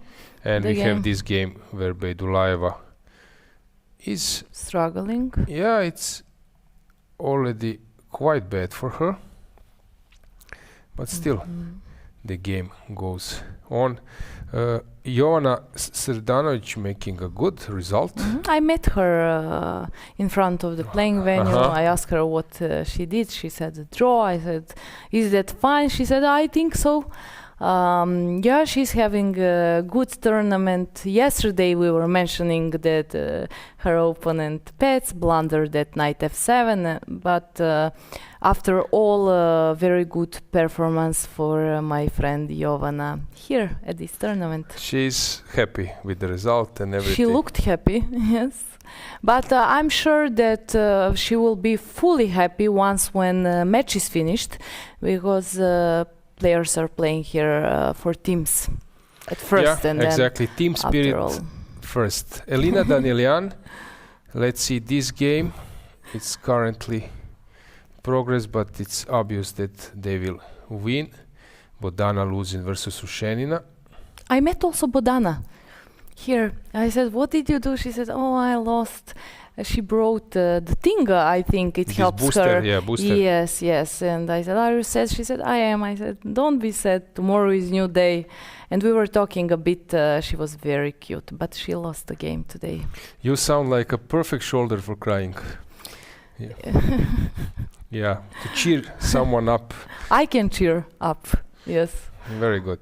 Yeah. So current positions, we have Zhu Jiner playing and pressing. Olga Badelka sort of winning. Kashlinskaya is a pawn up and have better bishops and so on. Then we have Beidulaeva struggling, Elina winning, and how about this game? Krasteva versus Osmak. Who is better? White is slightly better, but it's quite drawish. I don't see a clock. I don't if this game is stuck, but we might find out later. So it should be a draw, but maybe the game still is in progress. Let's move to the open section. Let's check our main guys there. So in progress we have Gukesh versus Arjun. H3 played, which is also a good move. He wants to maybe go. Okay, if I wait, pushing G4 probably is wrong. Yeah, so this is what I shouldn't do. But I can push F5. And now F5 is good. So he was thinking, if he push F5 immediately, instead of H3, G takes, King takes, and maybe now there is some ideas with H4, not immediately, but so he wanted to be sure maybe that he will push G4 after H4. Aravind versus Sarana, the game still goes on. Puranik versus Darda, we have a, hang on, we have a blunder? No. This engine is showing. Is it? Maybe we should move back to previous move and then to see. But engine was saying that he's, yeah, he's now winning. He's totally winning. Yeah, let's try somehow if we could zoom Darda, because Darda will win and actually they will crush. Super Chess will crush Alkaloid. That's shocking, since something we didn't expect. With two draws they are pushing, Darda being a hero. Just to remind you, yesterday he was our guest, showed fantastic comments. He's very interesting grandmaster and a guest.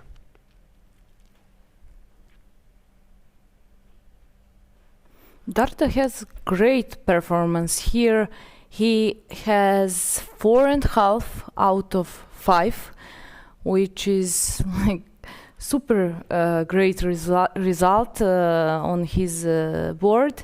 And if he wins today, he will have 5.5 out of 6.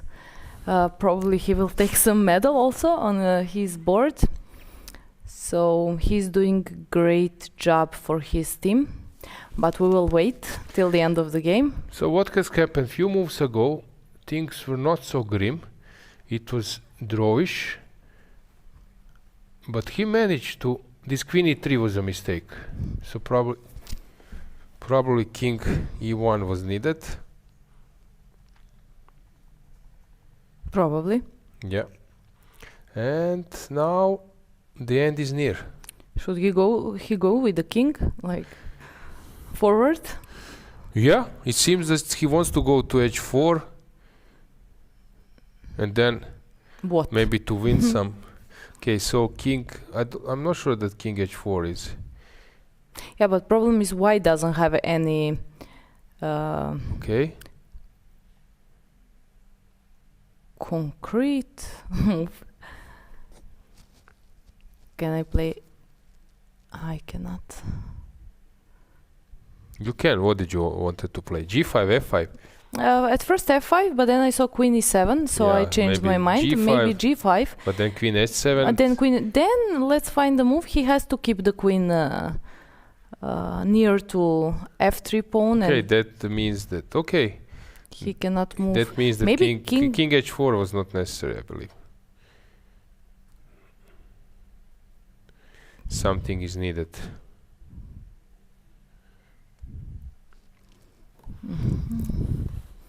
Let's see. So King H4, you go Queen E4. No, queen g5 I can, but then you go queen e1. There is no point for that. I'm not sure that marching with the king should do the job. If he goes f5, yeah, I'm not sure what is the winning concept. It's not so simple, yes? Not simple at all. For engine it is, but... But you know, I told the story. When did I hear it? No, I was here, or? Cvitan was showing me some study. From actually that study was 30 years old, and they were like in Pula, in Croatia. They were like 10 grandmasters, and they were trying to analyze this idea. Engine don't see the winning concept. You can test it. I will show you the position. Engines. Even I don't know which depth, they don't see the final solution, and even only after 3 moves they see the final solution. And people were analyzing, trying to find a solution for like half an hour, and Ljubojevic was walking, and he was walking. At some stage after half an hour says, "I see it," and it's fantastic. It's fantastic study. I see it, but he was actually calculating and solving it blindfoldly. I see it, and then you to put it on engine. I will show you. You can put it on engine, and it won't see it. Even now with mobile phones and clouds, whatever, it's very, very complicated. If we try with king h6, queen e4, king h6. Queen e4, then queen is like more safe. No, queen h6 to go back to wait for king. King, sorry. Obviously, queen cannot. And then queen e4.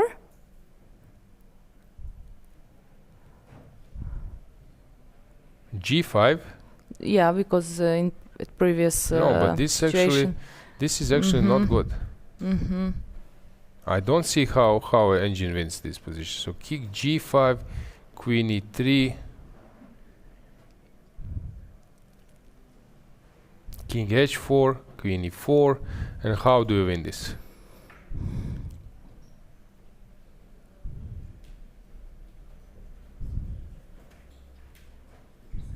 Yeah, I would like that now. Here behind you are some of guests which were today.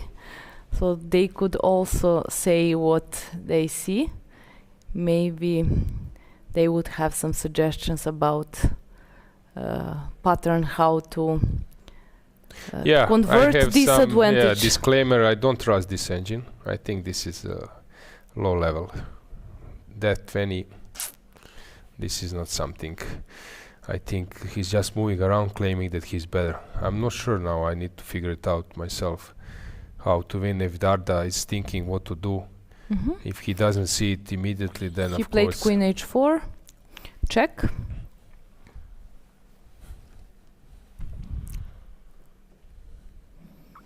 King g1 is the only move for white. And what after that? Yeah, I was hoping that you will tell me. I would, but you know I need more time. Yeah. That's why I'm always in time troubles. Okay, I will give you more time from now on. You can. Okay, can I focus on this? Yes, you calculate and I will get back to you. Okay. Okay, perfect. I will find winning idea for black. You don't believe me? No. Camera didn't show this, but you didn't believe. No. Okay, you will see. Okay, so Darda just played the move, and now it's White's turn. White moved the king, and how do you win it? $1 million question. In the meantime, let's go back to Gukesh, since there this was not played, so h3 was played and f5, and it seems that Gukesh is cruising towards a victory. Fantastic game. Yeah, this move order was just I as think you also that predicted, yes? here as a world champion, yesterday he solved a tough position versus Giri saved, and now he's winning. Okay, it gives some extra 10%, I believe, of strength being a world champion.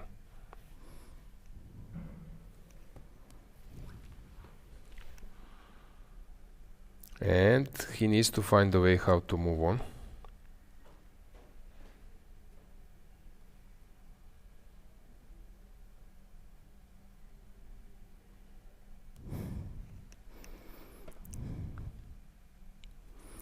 So next plan for white. Okay, so h4 is weak. The h5. The plan would be to come with the knight to d6 maybe. But still, then king waits on g7. Okay, let's try to find winning concept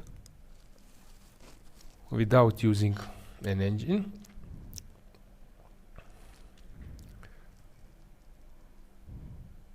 So I need to find a way how. Maybe it's some kind of Zugzwang, since if you move your bishop, I go to f6, but you are staying on e7 and d8. So knight d5, domination. You king g7. King g7, knight f6, king h6 back. So if in that position your bishop is on e7, you are lost. For example, this is actually the point. So here, if this is the position, I just played knight f6, then you're losing because you cannot go king f6 due to knight g8. So, but it's also known that with knight you cannot get the tempo, gain a tempo. So king g7 will be played. Probably only move because you cannot play anything else. And let's say now h4. Is this a blasphemy? Yes, it seems so. So king g7. If I go knight f6, you go here. Okay, I have also this g pawn passer, which can start rolling at some stage, but it's unclear how. Okay, now if I cannot make a triangulation. If I can get a tempo with the king. So if I end up in this position, this might be bad. Okay, he can move the bishop as well to the side. Yeah, I'm not sure that knight f6, knight should land on f6. But you need to do something. So knight e8, it's not a great move, but not a bad move. If you go bishop e7, he played knight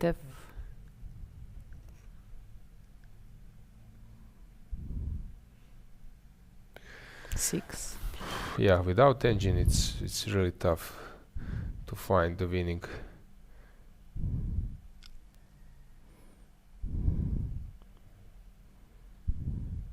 Yeah, knight f6, king h6 was at the game. And now, what? Okay, even Gukesh is not seeing as immediately how to win, as we can see that he is thinking.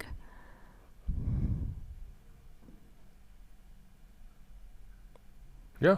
Not so simple, Sandra, right? I'm trying to think. I'm also trying to speak because here is not point. It's not my training camp that I now test my skills, but also I'm trying to figure it out where to go, what to do. But it's really, really interesting how will white convert this. Engine is screaming that this is dead lost, but I still don't see the refutation, and we have a move. Is it h4? So in the end he made the move which I said, is it a blasphemy, right? For whom? For white. So he made the h4 move. Yes, and he will bring the knight to g5 like knight e4, knight g5. Okay, he has to play with the bishop. This is something I miss. We don't have this move yet. Why? Okay.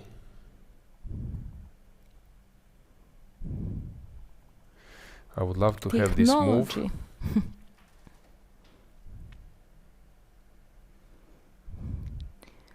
So h4, the only move. Now we have h3. We have some sort of delay. You have delay in the playing hold, so that people are not cheating, and you have delay in broadcast. That commentators are not cheating. Yeah. So black has to move the bishop, and then knight e4. Okay, this knight e4, knight g5, I didn't. Okay, pay attention to. It's not simple yet. So you said what? Bishop? b6, a5, but b6 looks more knight e4. Yes. If you go back with the bishop, I play knight g5. King g7. And then e6. I think. e6. No, you don't. Yeah, no, because e6, of bishop g5. position of No, e6, bishop g5. Then king g5 and I win. This is the point. You cannot take. Yeah, he calculated everything. But okay, he doesn't have to play bishop d8. So in that case, e6 would not be the same. He can play bishop from b6 to a5 or somewhere. Let's say a5 or either c7. Now this doesn't win. Yes, but maybe. King f6 I have. I can play king f6. This I know. And there is no... Knight g5 okay, and but knight let's... he cannot... if he keeps bishop on b6 after king f6, bishop d4, then knight g5, knight g5, knight f7. So yeah, this was...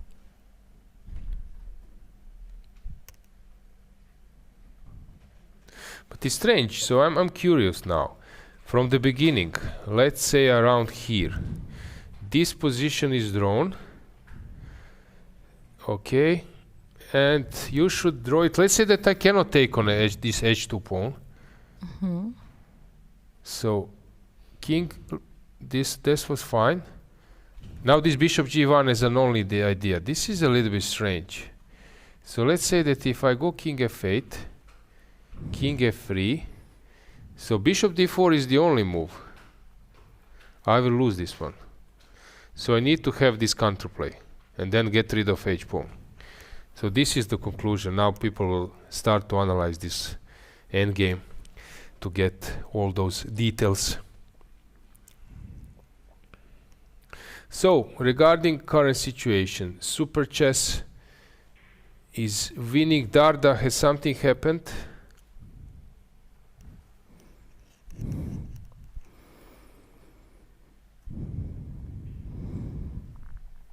Not much, if I'm not mistaken. I don't know if this is a current position. They repeated like queen h4, king g1, probably queen g3, king h1, and then... Darda has played the move. Yeah, he will move on. And Aravind versus Sarana. It seems that Aravind will manage to come out of the problems. We have Fedoseev still playing, but he's sort of outplaying his opponent. Yufa, Vidit still playing.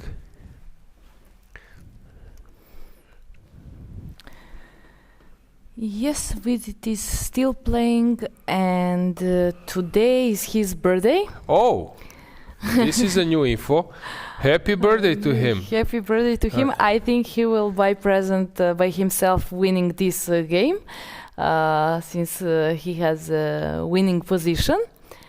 And yes, very nice and interesting to see chess player playing game at the day when it's his birthday. Sandra, you are a genius. I am. You are a genius. I forgot to congratulate the birthday of my mother-in-law.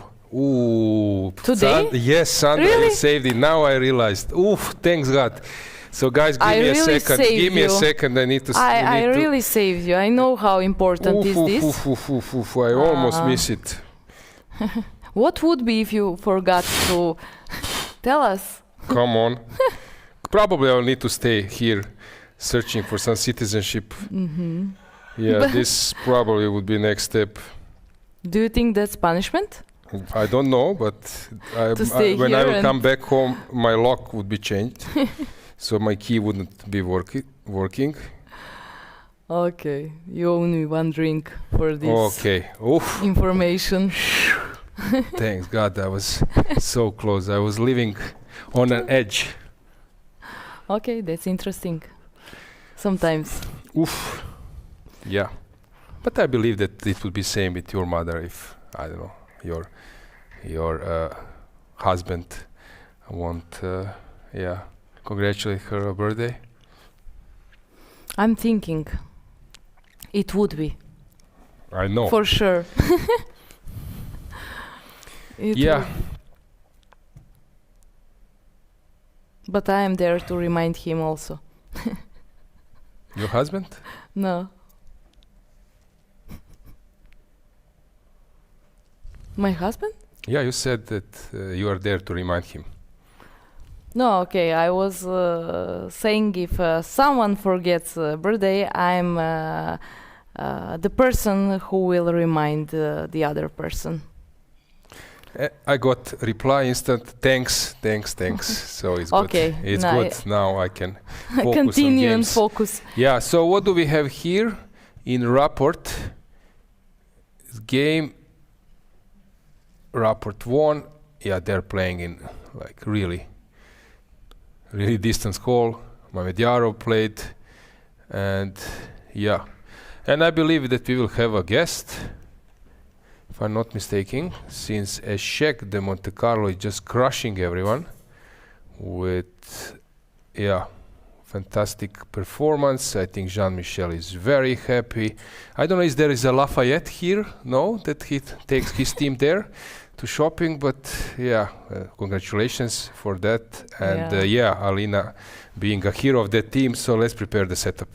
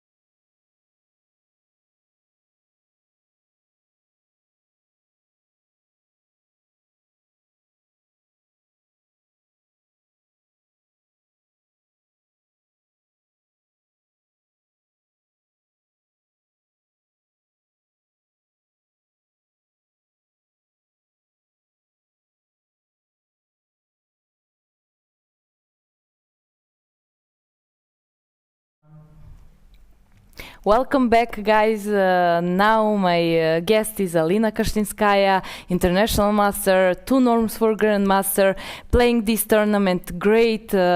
She just won a very important game, and her club Monte Carlo won maybe the most important match, as we have just one more round, but you are solo leaders after this round. How do you feel after this game? Well, of course, I'm very happy that we won, because the match was really tough, and so I'm happy that the team won, but I'm also happy with my game. Okay, I think that I had an interesting game, but the realization was questionable from my side. But on the other hand, the most important is that I managed to win and the team won. Yeah, I agree with you. We were following your game. We saw that you are pressing and having better position, and somehow we were counting that this game will decide the end of the match. You have 4.5 out of 5 so far. Yes, you didn't play. Great. Okay, we can go through your game. I want to hear analysis of the game from your side. Okay, so I think that I kind of surprised my opponent with this choice, because in previous 2 games I played d4 and knight f3, so I thought that it's funny that I'm playing every game with white the new move. Here she played bishop b7, which she never played, but I kind of knew what to do here. Well, till that point, till bishop b2, and then after knight b6 probably I misplayed something. I'm not sure. Okay, but that's like French position, solid one. And here I saw that, obviously after a5, black wants to play bishop a6. I think it might be an accuracy, but I'm not sure. Maybe computer will laugh at me saying this. But I thought that after bishop a6, at least I have some nice ideas with this f5. So I played knight g5. You played knight g5. Yeah. Your idea was after h6, knight f7 and f5, yes? But not f5 immediately. I don't know if first knight f7. Yeah, knight f7, king f7, and here I should play bishop h5, because after f5 there is king e8, so bishop h5. Oops. Okay. Maybe, do you want to have a mouse? No. No, thank you. And after g6, I just take, and I think it should be winning. I don't know why computer is saying this. Engine somehow because doesn't king f7, like yes. this. Yes, he doesn't but over the board it doesn't mean anything, because for sure it would be unpleasant. f5. Maybe f5 was actually. Sorry, Alina, I interrupt you. I just want to say that game on first board, Gukesh Erigaisi Arjun is just finished, and Gukesh won a very important game, and it's very, very important for Super Chess Club as well. Okay, now we can continue. Yeah, so maybe I miscalculated here something. I don't really maybe you would double check, like take knight f7 and then. But in the game g6 f5, and here I don't know, she could have taken bishop takes g5, and I would consider taking on e6.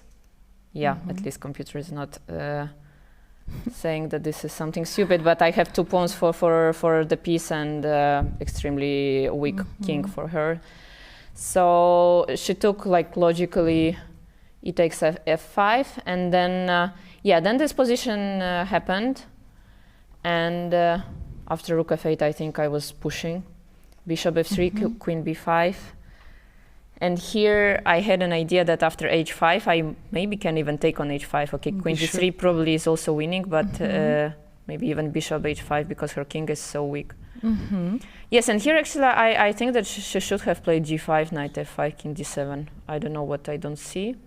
Okay, maybe instead of knight f5, computer is screaming about something. I don't know what exactly is going on. Yeah, but at least because what happened in the game, I'm like pawn up, and my position is winning. So at least the material would be equal.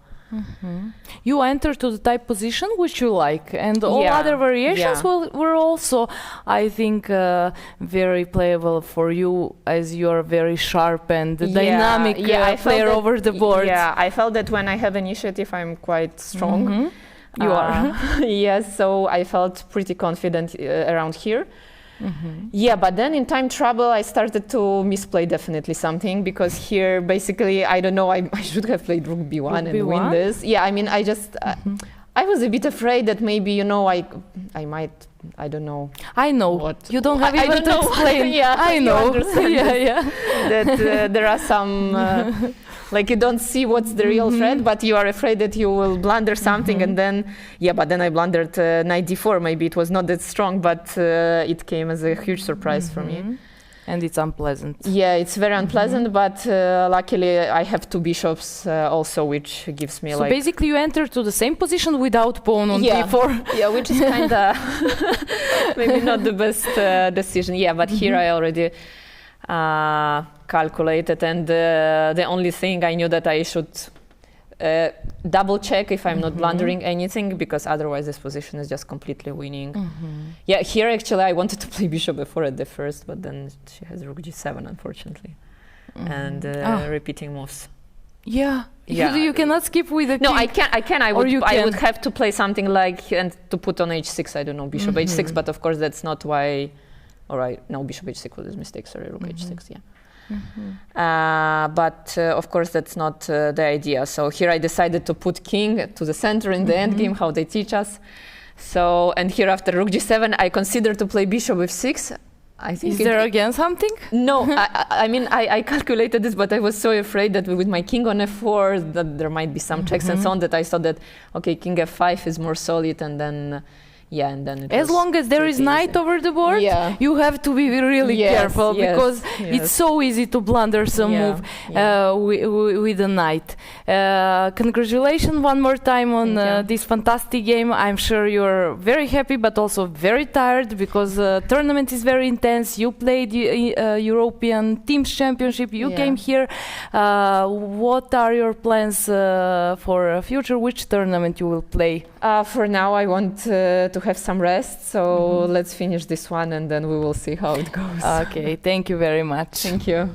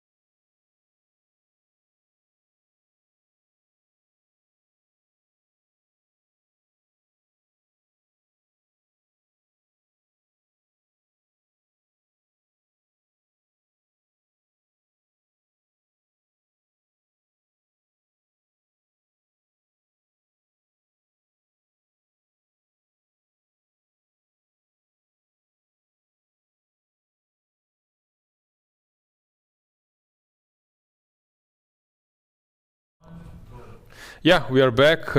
One game is in progress. In the meantime, Gukesh won the game, and Darda made a draw versus Puranik, which takes us to the last game of this match. It's Sarana versus Aravind. And yeah, let's get the board. So this is the current position. Engine is claiming that it's draw, but probably it's some super subtle. Okay. So if I take on h7, that's what I was wondering. Rook knight d5, king f5, and knight. Yeah, some sneaky tactics. Yes, but this works for a super chess team. No, although but he was pressing. He was pressing, but this is the last point, and then he will save this. So this was the last trick in the position. And he's thinking, is there any chance to avoid it? Maybe there is. Maybe some knight g5 or knight c3 or somewhere.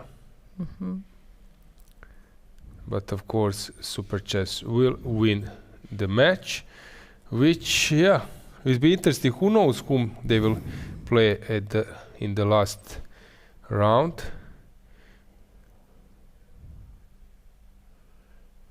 Because they will go to 12 points, and it seems that they will play versus Kvarsaba.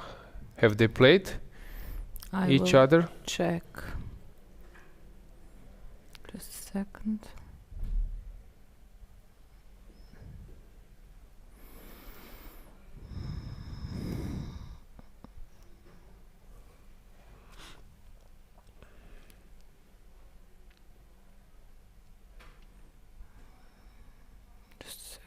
No, Superbet will play versus maybe Aqua Profit.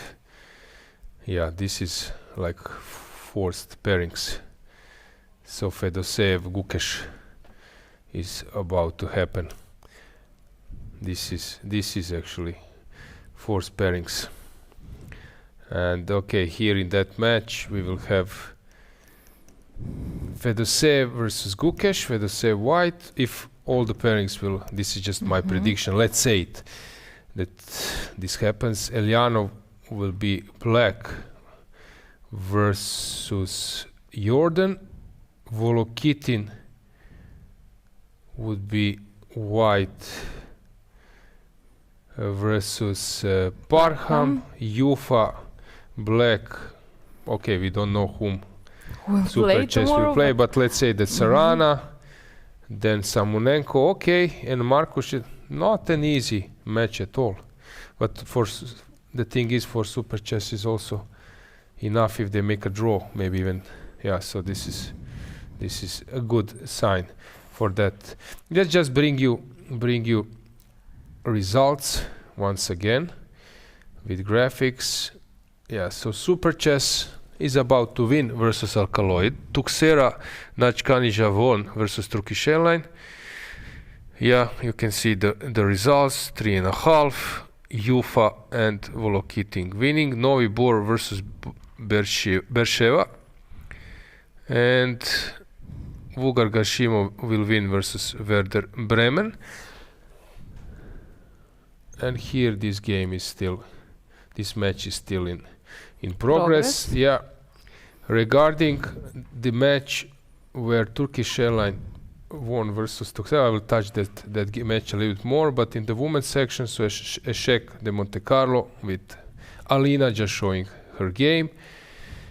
Crvena Zvezda Sremska Mitrovica is 2-1, but it's still in progress. It can be in either way, 2-2 or Crvena Zvezda they'll win. We can check that game, and other matches are sort of decide that. Let's just briefly check. Crvena Zvezda, Bejdulaeva needs to hold.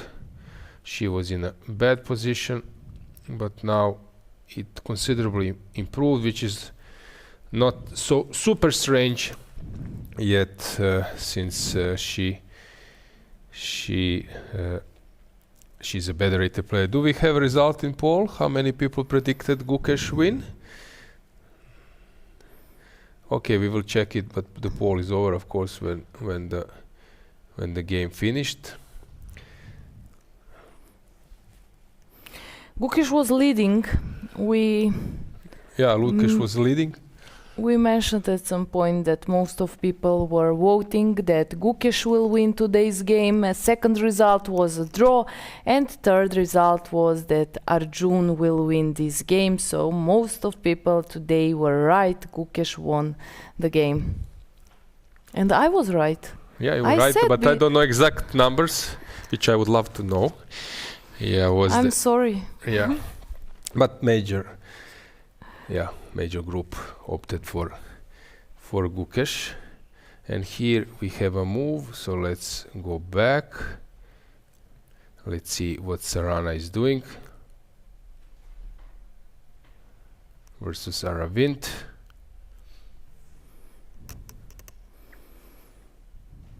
So he didn't want to take a pawn.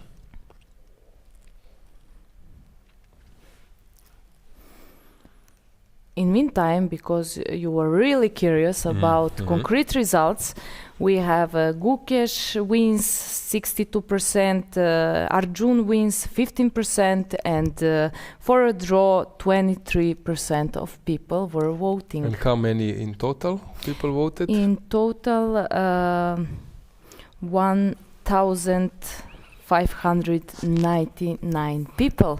Thanks for that. I really appreciate that You're info. welcome, always. Whenever you're curious about something, you can just ask me, and you will get precise reply. Rook h7, e5 is hanging, it's completely draw position, no? Okay, yes, of this course. way, either the way you showed with knight f6 at the end in previous variation. Yeah, he could now not hold. only, is there a trick that knight f3 loses on spot? Rook, no, there is nothing. There is no trick to even knight f3. Yeah, I was dreaming of some rook h2, but of course I forgot about knight x h. Ah, interesting. But it doesn't work. Yeah, like sometimes in my things. Yeah, I respect this idea, but it doesn't work. Yeah. What else we have? Yeah, I just wanted to add that in the match where Volokitin was playing versus Oro, that there was some things that Faustino was outplaying Andrei at some stage, but then this was like he played a fabulous game and winning blow after blow, and it was almost perfect game. You see here bishop h6 was better, but then rook e8 was a blunder. Yeah, big blunder. Okay, yesterday was tough game for him, tough loss, of course, as I mentioned many times. I feel bad for him. But here he thought that bishop after G6. king e8, bishop g6, he forgot that there is rook f2. This is really crazy. This is a crazy defense I which would happened. do the same. Yeah, so this is like some puzzle combination, rook e8, and suddenly you blunder rook f2 and winning. This was really tough to handle, but as I said, fantastic player, and for sure he will come back and collect some rating points. So I expect Faustino to be 26 plus very soon. So getting back to our main game.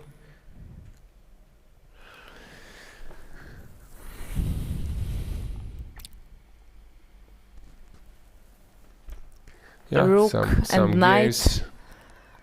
Against rook.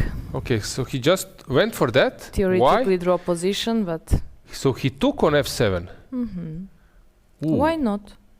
But this is interesting approach. I would never done it. So I'm surprised. Okay, of course it's a dead draw.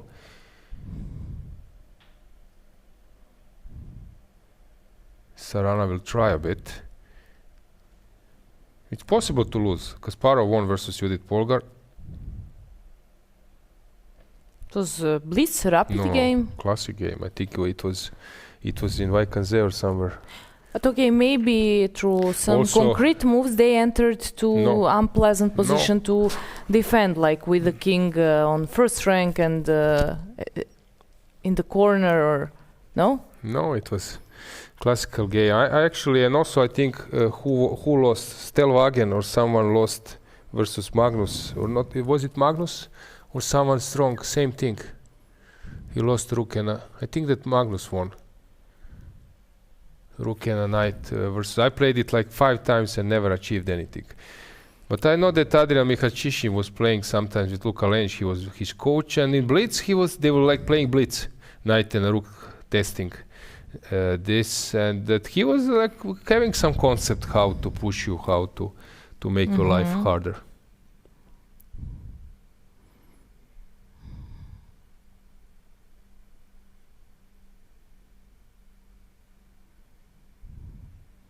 But okay, here 99.9% it will be draw.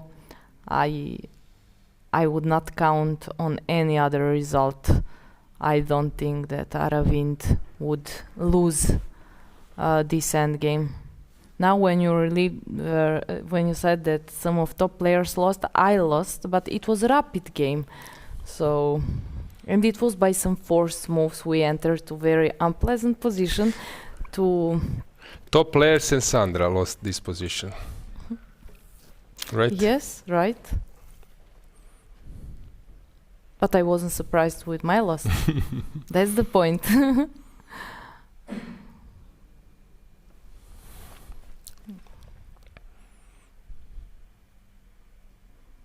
Check. Yep, 95. 95. Rook is King f2. I would play.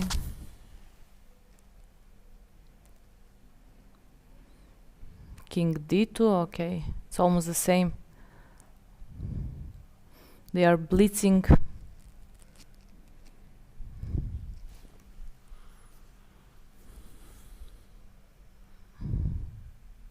Yeah, the point is with bishop you can set up this winning position, and with the knight you can only press a bit, but in a vain. And now this game goes for a long. I believe that it's a moment that we show you analysis of Anish Giri's today's game. They were suffering in terms of being in a second hole, but yeah, Giri has played a very interesting game versus Sergei Movsesyan. Everybody, I'm so honored to have here with me Grandmaster Anish Giri. There is nothing much to say about him. You all know who is him and his achievements and everything. So we're just going to go through it. We're just going to go through the game. You played against the legend, Movsesyan, and I guess we can go through the game and your feelings during the game. Yeah, no, Sergei Movsesyan is of course a legend. I witnessed one of his peaks as a child when I played the Vaikanzei B group. I played, in the Vaikanzei like throughout my entire chess career and every year. And when I played the B group, he was sharing first before last round, and he shared second, fourth with. Wow. I mean, he was competing with people like Aronian, Karakin, Carlsen, Dominguez, everybody. With all the top players, and he was a top player at that time. And when I was preparing for today's game, I saw that he had 27-30 in 2008. Which was another peak probably he had that I didn't even know about. So he had multiple peaks, and is at various points in time was a top player. Now he's a little lower rated, of course, but still a formidable opponent. So I was looking forward to the game. He didn't choose one of the more conventional, safe lines in the Najdorf, but played something. So he risked. Yeah. I mean, he definitely ended up risking a lot, but this line in itself could be solid if white castle short. Like, let's say, this is kind of new trendy thing to move the queen back. It's very trendy stuff to go bishop to castle short, and you sort of play knight d5, c3, and actually really, really solid. So here's what I expected, that he would go bishop e2, and then let's say in case of castle short, we get this type of position where it's very solid. I have long-term plan of pawn. Okay, I have a plan of going e6, f5 somewhere, but also a plan of going for minority attack. But even if I get minority attack and I get everything, I create one weakness, even that could still be holdable for white. So this is really solid setup for white. But he told me after the game that he was actually quite in the mood to fight from the start, which I was not so sure. I mean, the fight, of course, but I was not sure how much risk he wants to take. But I was really surprised that he would go for this h4 idea. Wow. It's possible. I mean, and then g4. A4, h4, yeah. Yeah, because and then g4. Yeah, because I thought this line is really solid. So you're supposed to like be very solid, and then I was gonna go with c7, rook c8, and then prepare b5, and okay, again I want to go b4 and create one weakness, and even that. There is some prospect of black being a bit better. I mean, I beat Gukesh in a position similar like that, colors reversed, but it's very little. Even against Gukesh, it was very so. I was really surprised because in my mind he sort of changed the gears, but actually was always going to play ambitious today, so that's quite nice. I was actually thinking if he wants to go all out, maybe he could consider also something like this. And I also was thinking about queen b6 actually, and it's actually quite nice, and I want to bring the rook to c8 immediately. So yeah, but I thought bishop h6 and h4, this is the sharp way to play. h4 directly, I thought just h5. To stop it. Yeah, and after g4 I have 95 hg, so I thought this cannot be dangerous. Yeah, I thought he should take and go queen c8. I thought he should be very holdable for white, but he didn't like it, and rightly so. I mean, the computer, I don't know which engine this is, but it gives a larger advantage than what I had anticipated. Like, I thought that white should be okay, but I missed. Okay, rook c3. First of all, I missed that. It's a nice little motif because I have extra tempo. Very nice tactic. Yeah, I missed that. So then I have extra tempo, but also, then of course, if I don't let him to go h5 or bishop g5, then I am better. Maybe bishop g5. But his pawns are a bit weak. Whenever white sort of attacks, then we go into an endgame, then it just turns out to be weakness. Exactly. That said, I still think this was the way to play. I think it's holdable. But he... looked a little bit ugly, and then he decided. For sure. to No, go he into decided to it. go all in, but he, I think, underestimated this concept because now, of course, this is a better version for white. Now it's actually holding because you've got rook g1 and already g5 is weak. But he underestimated my concept of king h8, and actually he has no play here at all. And this position is very, very hard to defend. And yeah, I have many ways to play. I don't need to do even anything. Like, basically just doesn't have play here because my knight is very strong and my g5 pawn protects the f4, so f4 isn't always gf. He can never take g5. Like, worst case, I can even play e6, queen e7, and he can never attack g5. And king is protected by his own pawn. Yeah, and also I have even g4. Yeah, this pawn is like even that. Like, it's all very good for black. And I was not sure. Yeah, I have too much options, so I just played the most natural. But I'm not sure it's the only way. Rook a8. Yeah, for one moment I was. I was. Strategical one. Oh, bishop g4. This is nice. Like, I was thinking about that if we get a position like this. Okay, I missed bishop g4, but let's say somewhere we get a position like this. I was wondering like if white has good drawing chances. I mean, I could get it in some lines. Like, if I go queen a1 here. Let's say king f1, and maybe now I can take. But I think I kept blundering bishop g4 in the lines. Yeah. I missed that idea. So I was thinking more of such position, and then I thought this is also like, how winning is that? But then I noticed that I actually have knight f3, which nice. A little surprising because I kept like, I was obsessed about my knight on e5. It's my best piece I have, so I was trying to maintain it there. But actually, here I'm just winning by force with rook g1, queen a1 coming. And there were just some pretty lines here. They're really nice ones. So for example, there is a motif that, like one really pretty one is that there is this motif, and remarkably, this is kind of checkmate. Wow. In all sorts of ways. It's really cool. But even more remarkably, he has queen d4. And if I go e5, I'm actually losing because bishop g5. And he wants bishop 6, and if rook g5, he has rook g8. Yeah, that's great. So this is kind of one fun tactic. Another fun idea is that in a position like this, for example, we could get it in certain orders. Let's say, besides bishop g5, there is rook c1, which is also a nice motif. Yeah, queen e4 is also another kind of nice checkmate. So, but it all works for me, like with the margin. Saw this, yeah. With the margin, it works. And yeah, before it's the easiest. Queen a1 was also good, but then I don't have a threat. But yeah, a lot of tricks. Yeah, before it's the easiest. And, this actually happens in the game? Yeah. Okay. He had to try. The thing is, he wants to give me a back rank check at some point, so he's trying to escape his king and hope for a miracle. But yeah, I'm chasing the king now from the other side. Like, I was chasing it from the front, and now I chase it from behind. So he's just very nice game. Lost, very impressive game. Yeah. So Anish Giri showed us his game. Very nice. So what are your expectations for tomorrow's match? Well, our team was, of course, very disappointed with the previous two rounds. We are, first seed. I don't think we were, dominant.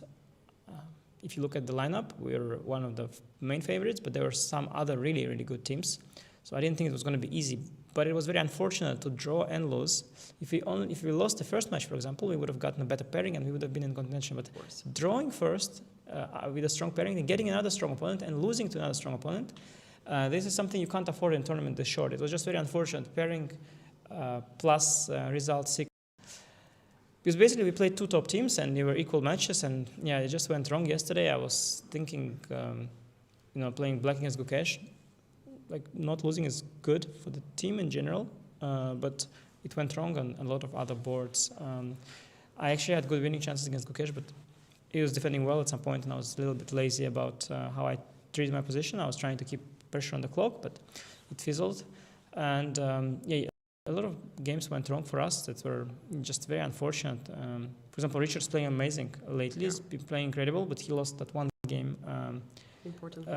Well, every game is important, but he won an important one day before, saved us from losing the match. But then, yeah, it happens. I remember also how I played once with the team of Sokar. I played multiple times with a very strong team. We were the first seed by far back in the days. One time we won, but another time, actually also in Rhodes, we lost to Novibor. And yeah, it just was remarkable. Like sometimes in this ECC, like the Club Cup, you have these 6 board matches, and sometimes it happens that it all goes wrong for your team. And I don't know like why. It's just very unfortunate.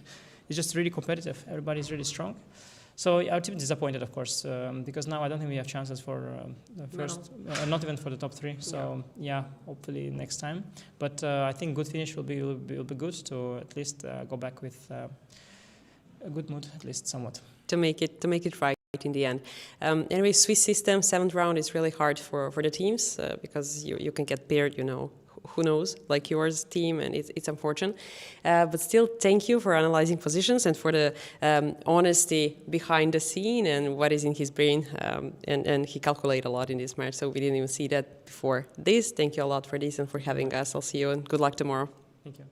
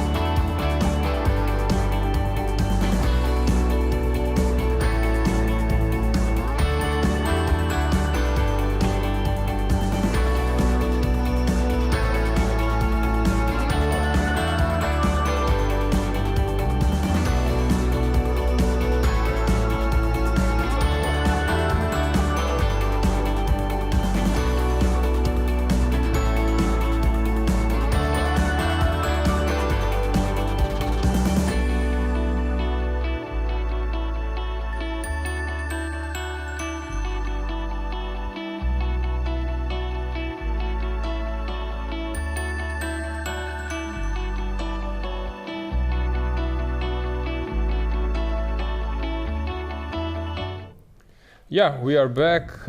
We can say that in open section everything has been finished. Gukesh, a true leader and a great hero of the team. Of course, Darda could press a bit more, but I think that he understood, and his captain, that draw is fine. So let's go through results, then we will just check women's section. But regarding results, we can say that Super Chess are doing fantastic. Just to remind you, in last 3 championships, they were like out of the contest for the medals. So this is a huge thing because they are really cruising towards the victory in this match, in this event. Novi Bor won versus Beersheva, and Tuxera, very narrow win, especially that game of Volokitin. And 4 pairings are Super Chess versus Tuxera. I just spoke with Ivana Bitsokolov. He didn't even know whom they play. I said Tuxera, then he said no, why not Novi Bor? So I'm not sure that he even knew. Because it was so tough to win those 2 matches. I think this is a fantastic, fabulous achievement from Super Chess to win those 2 matches. And Novi Bor is of course reigning champion, and it seems that they won't defend the title. That's obvious now. And still all others we can say that they can forget because we have 4 pairings, and here it's obvious that either Super Chess or Aqua Profit, they are winning the title in case they play each other, which is obvious. Yeah. Let's move to the women's section. Let's see what do we have there. So in women's section, Eshek de Monte Carlo, but Crvena Zvezda is still playing. So let's bring the board. Again, Elif is playing last from their team. And yesterday she lost against KosteniuK, but today she was pressing and she's all the time, trying to win, which will be very important. And also there is one more game where Alina Daliana, sometimes there is this nice touch, bishop b2, and if you take a3 wins, because knight is badly defending versus outside passer, and this might be a move. This is like a huge pleasure to make that kind of move. But let's go back to our main board. Rook g4, it seems to be mistake. Yes. So she should have probably pushed the pawn immediately, or no, let me try to figure it out. Maybe to give check first. Maybe Rook f. No, I think check, and then you bring the idea is to build the bridge. And once again, just to show you this stuff, so check, and the idea is to build a bridge. And when I start pushing g6, you want to sacrifice the, let's say like this, rook g5, c5, g7, rook goes to b8. This is something which is very nasty. Check, king, let's say, I don't know, c3, just to show you this line. So we takes, and c4, for example, king e5, king e5, king d3, check. Okay, I want to go a little bit differently, maybe king f5, king e5, king d3. Okay, now it's obvious rook g3 then. King d3, rook g3. But I wanted to show this position, which is also important. So here, if white is on the move, white wins with rook d8. If black is on the move, and it was the case in Goryachkina versus Zhu Jiner, when there is this defense. This is the only thing you need to know when there is a running knight, rook versus pawn. But here we have this position, this is mistake, and now c5 pawn will start to roll. And let's see, Elina Danielyan, this is the current state of affair, is bishop b2 coming or not, I'm so curious. But we will stay here with those final moments. Yeah, this game will affect on the result of the match. As Crvena Zvezda would save a match, it would be 2-2 if Elif wins the game. And she was really pressing all the time and had winning position, but this rook g4 obviously was a mistake and it looked very logical. She has 8 minutes, so she could take more time, but on the other hand, in most of games, this how to say, she's spending her time so well over the game. She's almost never in time trouble, so sometimes it can be really important, but in this case, maybe she should take more time before she played rook g4. Yeah, her time management is very good. Yeah, time management. But yeah, in this game it failed at this right moment. Yeah, so king d5. White's king will go somewhere. And the idea, of course, is to push g7 and to promote the pawn in a queen, but yeah, there will be a rook sacrifice and then this race. King will be too far of c-pawn at the end of the story, and it will be a draw. I don't see a way how black can make a mistake. c5 is actually now black has to be careful for a moment because g7 is next move. After rook f6 it would be king g5, so she has to make some move with the rook. Yeah, she wants to go down. Okay, still it's not so simple.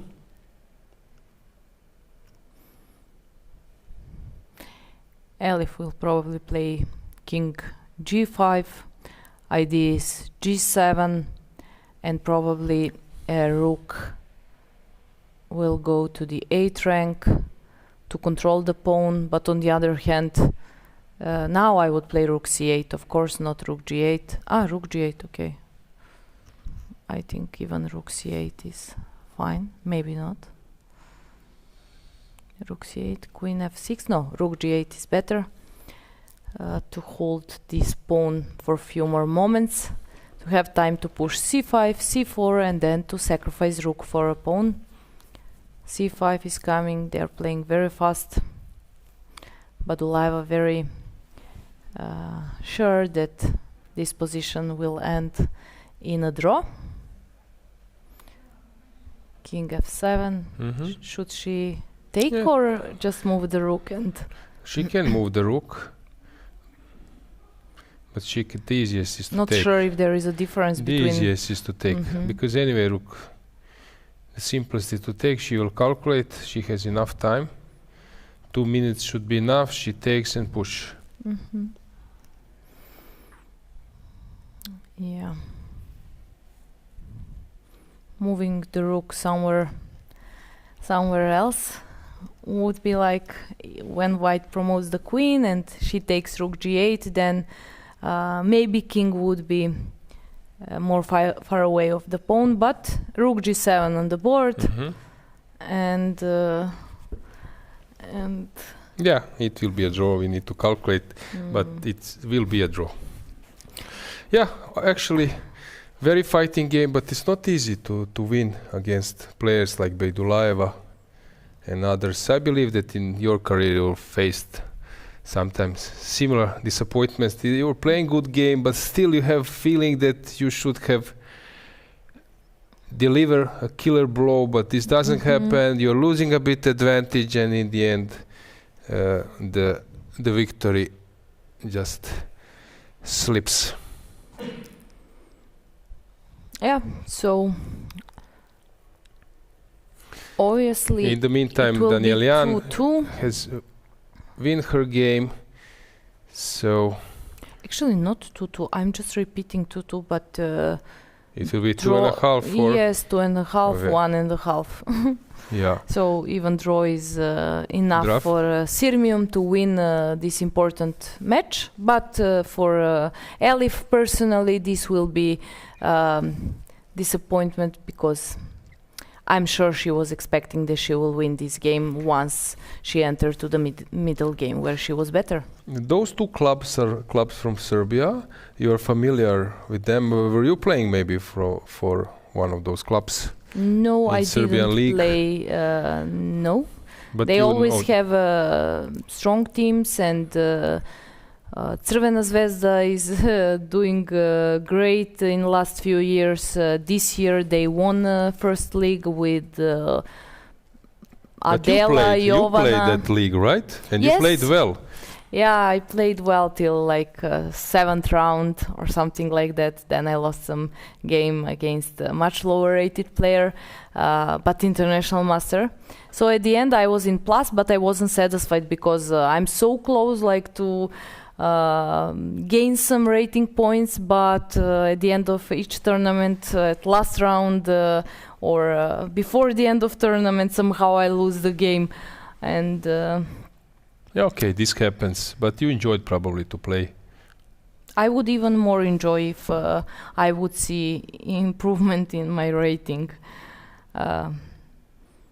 which I hope it will happen once when I start to play more open tournaments and not just leagues like Turkish League, Serbian League, Bosnian League, a lot of games against lower rated players, not Serbian League, and then it's so tough to improve rating. Okay, but it's not surprising that you're invited to many leagues. If I'm not mistaken, you're in Sweden leagues, Swedish leagues. So yeah, you have this special team spirit, and you're like cheerful person. So I'm not surprised that you're getting so many invitations for leagues. But as you said, it might be tricky. You want to play something else. But usually people are complaining about open tournaments. How come that you're complaining about leagues? Because, for example, each year I am playing Turkish League, and most of my players, my opponents, are much lower rated players, but they play, you know how Turkish players play. You play 1 year against someone 1,900 and next year it's 2,300. At that point you're very disappointed if you make a draw or something like that, but next year you see that you played against some young prodigy. So it's very easy to lose rating, but it's very hard to gain points. On the other hand, when you play open tournaments, you play against much stronger players with higher rating, and you count that some of games you will win, either make a draw, and I think it's a smarter thing to play open tournaments, but I do smart things very rare. Okay, people might invite you to some open tournaments. We will see. In the hope meantime, yeah, like Ivanchuk said, I'm here like as a guest, but I would prefer to be playing. So he's coping for that. Same here. Regarding our live rating list, 2700, of course, Magnus is number 1. Nakamura is doing great, being on second place. Caruana number 3, and Arjun is still number 4. Keymer went to number 5. It's very close race. Pragnananda is here, number 6. Giri, number 7. So Wesley 8. Gukesh, number 9. And Alireza Firuja, number 10. Now we have this race I was telling you about. So King D4, King D5, King D3, King F4, C3, King F3, and who is on the move? Black's turn. And you play... So King D2, yes. Yes, and on check, My you go memory King is A1. great. Yes, it's fabulous. Finally, it works. No, you will improve now when you come to open tournaments with this knowledge, Sandra. When you start beating them in endgames, this, that, attacks, it will be fabulous. I would love to watch this.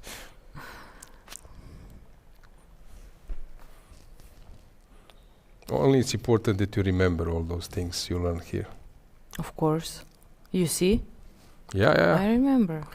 So c3 played, which is an okay move. Just to update you with one thing, we have also scheduled so that you realize that tomorrow the last round is starting a bit earlier than previous days, although it's Saturday, so there will be a lot of spectators, maybe, I don't know, around lunch in Europe, but already enjoying some nice afternoon in India. Maybe if it's rainy, you stay at home, or you just woke up in New York and you just turn on. You order some food, coffee, and and you dreamy day. Yeah. Follow last round of European Club Cup. Yeah, you are, for example, let's say, I don't know, like some person, I will just now say Lena Totes, for example, and you just wake up and you turn on the stream and you watch and enjoy.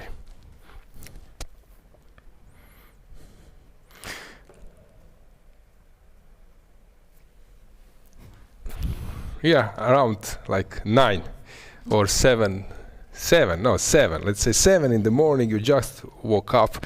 It was Friday, you don't go anywhere, of course, and you stay at home, so you can start your day. And you can wake up at 7 and then you turn on this broadcast and you see all those familiar faces, interviews, this player, that player, 2700, 2750, Lena, Sandra, Gukesh maybe is here. Come on, hopefully.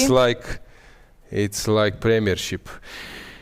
Okay, so do we have this position I was telling you about? It seems so. Yeah. Yeah, they're So taking King my D3. footsteps. So just that you need to know this once again, that after King D3, King F3, C2 also is a draw, but it's tougher because sometimes on the She pushed C2 sometimes immediately. on the side can be tricky because there are some, for example, if it's B pawn, there can be an issue or mating net, so it's more proper to learn it by King D2 and after check King E1. This is actually something which is better to memorize. Here C2 was played, which is actually a good move. Rook C7, King D3, and that's it.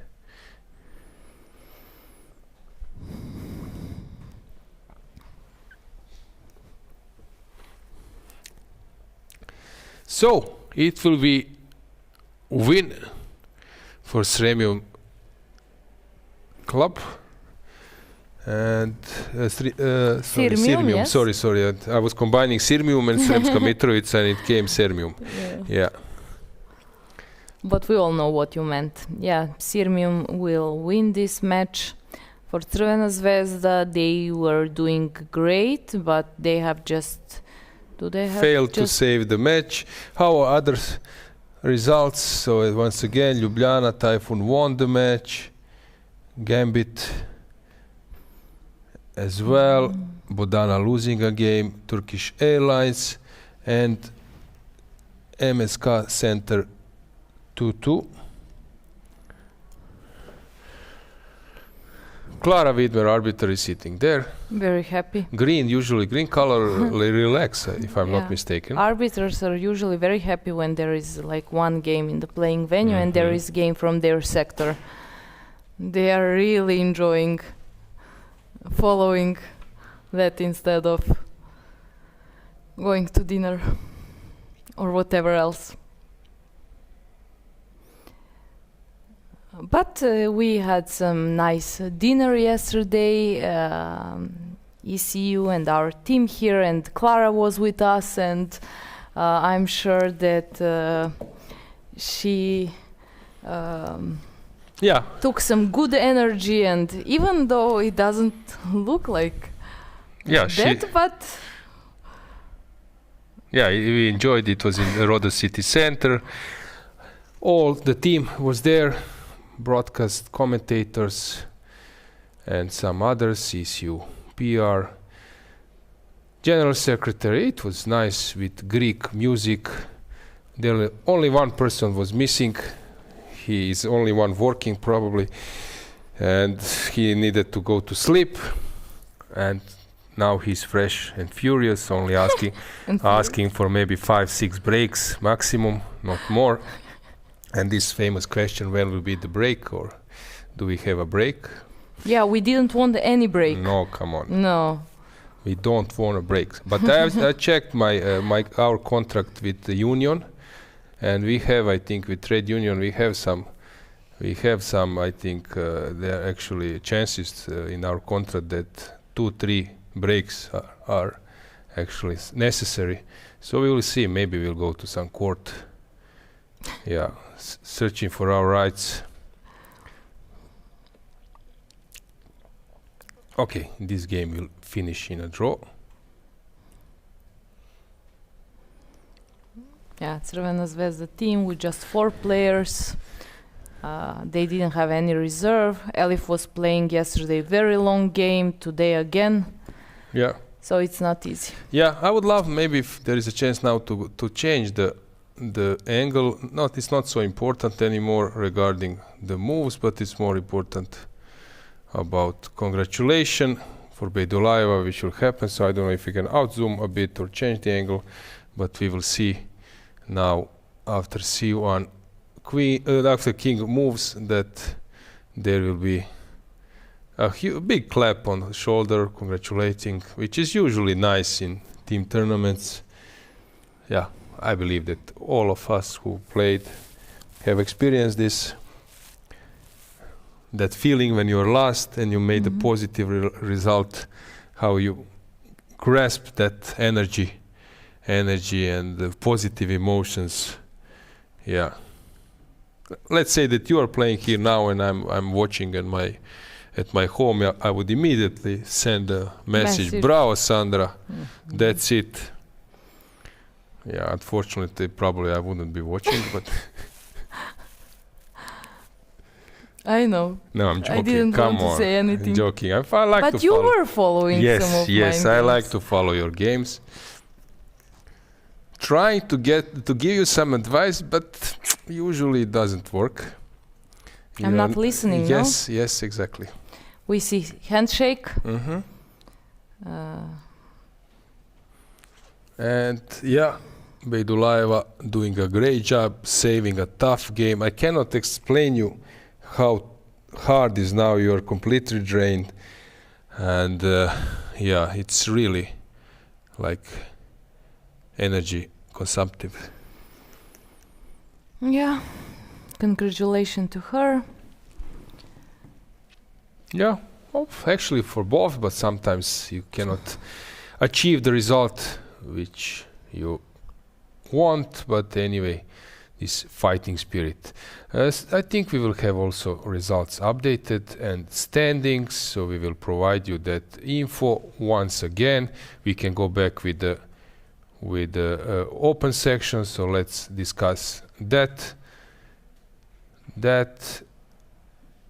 group. So Super Chess versus Alkaloid and Tuxera, they are right behind. Novi Bor, yeah, they are winning behind, but the problem is that, for example, Novi Bor, they wanted to go to play Super Chess, but that won't happen.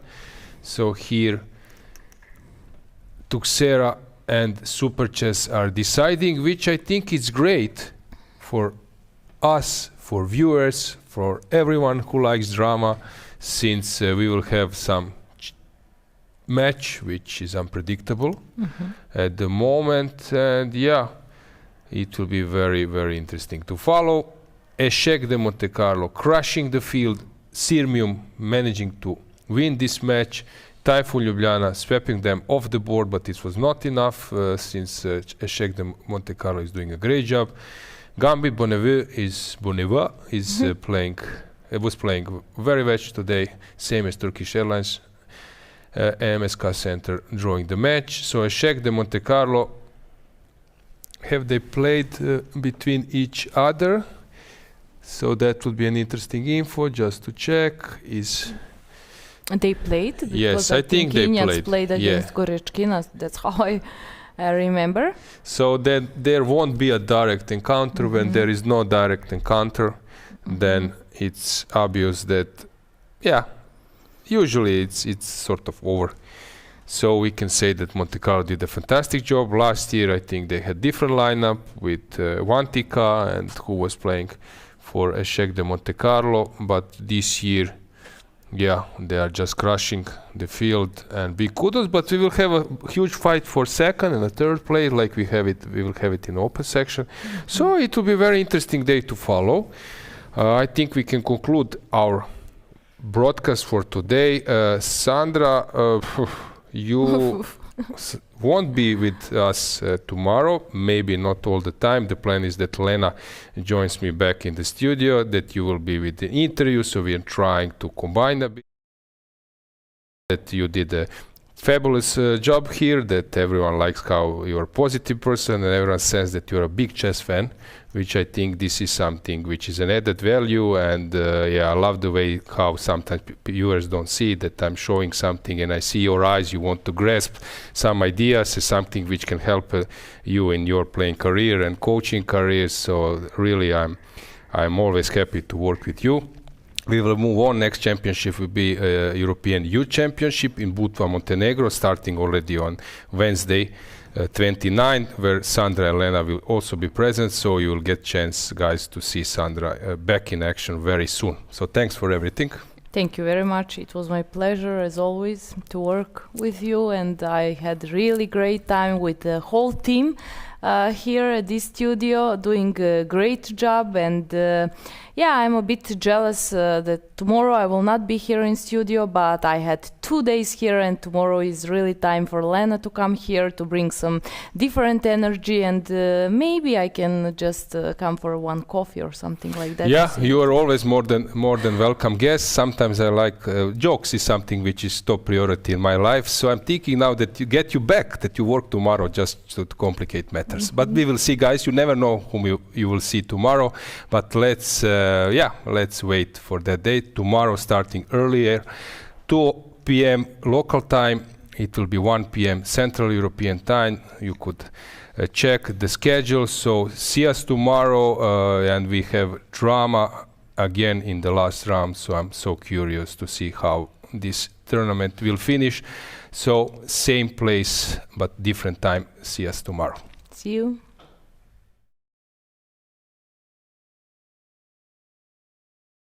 Chess moves. Smart. Free eSIM. Smarter. At Global Cell, we believe in empowering connection on and off the chessboard. That's why we've partnered with the European Chess Union to bring you a gift as strategic as the game itself.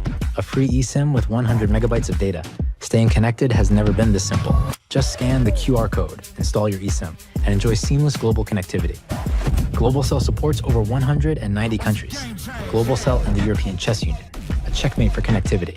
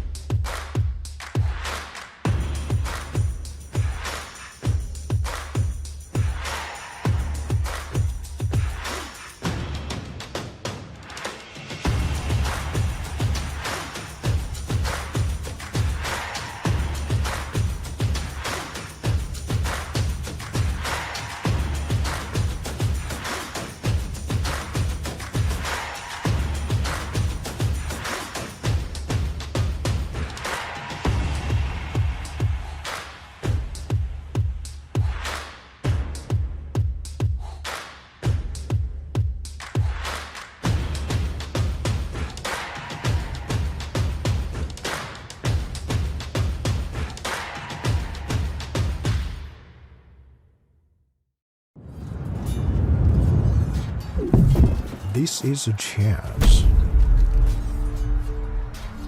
This is a war. Everyone wants to be a winner.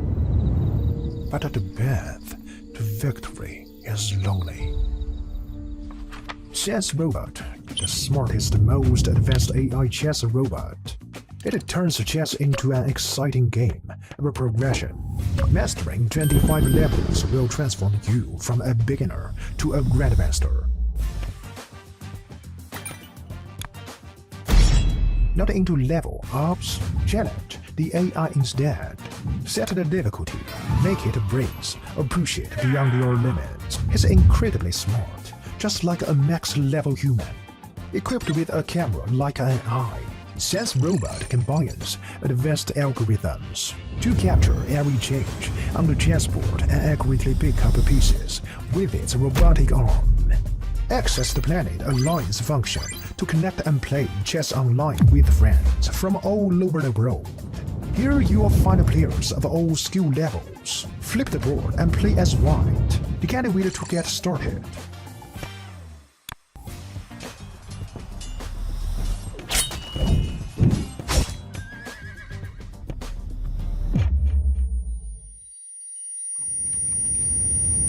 New to chess? We've got a better way. Sense Robot offers a variety of learning methods to help you improve. As you can see, Sense Robot provides various learning modules, including chess courses, AI practice, class game review, and off-book play. You'll level up your skills in no time. Let's start the endgame practice, featuring 145 carefully selected classic endgames.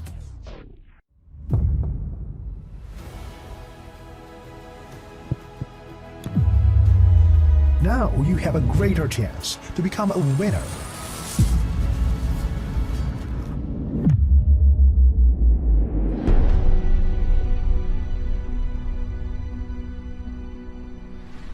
This is Sense Robot. Today, chess all in AI.